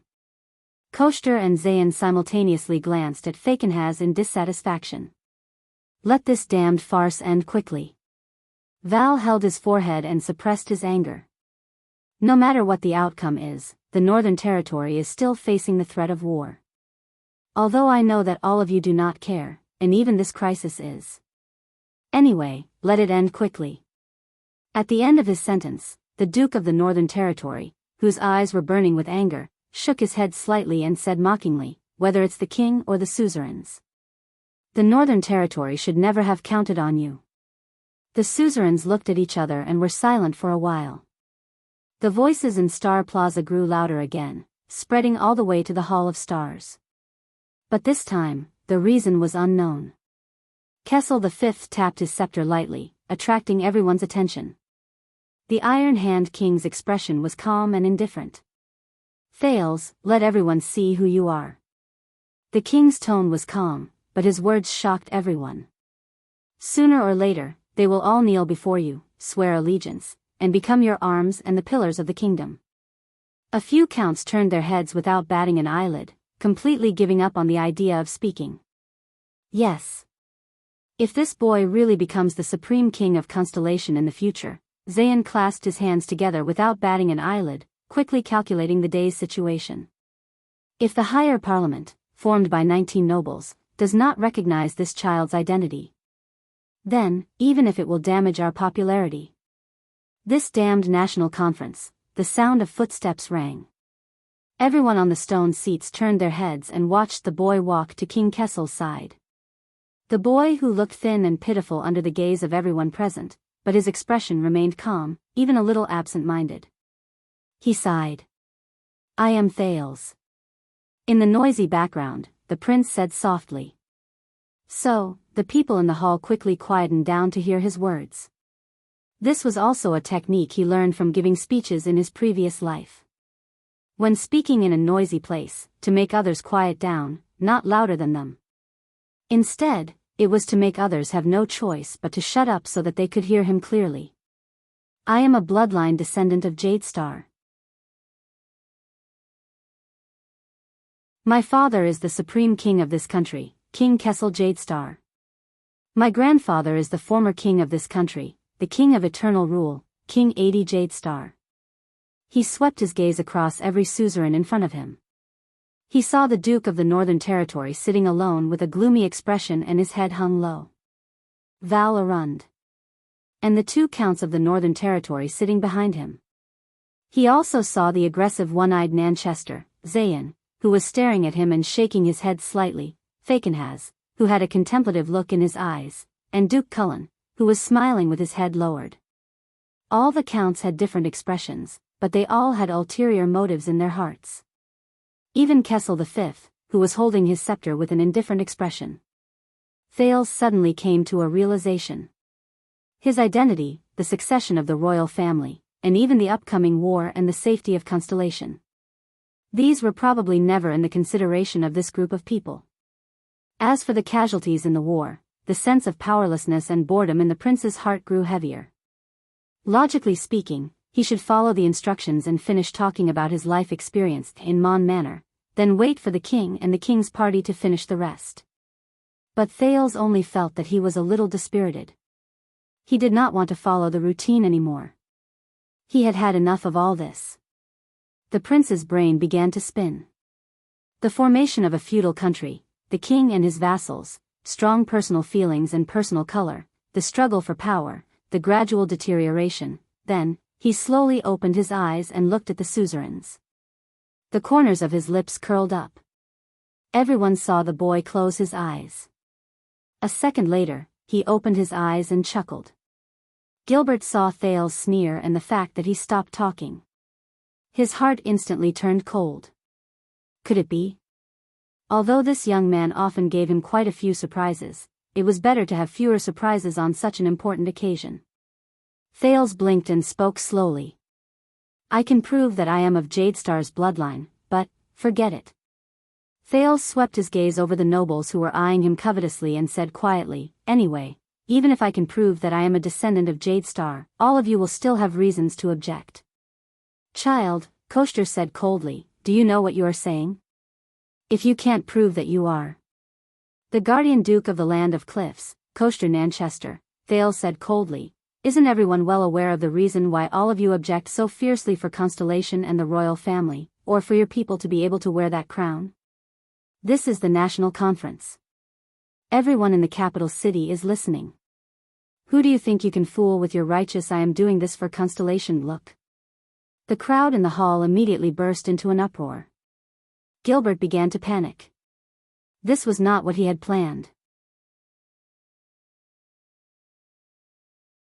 He was about to speak, but Gines pulled him from behind. Gines stared at Thales and said in a low voice, "Let him finish. He doesn't look like he has no plan." Koster, who was sitting on the stone throne, glared at him with his single eye. However, Thales could feel that the Duke of the Land of Cliff's breathing had begun to quicken. Thales strode towards Koster and stared fearlessly into his single eye. "You entered the Hall of Stars with the slogan of supporting the Northern Territory and uniting the kingdom. However, you asked for an heir of your own kingdom as a prerequisite. Otherwise, you refused to send troops and would rather watch the Northern Territory fall. Of course, perhaps the decline of the Northern Territory is a good thing for all of you." Val, who had his head lowered all this while, raised his gaze and looked at the boy. Koster's single eye was still fixed on Thales, like a mamba observing a snake before it launched an attack. However, Thales had not finished speaking. His eyes were ablaze, as though they contained the deepest anger within. "But everyone knows that this is not about righteousness, but about a deal. What you care about is not Constellation, the royal family, or the people, but yourself. You are not a lone hero who is willing to suffer criticism for the sake of the kingdom's interests. What you want is a satisfactory heir of the kingdom, but you insist on using righteousness to cover up your desires and interests. Thales coldly concluded with the knowledge he had learned over the past 20 days. In the Far East, they call this saying what one desires to do, one must do. When translated, it means, one-eyed dragon, you are a hypocrite and you disgust me. There was only coldness left in Koshter's single eye. The suzerains looked at each other and saw the shock in each other's eyes. Even though this was an inside story that all smart people knew, to say it in public. This was too, wow. Fakenhaz clapped his hands as if he wished for the world to be plunged into chaos. He laughed sinisterly and said, "At least your eloquence is not bad, child." Kessel V stroked his scepter lightly, his gaze deep. A few seconds later, the crowd began to stir. There were even people shouting from the seats where the commoners and minor nobles were seated. "Are you done speaking?" Gritting his teeth, Koshter stood up abruptly. He walked to an inch in front of Thales and looked down at him condescendingly. With an oppressive force, he said, "Damn brat, you think you can change the topic by spouting nonsense. Shut up, hypocrite." Thales suddenly raised his head and interrupted him coldly, "I am not done speaking. The one standing in front of you is the Jade Star bloodline, the descendant of Tormund I. You and every generation of your ancestors have knelt down and sworn loyalty to the bloodline." Thales stared straight at the Duke of the Land of Cliffs without showing any weakness. Thales stared straight at the Duke of the Land of Cliffs and said mercilessly, "Even if you want to usurp the throne, for the sake of your ancestors, show some respect." Koshter's single eye widened as he stared incredulously at the child who was only 6 or 7 years old in front of him. The child had used the Jade Star status that he had yet to obtain to humiliate him in front of him. For a moment, he even forgot to retort. A loud cheer came from the square again. The words Jade Star and Prince could be faintly heard. "This is bad. It seems that the message has been passed down," Thales sneered and repeated mercilessly, "Hypocrite Duke." Without waiting for Koshter's reaction, he turned around abruptly and swept his gaze across the suzerains. "You have a private deal, don't you?" the prince said calmly and loudly. "A group of nobles whose goal is to become the next king. They intercepted the Extet diplomat group, instigated a war, and caused the fall of the Northern Territory. Some received territories and resources, some received promises and benefits, and some..." Thales slowly turned around and looked at the young Duke of South Coast. He enunciated each word calmly and said, "Perhaps get that crown." "Is that so, Duke of Iris Flowers?" Many people turned their heads in unison and followed Thales' gaze to look at Duke Zayn Covendier. Under Thales and the crowd's gaze, Zayn felt very uncomfortable. The fact that he inadvertently saved and let go of the boy yesterday only to spoil his plan made him very angry. But his long-term strict upbringing and aristocratic manners allowed him to maintain his best demeanor without showing his emotions. "Child, random guesses will not help confirm your identity," Zayn flashed a friendly smile and said calmly, "If you do not intend to explain your background and provide proof, then we need to send an investigation team to spend some time to thoroughly investigate your past," and then, Thales abruptly changed the topic and interrupted him. "When I was on my way to Renaissance Palace yesterday, I encountered an assassin." Thales looked at the suzerains seated in the hall and saw the changes in their gazes. He said calmly, "Thanks to you, Guardian Duke of South Coast Hill, Zayn Covendier, who intervened midway, I managed to escape." Gilbert and Gines looked at each other and saw the worry in each other's eyes. Hearing the news of the assassin, the crowd started whispering again. Thales nodded at him with a serene expression. A life was saved, but someone lacked a word of thanks. Zayn suppressed the anger in his heart. "This guy knows that I let a big fish like you escape, so, is that why he purposely came to anger me?" "You're welcome." On the surface, Zayn smiled and nodded gracefully. Every passing noble is obliged to lend a hand. Besides, you already thanked me yesterday. But even if you were assassinated, it does not prove that you... But Thales did not let him continue. No, Sir Covendier. Thales raised his head coldly. You misunderstood me. Thales walked towards Zayn step by step and spoke slowly. Words spoken this way could give people the greatest sense of oppression and persuasiveness. I remember very clearly that the moment those assassins saw me, their leader was very surprised. He even shouted no. Thales walked to Covendier's stone seat and said slowly, Gilbert might have always been wondering why I would encounter assassins. Gilbert might have always found it strange. My whereabouts were not leaked, so why would I run into an assassin? Zayn looked at Thales in front of him, puzzled. What is he trying to do? As their assassination target, I was also very puzzled. At that time, almost no one knew who I was. Even if you, who were promised that crown or related benefits, encountered me, you would not stab me without explanation. Until just now, when I saw Sir Covendier and your accomplices speaking in unison about choosing an heir, I finally understood. Thales lowered his head and sighed deeply. They were not here to kill me. They were here to kill someone else. Zayn's expression finally changed. Thales looked at Zayn's doubtful and then shocked gaze, and enunciated the rest of his words. Their target was another important figure who was also heading to Renaissance Palace and was destined to pass through that street. He was also traveling in secret, keeping a low profile, and had few guards. Zayn was so shocked that he could not speak. Yes, Duke Covendier. Thales' gaze was steady and his words were cold. He looked at Zayn, who was already stunned in his seat, and grinned. Yesterday, it was my passing that alerted them to the assassination attempt. In a corner where no one was paying attention, Gines lowered her head and closed her eyes tightly. Your Grace, it's me. It's me. It's me. It's a group of 10 or so professional assassins.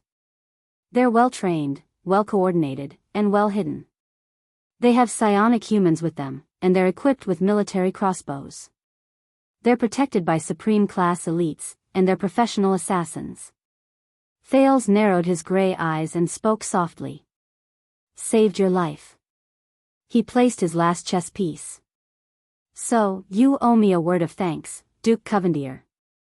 Checkmate. Zayn seemed to have figured something out.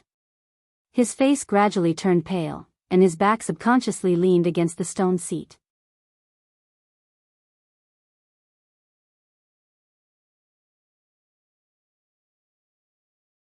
Chapter 64.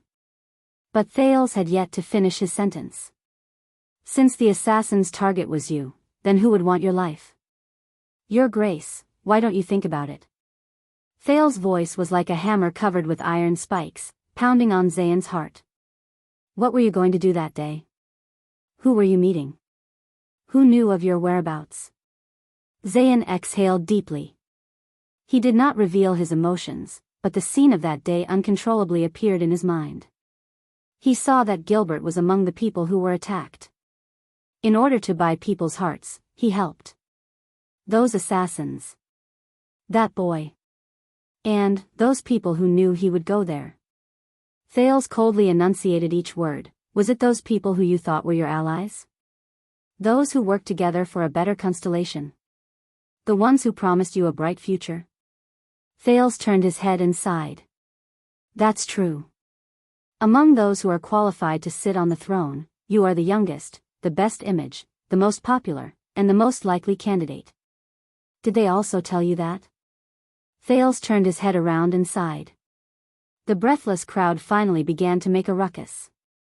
Everyone in the field had different reactions to Thales' performance. Behind Count Caribbean, the young police officer Cohen stared at the boy in surprise. Is he, really only 6 or 7 years old? When I was 7. Forget it, let's not talk about it. Lest I get sad. But the wind would not stop blowing. The old Count Caribbean turned his head and looked at Cohen with a scrutinizing gaze, then at Thales. Under Cohen's increasingly puzzled expression, the old Count's gaze darted back and forth several times. Finally, the old Count looked at Cohen and sighed in disappointment. He then turned his head and looked at Thales. Only an innocent Cohen was left. At first, he had a sudden realization. but then he lowered his head dejectedly. Old man, do you have to do this? You can't compare people like this. The Black Prophet, Murat, exhaled softly and looked at Thales with a complicated gaze. I seem to have underestimated him earlier. The notorious head of the Secret Intelligence Department whispered to Raphael behind him, this child is really unexpected. This child is really unexpected. If he is the king you will serve in the future. The good thing is that you don't have to worry a lot, but the bad thing is that you won't be able to. Raphael nodded solemnly in the face of this seemingly contradictory statement. He understood. Kessel V looked at his son with sparkling eyes. He turned his head slightly and whispered to Gines, who was beside him. That child, did he learn eloquence and speech from Gilbert, or did he learn reasoning and observation from you? No. Gines stared at the center of the field, at the boy who was explaining in a calm and composed manner. She revealed a bitter but gratified smile. That child is rather special. Kessel V thought deeply for a while and snorted softly. His expression was gloomy and complicated. Yes. Just like his mother. Gines' expression froze. Kessel's gaze returned to Thales. Enough. Koster angrily hammered the armrest of the stone throne, interrupting Thales' words. He angrily looked at Kessel, who had a contemplative look in his eyes. Your Majesty, it's time to end this farce. Our main topic is Manchester's one-eyed dragon. Why are you so anxious? Everyone turned their heads and were shocked to see that the person who spoke was the Duke of the Northern Territory. Val raised his head coldly. Will it be disadvantageous to you if you continue listening to him? Koster was speechless for a moment. And you, Faken has old bones. Val's eyes were burning with anger. He turned his head and looked at the haggard man with a terrifying face. His words were profound and extremely sharp. In this kind of situation, you actually didn't take pleasure in my misfortune and didn't say anything sarcastic. How rare. Thank you for reminding me. I was just about to speak, huh? Cyril Fakenhaz, who was a beat slower, pointed at Zayn and laughed. But only those who knew him the best knew that his laugh was a little dry. Looks like you've been made a fool of, you inexperienced young Duke. As for you, Duke Cullen, our Prime Minister, Val looked at the plump Duke opposite him and said disdainfully, you're still as steady as ever. Duke Cullen responded with a simple and honest smile. Zayn clenched his fists, maintained his remaining demeanor, and tried his best not to look at those people. Those people. If I die. Among those people, who will benefit? He could not suppress the suspicion in his heart and began to consider these things. All right, child. The rather pale Zayn forced a smile and said weakly, no matter what you say, there's no evidence, Your Grace. Thales looked at the young Duke with a cold gaze. He deliberately avoided the topic of evidence and deliberately guided his and the audience's thoughts. What is your position in the group that is aiming for the throne? Yes, it doesn't sound reasonable. Your group has more than one person. If you're killed, everyone will be in danger, and the alliance will naturally fall apart. Why would the mastermind assassinate you and do something that would ruin the plan? Unless, Thales sighed again, there's a more terrifying possibility. Zayn closed his eyes and lowered his head slightly. He was not an idiot. That is, everyone in the group knows that you're the one destined to be sacrificed. Thales walked around Zayn and put on a sympathetic look as he patted the shoulder of the master of iris flowers. Your death is part of the plan, you're the one who's being betrayed, and the only one who's being abandoned. That's true. You're young and promising, skillful, wealthy, and highly popular. If you ascend to the throne like this, even if it's a throne that's subject to a king selection system, Covendier will become another Jade Star royal family in a few years, and begin to keep the suzerains in check, and even if it's a matter of lifespan, you'll still live longer than all of them. Then what's the difference if they change the royal family or not? If the master of tricolor iris flowers is assassinated in the capital city, the nobles will only be more terrified, the pressure of war will only be heavier, and the blame on His Majesty will only be greater. The plot to force the appointment of an heir may be smoother. That crown will also be placed on the head of someone they favor more. Zayan's expression was indifferent, but everyone could see that his gaze had not moved for a long time. You were already betrayed before you wore that crown. Thales shook his head comically like a little adult. At the end of the day, you're still too young and careless in making friends. They probably borrowed a lot of power from you and the Covendier family, and prepared for a long time.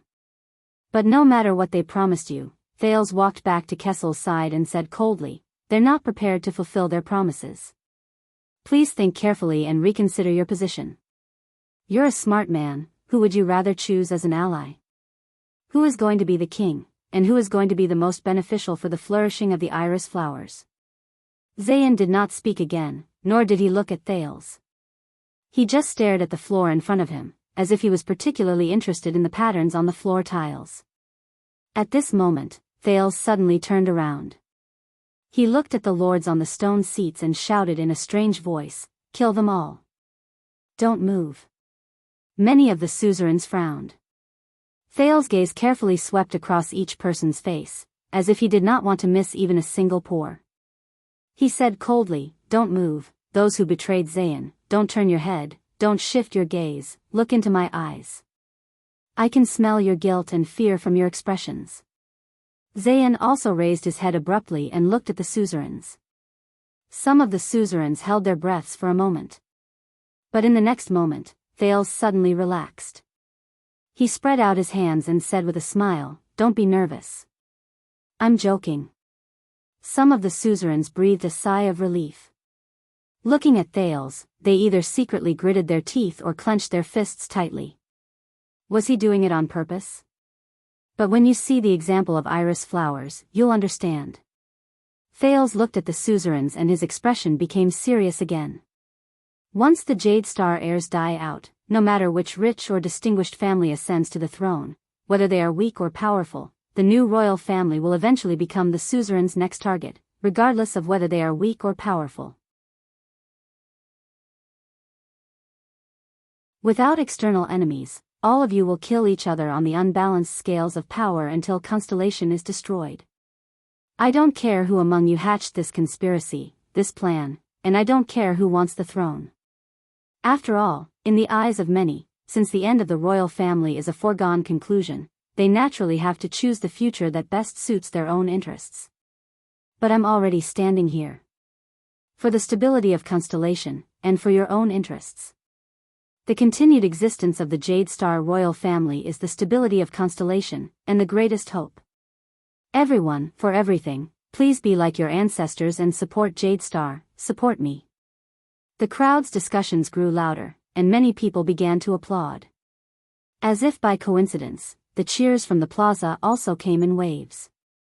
No one knew where the guards passed the words in the hall to. Thales did not look at the suzerains' expressions. In fact, he enjoyed imagining their expressions.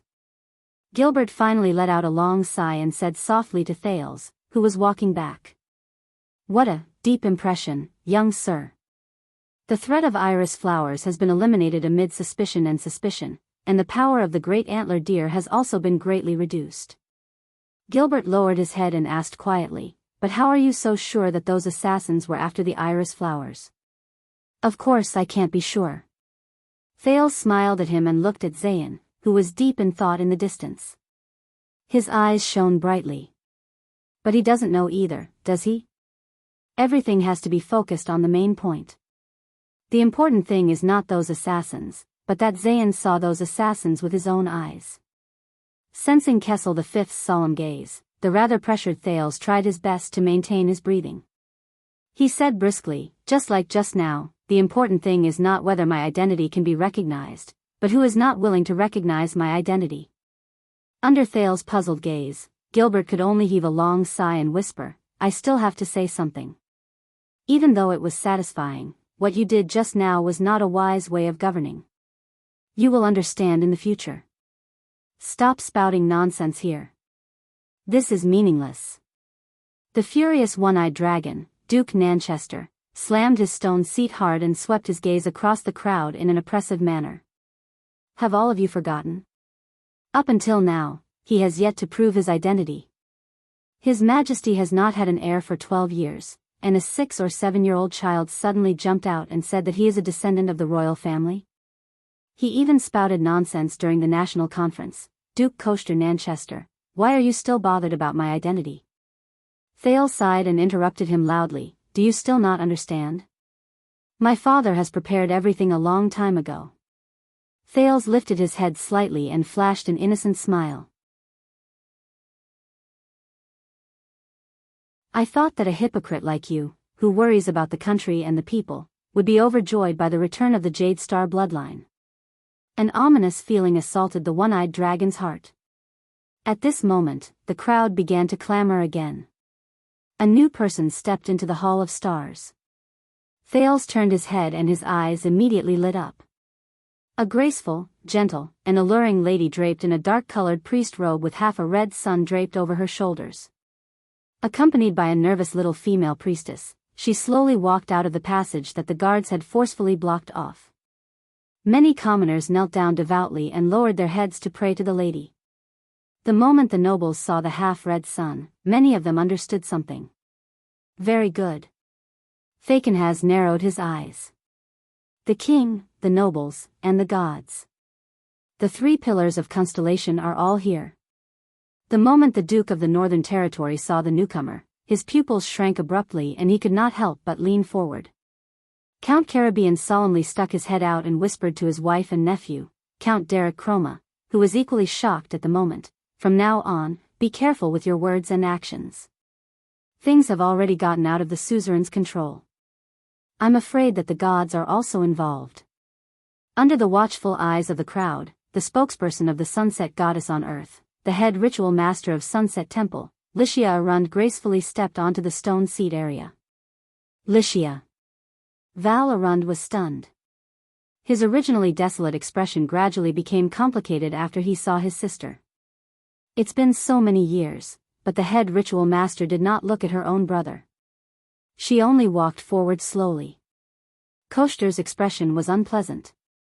He wanted to exchange a glance with Zayn as usual, but he realized that Zayn's gaze was cold and did not even look at him. The one-eyed dragon felt bitter in his heart. Head ritual master Wuxia, Kessel V stood up solemnly, Sunset Temple, spokesperson of the goddess. The authority of the king, the vow of the nobles, and the witness of the gods, these are the 3 most important pieces of proof when Constellation was founded. Today, after more than 600 years, please allow the Sunset Goddess to witness the continuation of the royal bloodline of Constellation. The entire hall was in an uproar again. The expressionless Wuxia bowed and nodded slightly. But she did not reply immediately.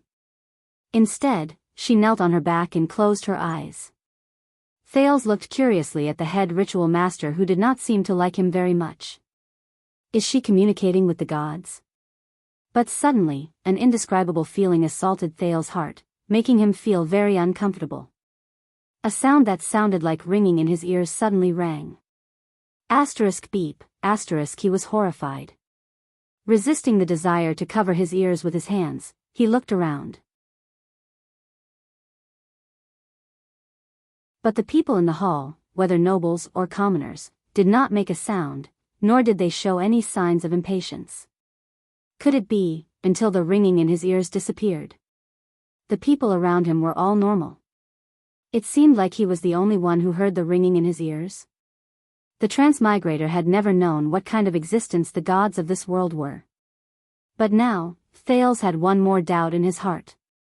After a while, Wuxia opened her eyes gently, stood up and said, "The goddess has agreed, Your Majesty." Duke Cullen sighed. He already knew the outcome of the matter.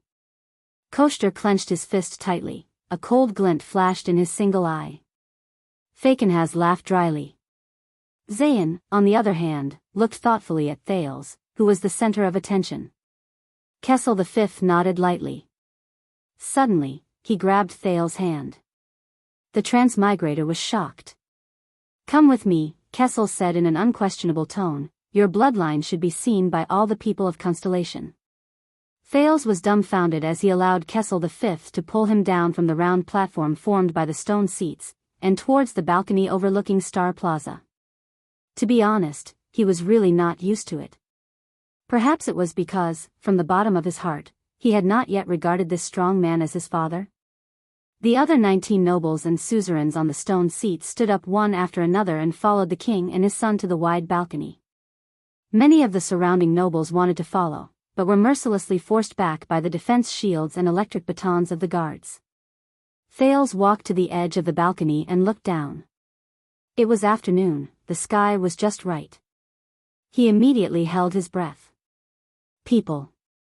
So many people. Densely packed people. The entire Star Plaza was filled with people. At least tens of thousands. Like ants, they covered the entire ground in his field of vision. It was not that Thales had never been to Star Plaza before. He had also stood in the plaza and looked up at the magnificent Renaissance Palace. But he had never stood on the balcony of the Hall of Stars in Renaissance Palace and looked down at the entire Star Plaza. Even the transmigrator, who had lived 2 lives, could not help but open his mouth wide when he saw this scene. Soon, the people in the plaza noticed that there were 2 more people on the balcony. After confirming that they were the king and his bloodline. Unprecedented cheers sounded from the crowd in the square, covering the sky and covering the earth. King, king, long live Jade Star, Constellation, Constellation, do you see it? Kessel continued to hold Thales' hand and said slowly, this is our subjects, our burden, and our responsibility. The Supreme King asked meaningfully, are you ready to live for Constellation? Without waiting for Thales to answer, Wuxia walked up with a cold expression. The young priestess seemed very nervous. Under Wuxia's signal, she trembled as she brought over a plate with an expensive dagger on it.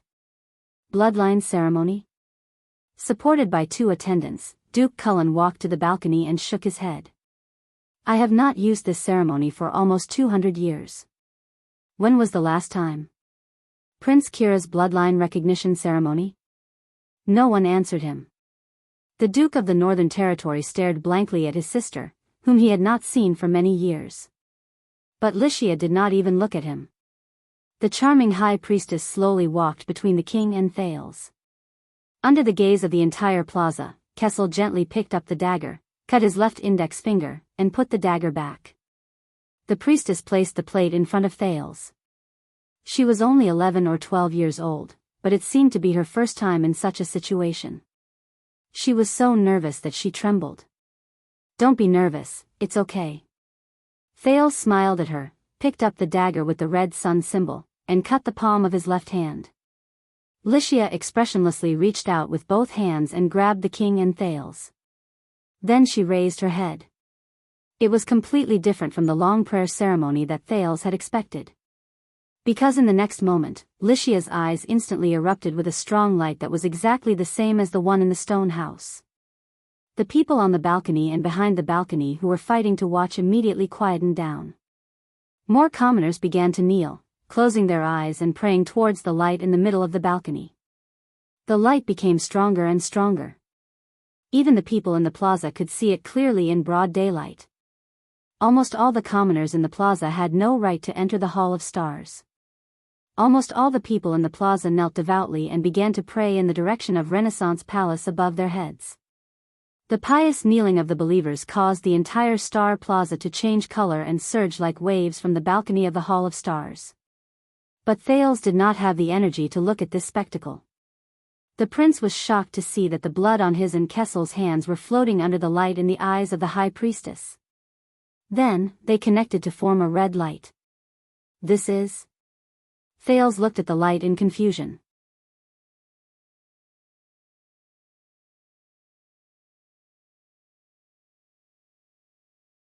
Chapter 65. Beep, Thales heard the strange ringing in his ears again. This time, Thales lowered his head in pain, his face contorted. Compared to before, the ringing in his ears this time was especially loud, almost as loud as the demonic voice of the psionic assassin yesterday. What exactly is this? Thales endured the pain, but he knew that he could not make any mistakes at this time. Everyone in the capital city was witnessing this moment. Licia's glowing eyes looked at him in puzzlement.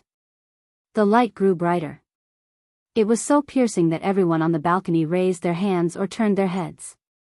Even the 5 dukes who stood closest to them could not see or hear what was happening in the center. Under the strong light, Thales gradually could not see what was happening outside. Amidst the painful ringing in his ears, Thales could barely see Licia and Kessel's figures. He had already started to grit his teeth, enduring the torment of the ringing in his ears. The abnormality of the transmigrator was soon discovered. Licia's eyes, which shone with a powerful light, narrowed and widened. Then, she spoke in puzzlement. She then asked in puzzlement, "You? Why are you? What's going on?" Thales felt inexplicably nervous. At this moment, Thales clearly saw King Kessel's robust figure suddenly turn his head in the light. "Licia." The king spoke softly. Only Licia and Thales, who were closest to him, could hear him. For some reason, Kessel V did not have his usual dignified and cold demeanor. This time, his tone was actually pleading and powerless. "I beg you." At this moment, the dignified Supreme King of Constellation begged in a submissive voice. This is Constellation's future, and also Midiar's long-cherished wish. Licia's hands, which were holding on to both of their hands, trembled for some reason. But she then turned her head and looked at the king. Licia asked in disbelief, It's her?" But the king did not answer her. In the next second, the light disappeared. The ringing in his ears also disappeared. Thales breathed a sigh of relief when his ears were freed. He took deep breaths. What exactly is going on? The ringing in his ears, the head ritual master's suspicion, the king's pleading. He snapped out of his daze. The people on the balcony returned to his line of sight. There was only a ray of red light left in the air, connecting Thales and Kessel's wounds. After being scrutinized by everyone surprised, delighted, disappointed, and complicated gazes for more than 10 seconds, the red light finally disappeared. At this moment, Licia looked extremely tired. She raised her head and gave Kessel a deep look. Kessel V did not speak. He only calmly accepted her gaze. Licia glanced at Thales again. This time, Thales clearly saw surprise, disgust, and fear in her eyes. The surrounding nobles all held their breath as they watched all of this. Thales knew that the current situation was not right. He could only grit his teeth and bury his doubts and the pain of the ringing in his ears at the bottom of his heart. It was just like the countless other puzzles. The head priest of the Sunset Divine Hall announced in a weak voice, "That's right. The goddess has issued a decree." She turned her head and gave Kessel a complicated and painful look. "These two are father and son. Our bloodlines are linked, our fates are linked." As soon as the high priestess finished speaking, she left decisively towards the side of the hall. Under the pious worship of the people, she walked down from the balcony. She did not look at anyone or anything in the hall. She did not linger. Only the silent Kessel and the shocked Thales were left. The little priestess glanced at the two of them nervously and hurriedly followed with the plate. The next moment, the Hall of Stars, which had quietened down because of the bloodline ceremony, suddenly erupted into cheers. Under Gilbert's urging, the guards passed the message down to the plaza. After 12 years, the Jade Star royal family finally had a new bloodline. The commotion on the balcony then turned into a carnival of tens of thousands of people in the plaza. Jade Star. Jade Star, the cheers almost resounded through the sky. Koster and the few counts' faces turned ashen. Gilbert and the king's supporters exchanged glances excitedly. Gines was the only one who looked at Licia's back. Other than joy, there was an even more obscure and complicated emotion in her eyes. "All right." The fat duke exhaled. His face was full of joy. "Since the Sunset Divine Hall has acknowledged this child's bloodline, I believe that he is indeed His Majesty's blood descendant." Beside him, Koster looked at him coldly. What a cunning fellow. What a quick turnaround. According to the Sacred Constellation Covenant, after the royal family and Sunset Temple have acknowledged his identity, the next step is for Constellation's higher parliament, which is an organization formed by us 19 nobles, to acknowledge his identity and that this child is a prince of Constellation, Duke Cullen said with a smile on the balcony, amidst the cheers in the square. Wait. Koster gritted his teeth and said his next sentence, I remember that no matter who this child's mother is, it is not Queen Kia. The expressions of many of the nobles in the plaza changed immediately. Gilbert's expression also turned unpleasant in an instant. Kessel V turned his head and looked at Koster. The Lord of Steep Forest City, the Duke of the Land of Cliffs, Koster Nanchester exhaled. This child is His Majesty's illegitimate child. Thales clenched his fists tightly. As expected, my identity, yes. Count Dagestan was the first to react. According to the Constellation Convention, illegitimate children cannot enjoy the right to inherit. The conversation on the balcony could not be heard clearly in the hall, but after the nobles in the front row who were closer to them spread the news, the entire Hall of Stars was in an uproar. Tormund I is also illegitimate. Gilbert's eyes were burning. And he is the king of Renaissance that all of your ancestors swore loyalty to. Tormund I's greatness was not inherited from the final empire's imperial bloodline. His constellation was built through his personal struggles, countless conquests, and blood. Our ancestors were the same. Don't forget that 600 years ago, many of them were illegitimate children, descendants of branch families, or failed knights. They fought for their status with their own hands. Count Sorrel, whose territory was in the Land of Cliffs, said in agreement with the Duke of the Land of Cliffs. Is this illegitimate child 5 or 6 years old? What did he do to not be bound by his status as an illegitimate child and have the right to inherit this great kingdom left behind by Tormund I like a legitimate child? Your Majesty, of course we should recognize him as your son, a Jade Star descendant. This is God's will. The one-eyed dragon's gaze was cold. But if you want to confirm that he is a prince with the right to inherit, an illegitimate child will become our next king? At the very least, I will never bend my knees and swear an oath to him. You just refuse to give up, don't you, Koster? The Duke of the Northern Territory stared at the one-eyed dragon with sorrow and sighing in his eyes. Even if it's for Constellation and the upcoming war? Koster deliberately avoided Val's gaze and only stared at Kessel V. Of course he won't give up. The gloomy Duke Fakenhas laughed dryly. He has already become mortal enemies with this child, hasn't he? Thale's heart skipped a beat. He suddenly understood what Gilbert had told him earlier. It was not a brilliant political tactic.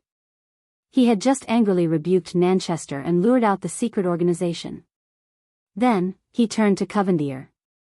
Even though this move removed Iris Flowers from the list of enemies and planted seeds of doubt, it also completely turned the Nanchester family of the Land of Cliffs and the Great Deer Antler into his mortal enemies.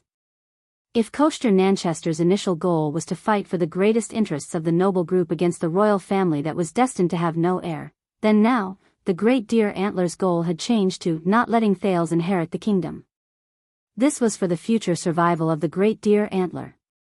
Was I still too impulsive just now? Thales secretly clenched his fists.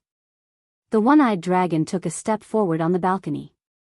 His voice was low, but the words he said were chilling. All of you have seen that this child has a dark heart and is narrow-minded.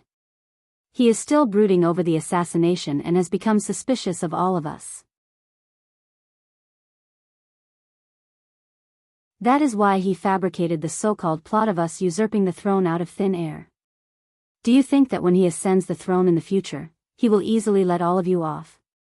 Let all of you, the group of people he once suspected to be the mastermind behind the scenes? The dozen or so nobles frowned at the same time. A few of them began to look at Thales thoughtfully. Koster continued with his incisive words. There has only been one virtuous king in the history of Constellation. And the kind, upright, tolerant, and magnanimous Prince Midir that all of you have met is also only one. Kessel frowned deeply. Whether all of you participated in that group that he fabricated or not, all of you are already on his list. Many years later, when he ascends the throne, are you sure that he will not remember today and all of you? The destruction of Constellation? When that time comes, when all the nobles are in danger, that will be the true day of destruction. Gilbert clenched his teeth tightly. Koster had grasped the thing that the nobles feared the most. Kessel V lowered his head and glanced at the pale-faced Thales. Even if it is for the future and stability of Constellation, Your Majesty, are you sure that choosing such an heir will not push Constellation into the abyss of division and destruction? The other counts looked at each other without saying a word. They pondered over Koster's words, until one of them broke the silence. Count Dagestan coughed and said with a frown, "Yes. Returning to the main topic, I also feel that it is not appropriate for an illegitimate son of a lowly status to become the supreme king of Constellation. Even if the royal family and the temple have already made their decision, the higher parliament still needs to be more cautious." He looked at Thales, who had yet to recover from the aftermath of the bloodline ritual. However, his gaze was no longer rude and judgmental, but cautious and cautious. Kessel V tapped his scepter and said indifferently, "It seems that it is indeed not easy for the suzerains to come to a consensus, is it not? Then, the last step is for the members of the higher parliament to vote and decide their attitude towards this child." Thales took a deep breath. In the end, my fate is still not in my own hands? The Supreme King looked at Duke Cullen, who was being supported by someone. Duke Cullen sighed and nodded slightly. The vassals of Blade Edge Hill are not present, so there are 3 fewer votes. However, the remaining 5 guardian dukes, 11 appointed counts, and a total of 16 high-ranking vassals still have the right to make the decision. The plump duke opened his eyes slightly. Everyone, should this child become the Prince of Constellation with the right to inherit the throne? Gines, who was standing behind the king, finally could not take it anymore. She shouted angrily, "Hey! Why does the higher parliament still need to recognize the prince of the royal family?" The dukes and counts ignored her. Only Koster snorted softly. "This is a man's matter," the one-eyed dragon said scornfully. "Madam, please be quiet. Because this child is related to the right to inherit the throne. This is a vow made on the day Constellation was founded." The old Count Caribbean spoke at this moment, dispelling Gine's awkwardness. He sighed slightly and said, "The king and the suzerains rule the country together. May the tyrants of the empire never appear again." Duke Cullen glanced at Thales with his murky gaze. According to the regulations set by Mindys III 150 years ago, it will be valid if it exceeds half, or if it is exactly half, this child will be an illegitimate son who only has the right to inherit property.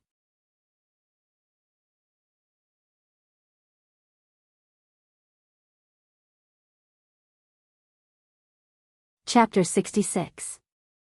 No. Koster said loudly, "Who wants to see a chaotic constellation? Just vote, yes. No." Land of Cliffs Regions Sorrel and Count Dagestan followed suit. Val Arun frowned and said, "I don't know what this means for the war ahead, Sir Val." Koster said calmly, "The promise of the Land of Cliffs to send out all its troops to support the Northern Territory is still valid. The Land of Cliffs and the Northern Territory are bordering each other, and we will never watch our friends fall into the flames of war. You know, we are the closest, and sending troops to support is more effective than the royal family. But I am very worried that the future of Constellation will be destroyed in the hands of an illegitimate child whom the new vassals fear." Koster's single eye was fixed on Val, his expression solemn. Val was silent for a long time before he finally sighed. This warrior suzerain who seemed to be made of iron said desolately, "This is for the Northern Territory, for Arund." In a place where no one could see, Kessel V tightened his grip on his scepter. "No," the Duke of the Northern Territory said desolately. Counts Amunto and Count Fries also sighed deeply, "No. No.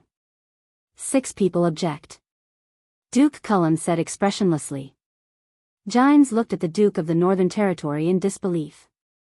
Thales closed his eyes weakly. "Count Talon. I know that your territory is near Central Territory, and you have a good relationship with the royal family." Koster said flatly to one of the 16 people, "Count Bern Talon of the Pentagram, dukes like us are indeed not suitable to inherit the throne. But you are different. The pentagram is a branch of the nine-pointed star in history. Koshter raised his hand, his words full of bewitchment.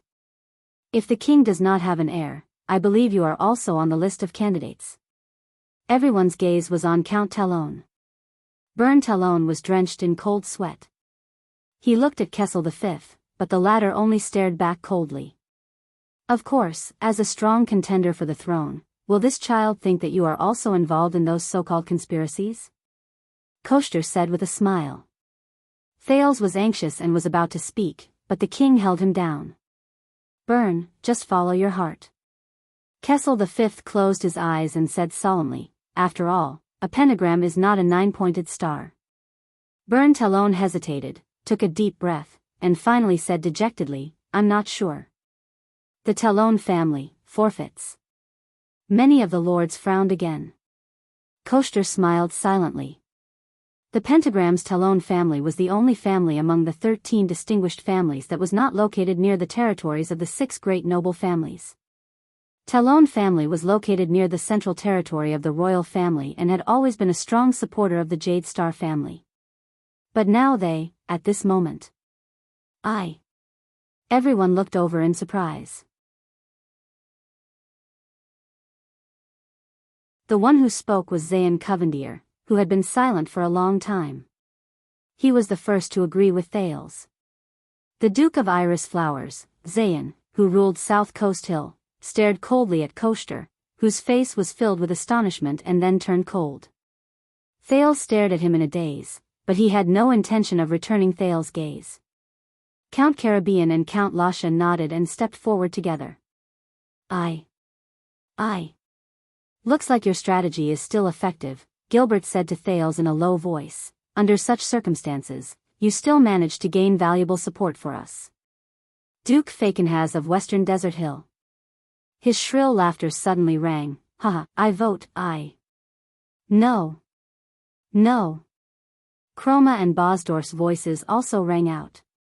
Amidst many people's doubts, Koshter angrily said, Old bones. Why is my vote different from Count Chroma and Count Bosdorf's? Fakenhaz interrupted him and laughed. Oh my, I am not their lord. Is it not normal for me to not be able to rule them? He stared mockingly at the other dukes. After all, the 13 distinguished families are not the guardian dogs of the 6 great clans. Many of the counts blushed and turned their heads away. However, after many of the king's supporters counted the votes, they sighed and lowered their heads.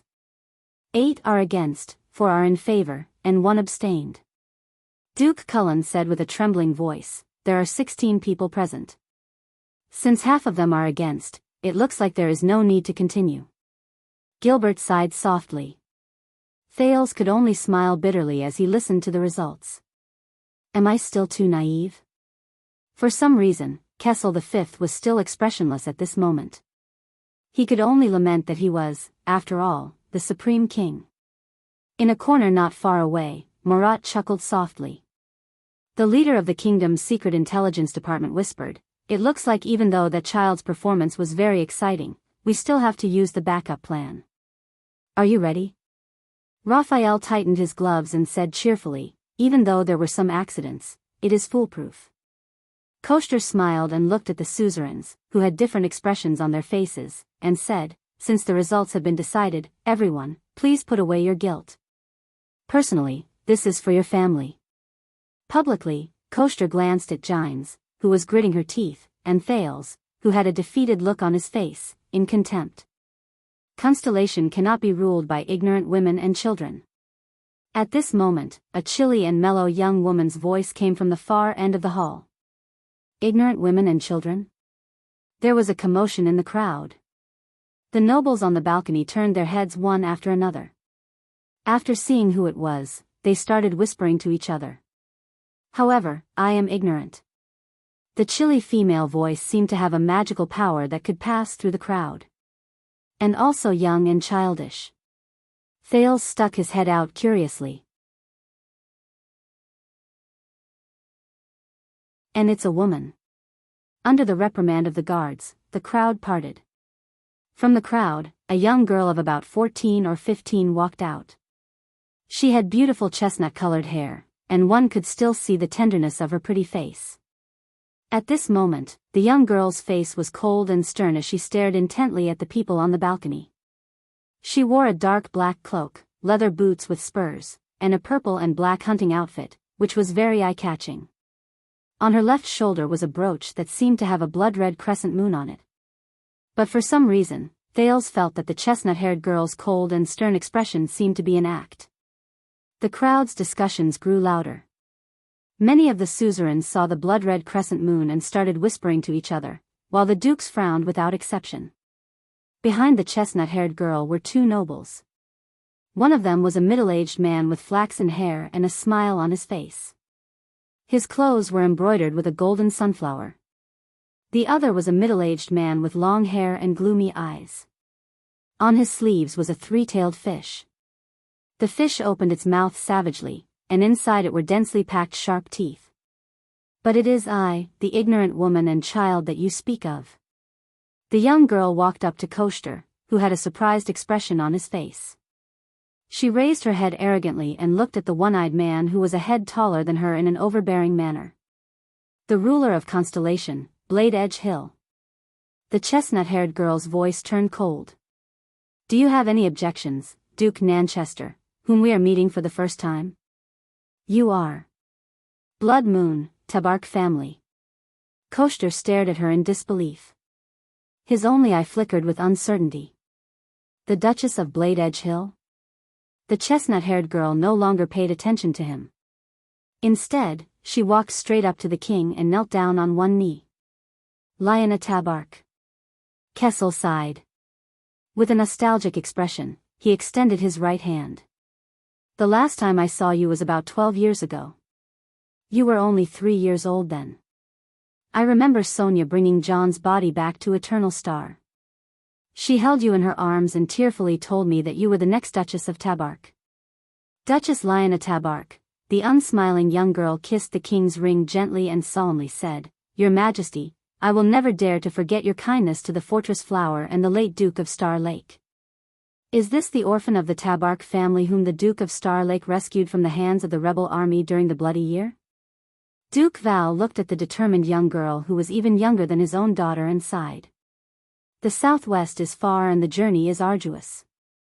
I thought you would not make it in time. Is this young girl the orphan of the Tabark family who was slaughtered by the rebel army of the 6 southwestern cities during the Bloody Year?" Val glanced at Kessel and sighed. "This is really similar to the Jade Star family. It took some time to gather the vassals.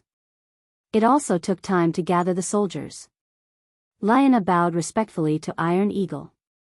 "Please be rest assured that when the kingdom is in trouble, Tabark will definitely do his best, regardless of the sacrifices, returns, and gains and losses." Upon hearing this, some of the counts stole glances at Koshter. The latter snorted softly and turned his head away. "Our vow is eternal.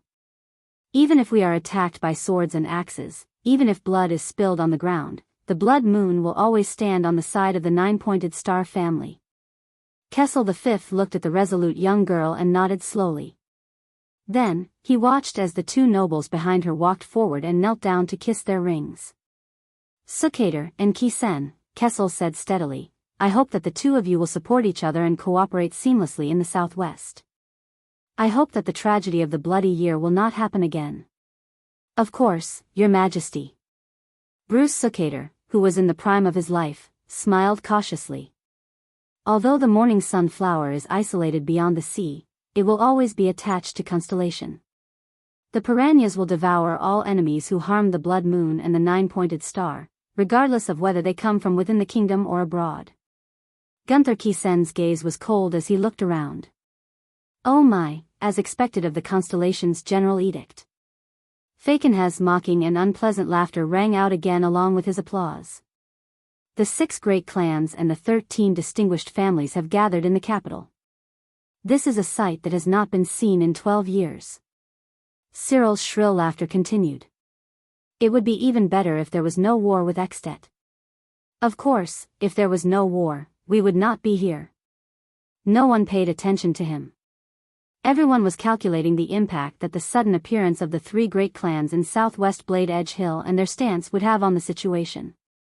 Koshter's expression changed drastically. He looked at Duke Cullen, his eyes full of urgency. But the old guardian Duke of the Eastern Sea did not even look at him. He only said with a trembling voice, coincidentally, this. Duchess Lyanna, but he was quickly interrupted by a girl with a cold expression. Cut the nonsense. Grandpa, I'm afraid that if you continue talking, you'll have an asthma attack. Duke Cullen choked. He opened his mouth in a daze and did not know how to react. The Castellan of Blade City, the Duchess of Blade Edge Hill, Lyanna Tabark nimbly turned to Thales. Huh? Thales quickly coughed and put on an amiable smile. Lyanna's sharp gaze swept up and down. Thales noticed that she had a pair of green eyes. He could not help but puff out his chest and stand a little straighter. Then, just as he was about to bow, fortunately, you are not too ugly. Lyanna nodded coldly and snorted. Just a little skinnier, a little despicable, and a little short. A little despicable? And this, Thales also stood there in a daze. His hand, which was about to bow, was raised in mid-air before he retracted it resentfully. He exchanged glances with Duke Cullen, who was in front of him, and saw in each other's eyes that they were in the same boat. Lyanna turned around and stared firmly at all the nobles. She said loudly, regarding whether he can become a prince or not, I, Duchess Tabark, vote yes. Before everyone could react, Count Sukater and Count Kisen, who were behind her, each took a step forward. One chuckled, and the other scanned the crowd with a ferocious gaze. They spoke in unison. Yes. Gilbert's hand, which was on Thales' shoulder, unintentionally tightened in his agitation. But Thales had no time to care. His heart thumped and started beating again. She agrees. There was another uproar in the hall. Star Plaza began to rumble with noise again. Duke Cullen sighed. Then, 8 people are against, 7 are in favor, and 1 abstained. And because of the presence of Tabark, Sukater, and the Kisen family, the 19 members of the higher parliament have gathered together. So, up until now, less than half of the people in favor and against are in favor. Only Javier of the Eastern Sea, Count Almond, and an old fatty like me are left. Koshter clenched his fists and his heart sank. Damn it. That little bitch who rules Tabark, the upstart Sukater, and the rabid Kisen. Are they the spies that the king has prepared? Impossible, in such a short time. Fortunately, Cullen and the 2 Eastern Sea families under his influence are still on our New Star side. If they vote against, that boy will not have the right to inherit, and we can take our time to think about it.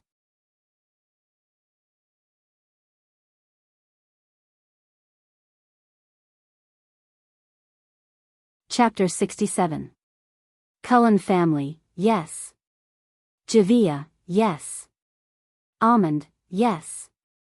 3 voices of agreement rang out one after another. Thales quivered and started counting the number of people in his head. He could not help but breathe harder. He looked at Gilbert, who was trying hard to suppress the excitement in his eyes. Koshter Nanchester, on the other hand, had his mouth wide open. It took him a whole 20 seconds to figure out what had just happened. He looked at the smiling old Duke Cullen in disbelief, his breathing quickening. Behind him, Dostan and Count Sorrel also looked at each other in disbelief. What happened? What happened?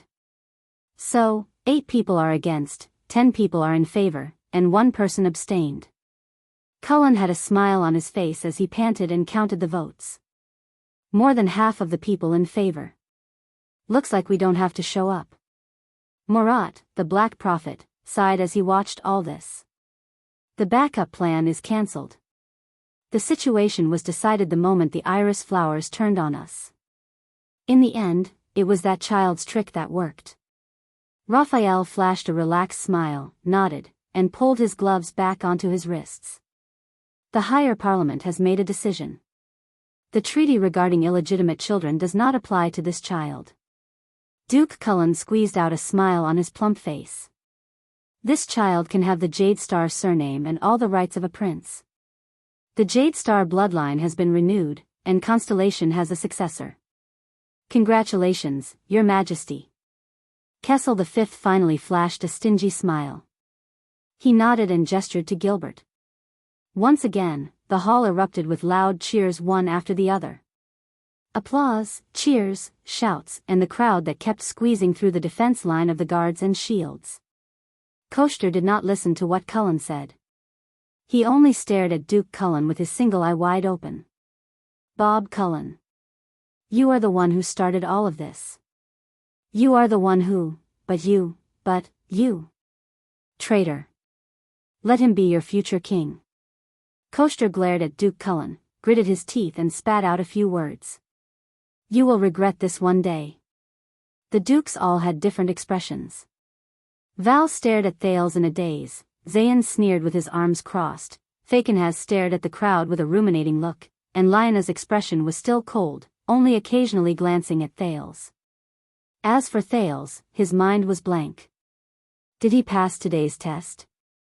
Gilbert waved his hand with an agitated expression and took a plate from an attendant beside him. There was a rolled-up document on it. Your Majesty, young sir. Even though it's a little crude and rushed, we still need to have the necessary rituals. Kessel V nodded expressionlessly. With trembling hands, Gilbert handed over the scroll with the 9-pointed star fire lacquer seal to the Supreme King.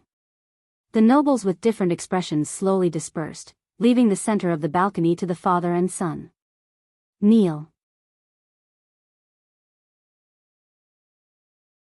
Kessel V still had a complicated expression on his face, but he looked at Thales with extreme seriousness.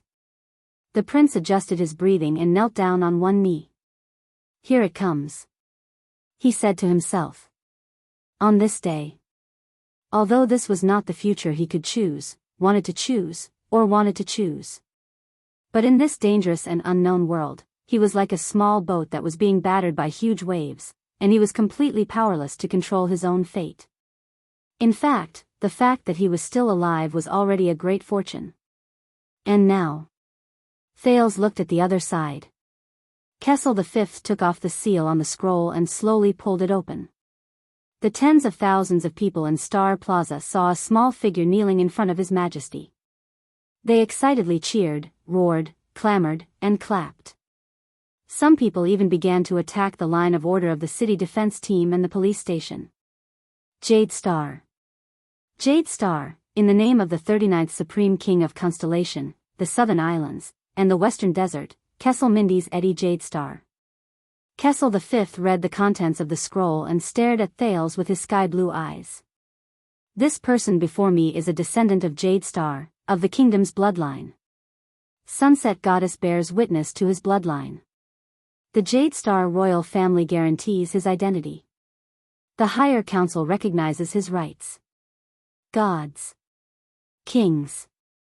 Suzerains. The three pillars of Constellation. Thales squeezed his knees even harder. He could not help but think of the national conference with its ups and downs.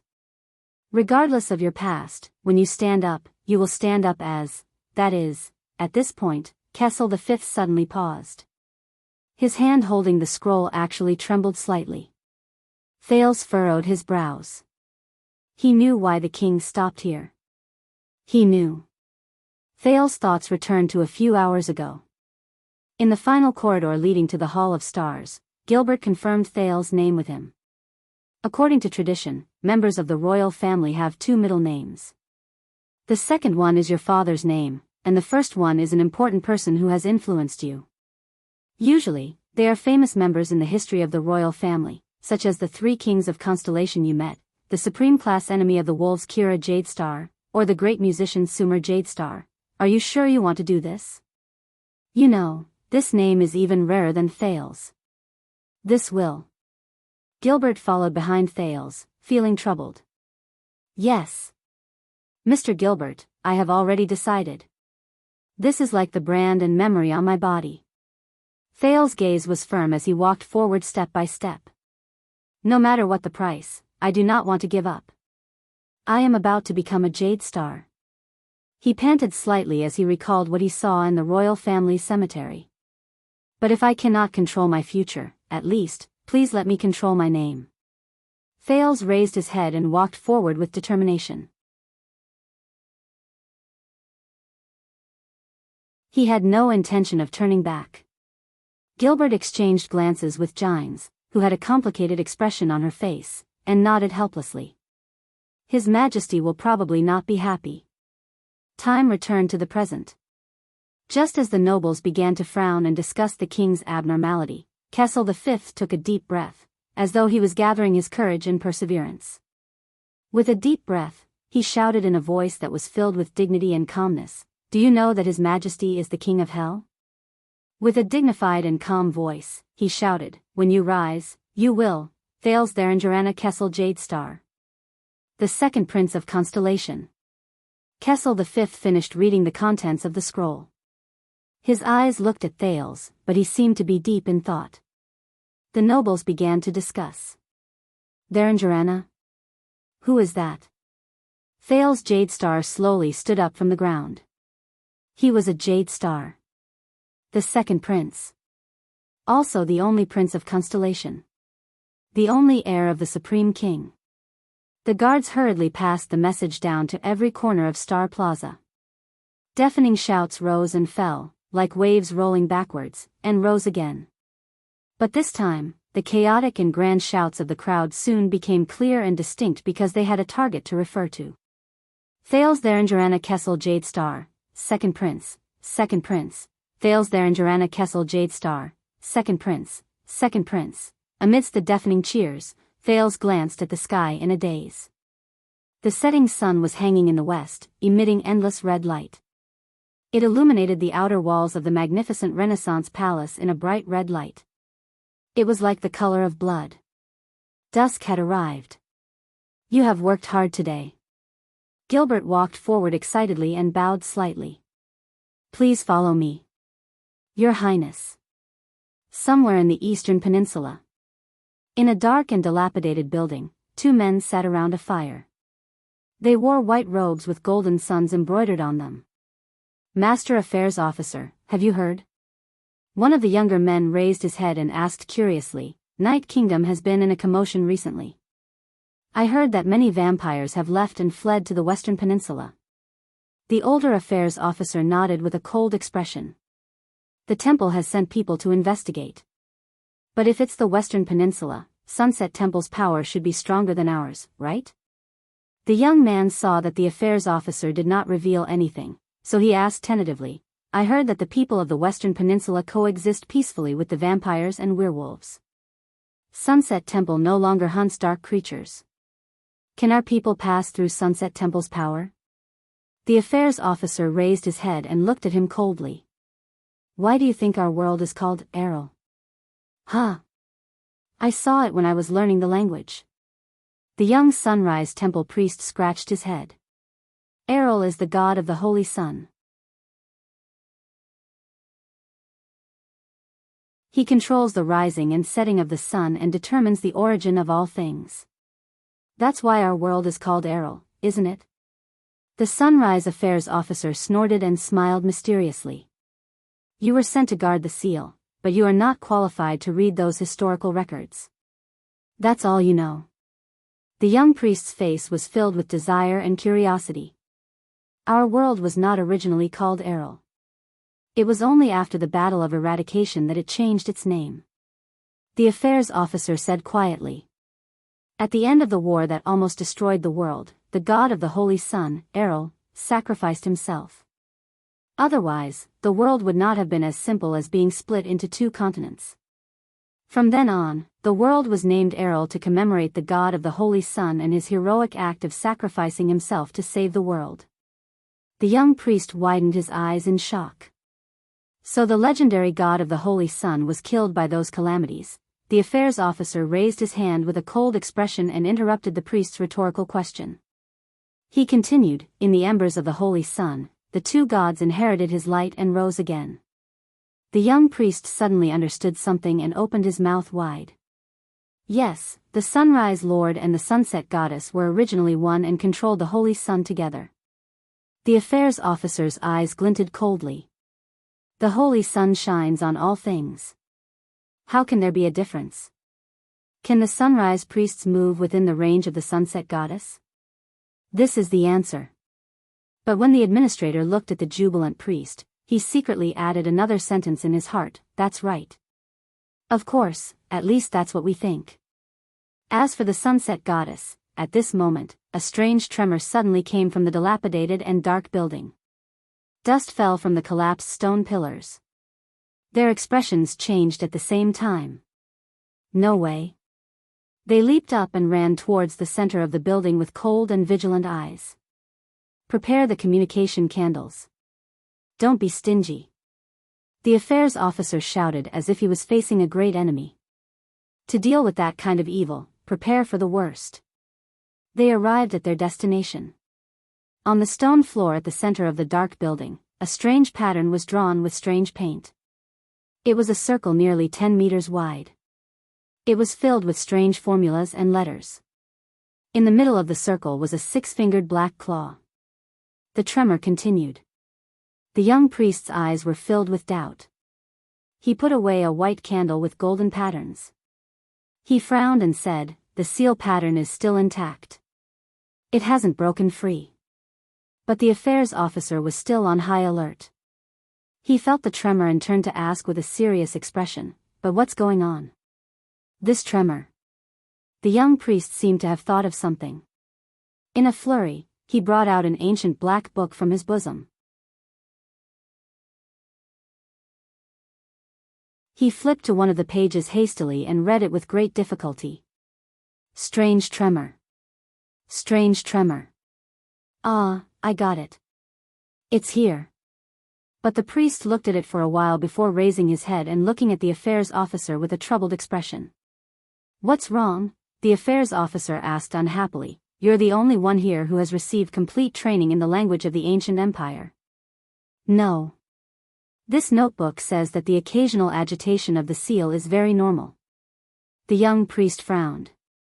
But, the sudden activity of the sun, the tide of the moon, the change in the flow of Hell's river, even the 7 kings of Hell picking their noses and yawning, the kingdom of 10,000 gods decorating their bedrooms for no reason. My God, what kind of disrespectful term is that? Multiple supreme class elites passing by, and even the name of a sealed artifact being called by many people at the same time, all of these might cause energy fluctuations and agitation. The degree of intensity varies. The priestess flipped through the notes. Amid the sounds caused by the tremors, she exhaled in resignation. Heavens, I really have to give it to these mages. A single question has 6 to 7 different conditions and more than 20 possible answers, and they even have to mark it with "to be continued." What's the difference between that and not being able to find the answer? No wonder they became extinct. There has to be someone with the highest possibility, right? Are we just going to ignore it? The administrator suppressed his anger and asked. The young priest flipped through his notes anxiously and furrowed his eyebrows. I don't know. I'm just a third-rank white-robed priest of the Sunrise Shrine. I'm not. At this moment, the tremors suddenly stopped. The two of them raised their heads and looked at each other, seeing the doubt and relief in each other's eyes. The tremors did not come again. The administrator finally breathed a sigh of relief. He glared fiercely at the priestess, turned around, and left. The priestess looked at the administrator's back and continued to speak, feeling wronged. It's not like you're an extinct mage or a witch. You know everything and can use all kinds of methods to figure out everything, the administrator said without turning his head. You should be glad that they're all extinct. His tone was filled with annoyance. The young priestess, who was the target of his anger, glanced at the 6-fingered black claw and rolled her eyes. If those mages did not go extinct. The administrator's back disappeared behind the stone pillar, but his displeased voice continued to travel. How could a rookie like you have the right to sit here and guard the seal? If the mages did not go extinct. Of course I wouldn't have the right to be here, but, the young priestess raised her eyebrows and glanced at the circle on the ground. She shook her head and spread her hands in resignation. You're tuning in to the Biyao's Wuxia Chronicles YouTube channel. Don't forget to subscribe and join us on this journey to catch the most captivating stories.